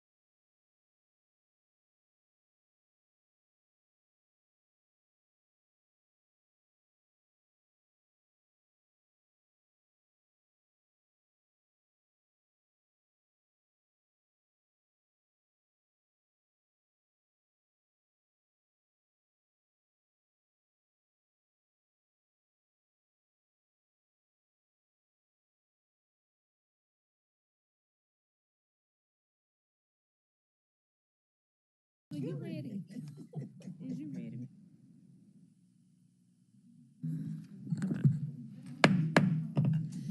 Good afternoon. I'd like to call to order the Memphis City Council Personnel and Governmental Affairs Committee on today, July 11th at 2:40 p.m.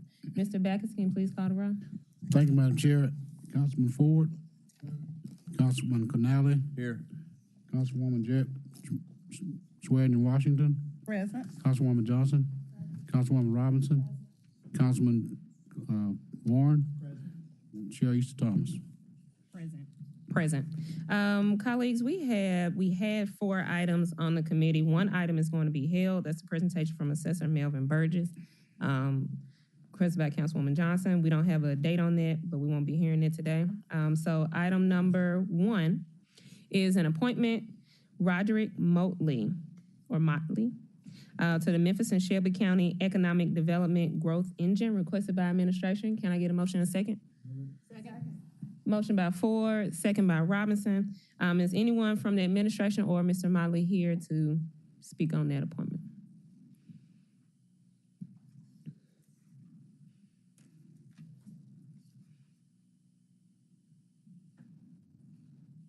Afternoon. Can you give your name and address for the record, and any words you'd like to share?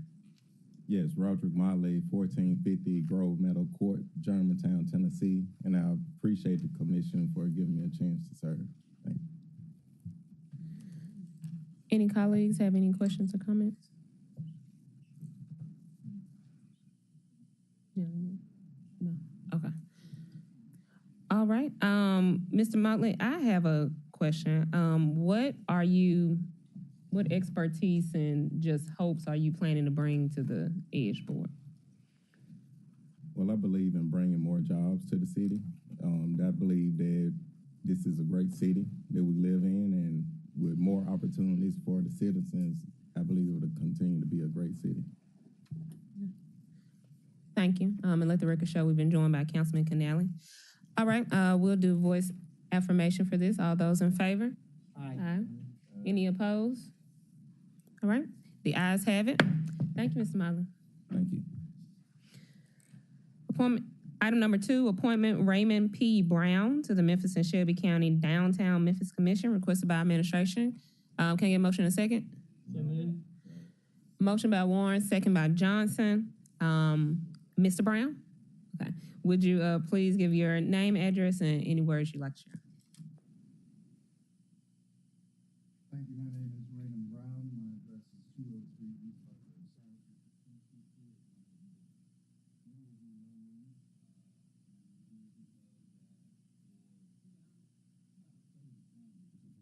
there we are. Pardon me. Do you want me to start again? 27 years ago, I came to Memphis to work for what was then called the Center City Commission. And I've been involved in the Downtown Memphis Commission in one form or another ever since, and including, as many of you know, serving as the interim president and CEO a couple of years ago. So I would very much like to continue my involvement with the DMC through the appointment to the DMC board. It's a way to serve my community and to continue with my specialty, which is downtown urban design and planning. In fact, there are those folks who have referred to me in the past as Downtown Ray Brown. So I'm looking forward to continuing with your permission. Thank you very much. Wonderful. Councilwoman Johnson and then Councilman Warren. Thank you, Chair. I just want to say I can personally attest to Mr. Brown's leadership skills and expertise in the field. I've been over there with the DMC, and I've actually seen him in action and seen his work. And I think it would still be a great asset for the city to allow him to continue to serve in that capacity. Thank you. Thank you. Thank you, Councilor.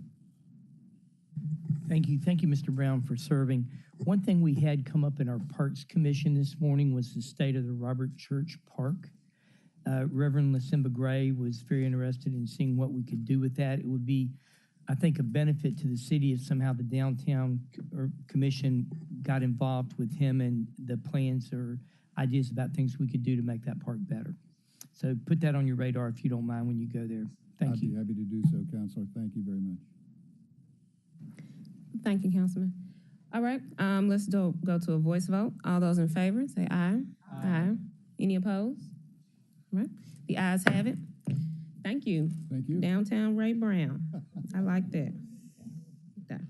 And colleagues, our last item, we have a discussion of ordinance number 5873 to amend chapter 25, pension and retirement system of the city of Memphis, requested by the personnel committee. Can I have a motion and a second? Second. Motion by Ford, second by Robinson. Councilwoman Robinson, did you want to speak or introduce the discussion item?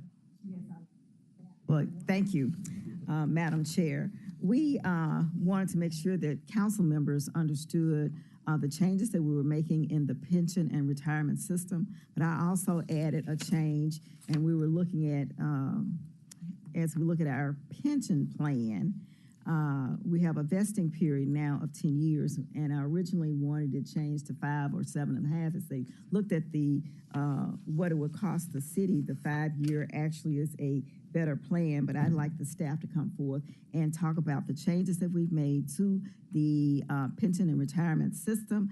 You should have in front of you a summary of those amendments, and if you have any questions, you can ask those questions at that time. Staff?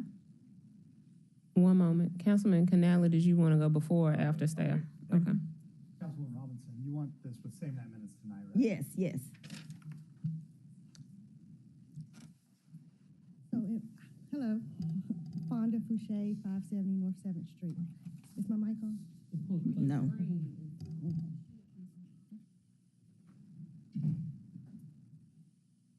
So you should have in front of you, did you get the handouts Yes. first? Okay.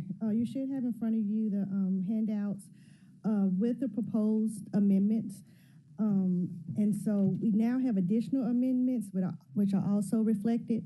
And in order for us to include those amendments in the resolution, we will need a motion to get them included in the amendments before the council before third reading. And so the changes are the change to vesting period for general employees under the 2016 plan from 10 years to 5 years. And we will also, police and fire who terminated their employment under the 1978 plan and receive a refund, they will have the opportunity to return their refund with interest to the 1978 pension system. And we also want to establish July 1st as the effective date for all of the amendments. We've also met with the police and fire associations, and they are in agreement with these changes. Councilman Canale. And then Councilwoman Robinson. Uh-oh. I just want the Ms. Fouché, if you would please let them know where those changes are, because it's not highlighted, so that we can just kind of mark it on our paper. It's highlighted on yours. Yeah, it's in blue. It's on the third to last page. Okay, thank you, because I didn't see them. I'm back. Thank you. You okay? Why did we go from 7.5 to 5? For the vesting period, we saw that as a recruiting tool to get people to come and work for the city, especially those that may work in an appointed position, as a recruitment tool to get them to stay at least, through the administration. Yeah, but a 5-year, if it's a one-term appointee, they aren't getting 5 years. And if it's a 2-term appointee, then they'll get it with 7.5. I just don't understand why we need to drop it to 5. I was supportive of 7.5. I just don't know that 5 years is a real commitment to being vested.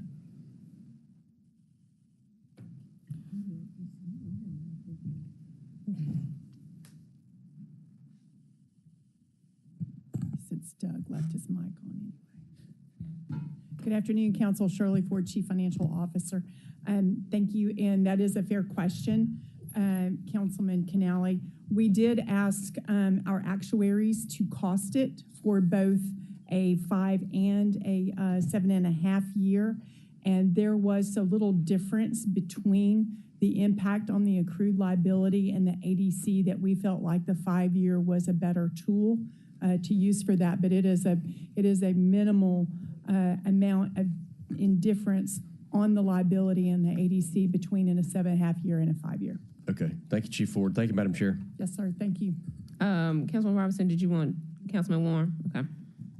So let me make sure I understand. The reason that we felt the 5 year was a better recruiting tool, and it was not just a recruiting tool for new hires, it was a recruiting tool to keep people during changes of administration.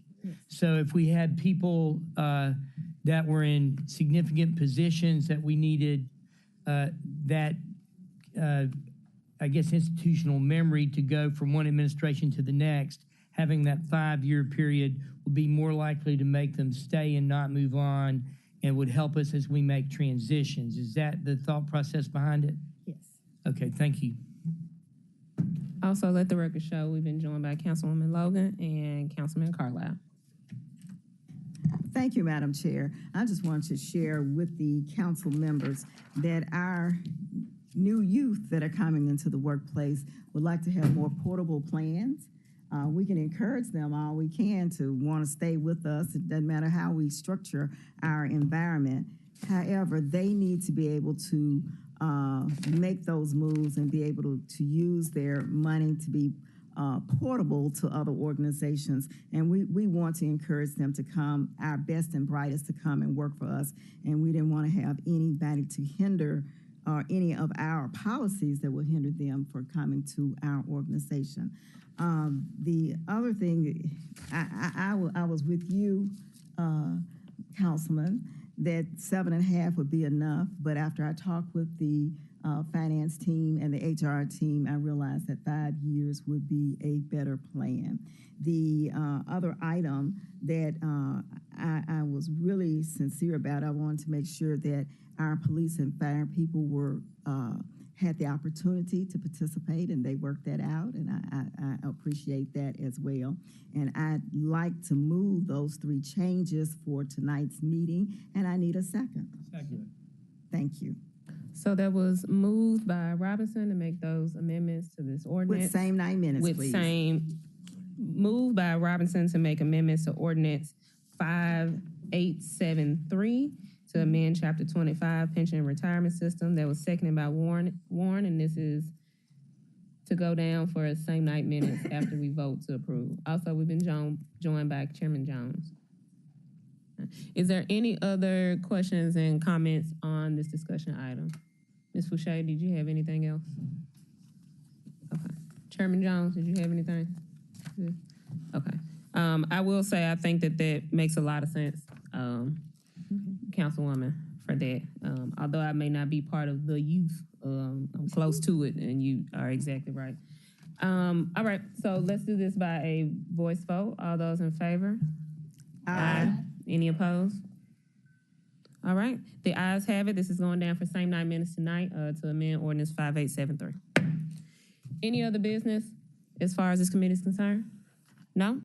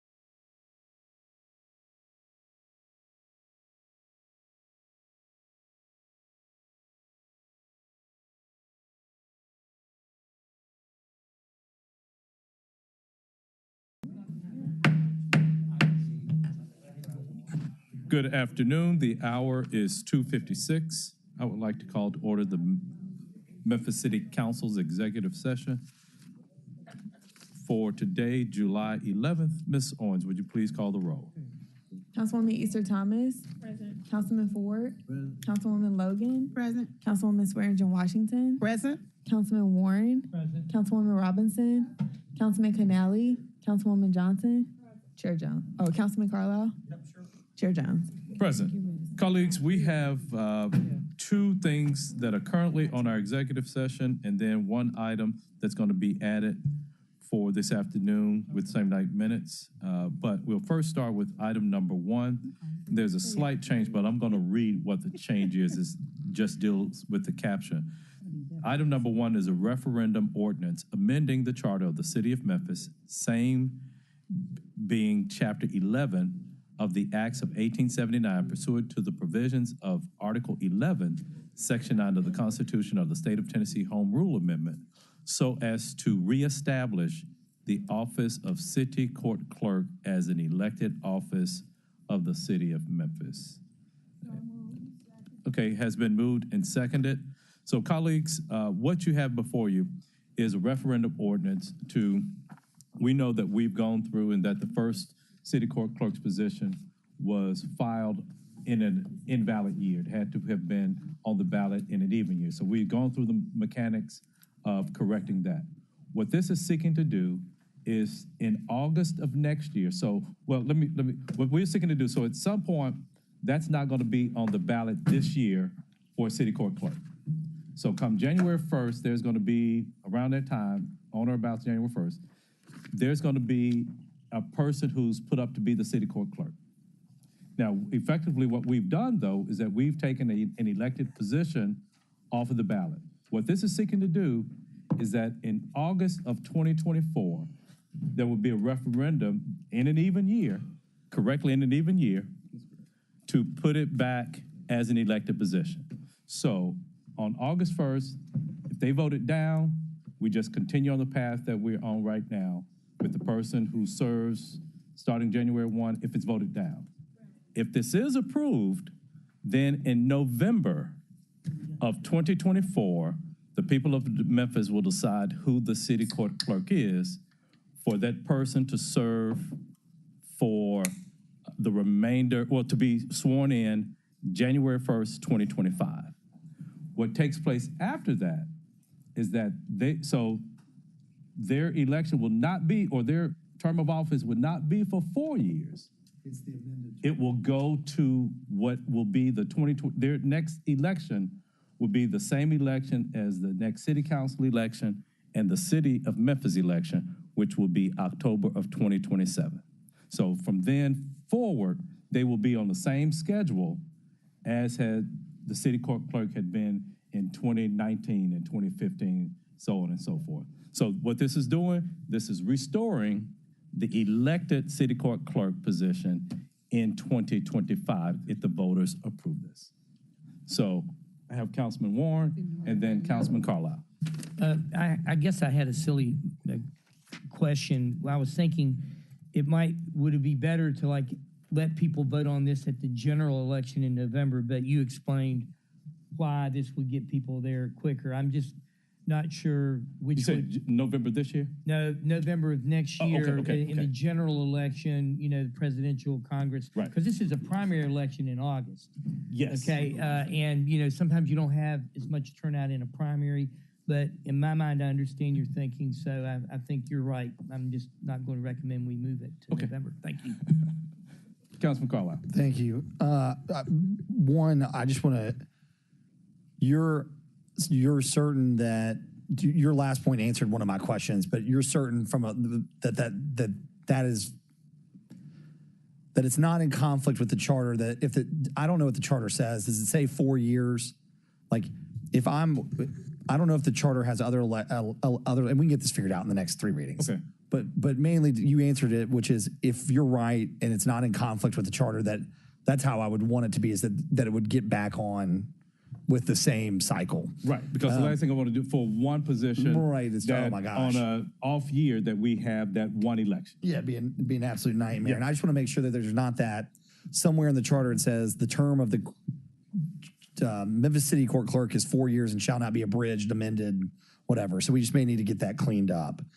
I just don't know. Okay. And then my only question on I understand the intent and the desire, but I just want to walk through the potential practicalities of the proposal because I'm torn a little bit. I think that I'm happy to vote for this. I think we should allow the people to choose. My question for you is do we know when the general is? Is it first or second week in August? Either way, it usually takes 2 to 3 weeks to certify the vote, right? Mm-hmm. So you won't know whether it's certified and passed. I mean, we'll know election night, but it takes 2 or 3 weeks to certify the vote for it to be legal. And then you've got to have a certain number of weeks for people to pull a petition. Then there's typically the early voting period. I guess my concern is,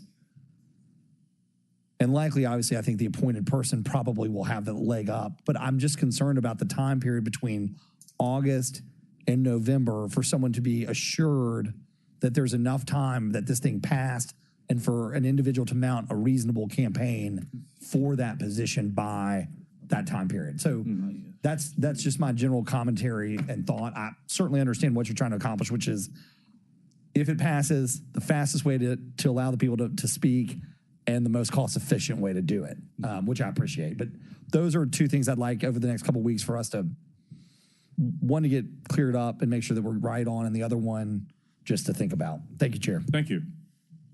Colleagues, any other questions? Okay. If not, all those, I'll take a voice vote on this. All those in favor of item number 1, please signify by saying aye. Aye. Any opposed? That item passes and will be on for first reading in 2 weeks. Item number 2 is a referendum ordinance amending Article 27, Section 190 of the Charter of the City of Memphis, same being Chapter 11 of Acts of 1879 pursuant to the provisions of Article 11, Section 9 of the Constitution of the State of Tennessee Home Rule Amendment, so as to require all persons employed primarily by the City of Memphis to live within Shelby County, Tennessee, all council districts sponsored by yours truly. So may I have a motion on this item? Second. Okay. Colleagues, what this is just a amendment to what has already been on the ballot. So this does not include police and fire because we've been preempted by state law on this. But what this is seeking to do is to seek to get every division, Memphis Light, Gas, and Water division, on the same page as what was approved. So how MLG&W sort of got around the residency requirement was the interpretation or the language that was in the last referendum was different from the one that established it. So what this seeks to do is to bring this back in and make it across the board, regardless of what division. We know that public safety is excluded from this, but it will just include all divisions of the city of Memphis. So we have Carlisle and Morgan and Canale and Warren. Mine I'll be quick because, again, we'll have, I know we've got other time to debate this, but just to give you a heads up, Mr. Chairman, about the things that I'll be inquiring about as we move forward is, one, the legality of whether we can even do this and if it's charter or if it's already, and again, that may be a legal question for us to duke out later, okay. Right? And then I'll take the same position that I did, and I would with the City of Memphis employees. I understand your position. I think there's a reasonable minds can disagree on this one, but I would love for everyone to want to work and live in Memphis, whether they're receiving taxpayer dollars, they've earned that money, and what they do with that money shouldn't be ours to dictate, to tell them what to do. To me, that's government overreach. But I'll say this, from where I'm sitting is we've tasked Chief McGowan, since this is specific to MLGW, with delivering reliable, affordable, customer service forward utilities to the ratepayers of Memphis and those outside of the city of Memphis, again, at the most cost-effective rate. And he cannot do that unless he has talent to do so. And so I wouldn't say no to someone that is a qualified lineman that wants to work at MLGW, but is going to say no if they don't have to move from South Haven into Shelby County because their family is down there and they like the school system down there, or they have a farm down there. And so for me, I'm trying to keep the business of the city first and foremost.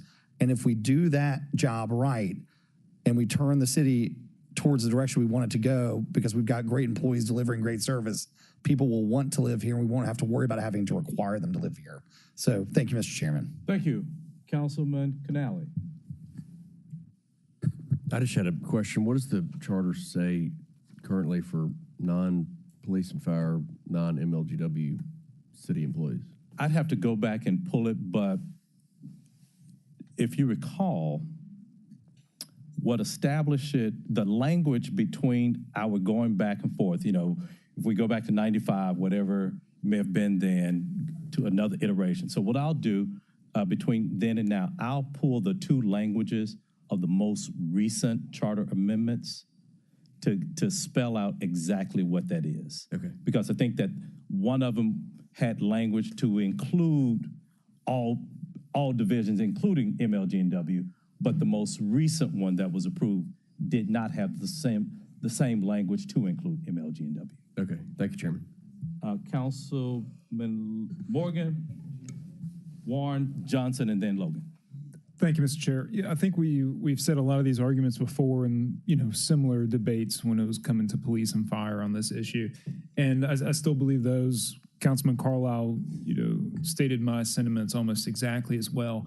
And I just don't see a big difference in, you know, from MLGW headquarters, it's 4 minutes to West Memphis and 40 minutes to Collierville. But Collierville's okay and West Memphis isn't. And if somebody is terrific in their job at MLGW, whether it be communications, line work, all the way up and down, outside of the C-suite, we are paying them for a job that they're doing in salary and in benefits. And if they're accomplishing that job and that work for the agreed upon amount that we're offering them, you know, what they kind of do, where they live, their private life, that's just not, I just don't think that's much of our business as an employer.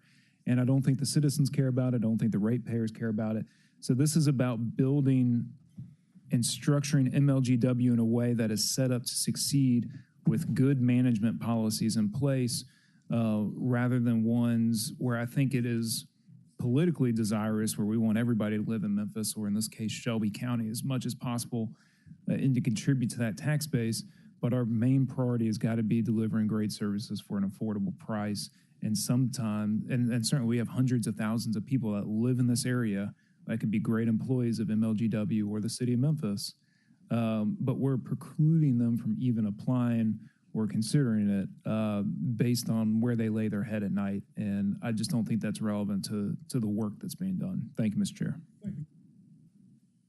We have Councilman Warren, followed by Johnson, and then Logan. Thank you, Mr. Chair. My concern is I think we may just be setting ourselves up to get spanked again by the state legislature needlessly, where we pass a law and they just say no. And, you know, I'm not sure exactly what we're doing here other than just trying to rile people up. It's sort of like, you know, this particular type of ordinance, we've had about 15 of them.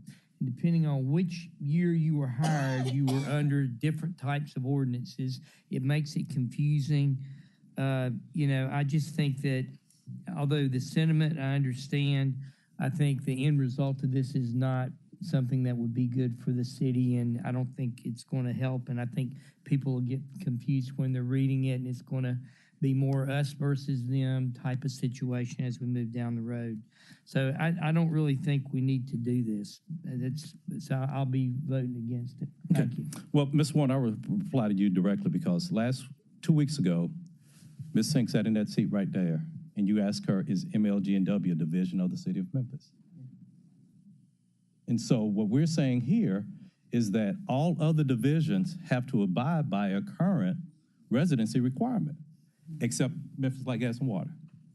So that's the spirit of this, because by your line of questioning, I hear you. I hear you. You ask, is MLG&W a division of the city of Memphis? So right now, and we can't go about somebody who was hired January 1st or September 3rd of 1997. We have to apply to somebody who will apply for this job, January Actually, 1 when they start, and what the requirement is for that individual. Those are the only ones that it applies I know, to. because I can tell you in the past, I have voted to limit the people that live in the city who work in the city as a voter. But being here and being in this position, I'm looking at it and say, man, I don't think I would do that if I got a chance to do it again. But what we have right now, from a division standpoint, so we're saying the MLGNW is okay, but we have just as great of a need for commercial drivers for Matter. So I just, if anything, take that away from Matter. If anything, and that's just an example. I'm just saying public works. Knowing what I know now, I would not have voted as a citizen to limit it. That's what I'm saying. Well, so we are allowing the voters of Memphis to make this determination. And so, if anything, this just brings all divisions have the same set of rules, and there's not one division or two or four. And I hope that those council members that are here never hesitate to put something on the ballot out of fear what Nashville is going to do. The people that elected us, didn't elect us to be scared about what's going to happen if we do something and Nashville does something different. Next, we have Councilwoman Johnson, followed by Logan. Oh, okay. Chair, I would assume this has nothing to do with contract employees. So if anybody has to work outside the city, they may need to come under a contract if they really need them. No, so that's why the language here says that if they are, if their primary employer is the city of Memphis. Yeah, so they have to be in the definition of employee, not a contract. Oh, okay. Probably a debate.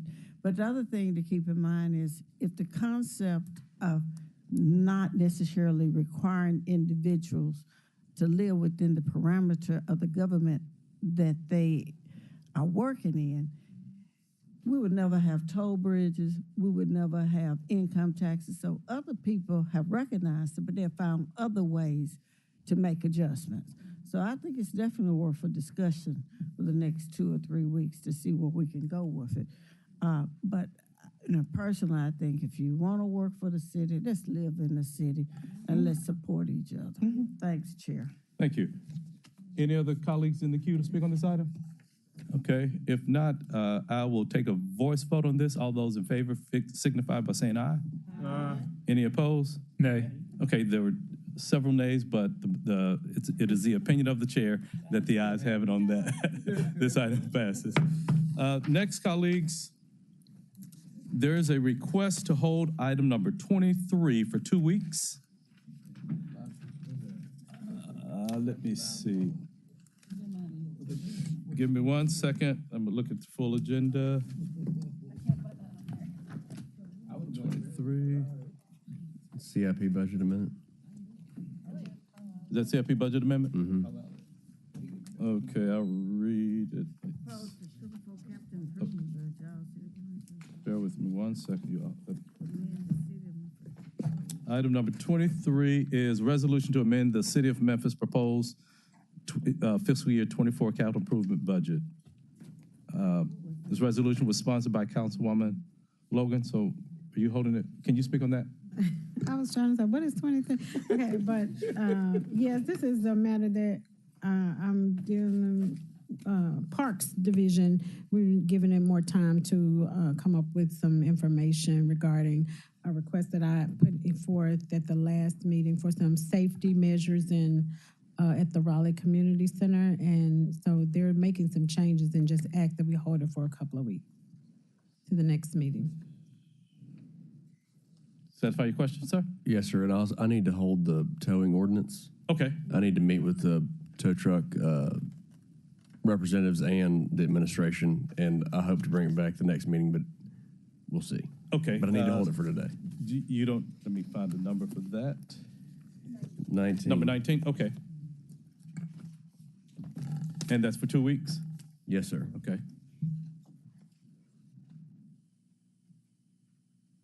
And then, colleagues, item number 6, PD case number 2304 has been withdrawn by the applicant. And then we have item number 24 as an add-on, and that is a resolution accepting a grant, and we're gonna take these all day, every day, in the amount of $1,102,639,945 from the Tennessee Department of Environment and Conservation's deployment of State of Tennessee American Rescue Plan, ARP, Fiscal Recovery Funds dollars supporting wastewater, drinking water, and groundwater projects. And there's a request for same night minutes. So our same night minute items will be items number 1, 7, 21, 24. Number 24 would be an add-on. And is there any other business to come before the executive committee? What was the P&D? I'm sorry, number 19 is being held for 2 weeks. Yeah, Chairman. Yes. Since members of the tow truck community are here, I'll leave that to your discretion if you want them to. They plan to speak, so I don't know what you want to. If you want to let them speak at the end of the meeting, or if you want to tell them they need to come back and. We only have 24. Let's not jinx ourselves. We have 24 items on the agenda. Okay, I'll talk to you before the meeting starts. We might be able to get through it today and hear them. Okay. Yeah. Chair, what was the P&D? Item number 6. Number 6. That has been withdrawn. So if there's no other business before us, executive session is adjourned and will be down.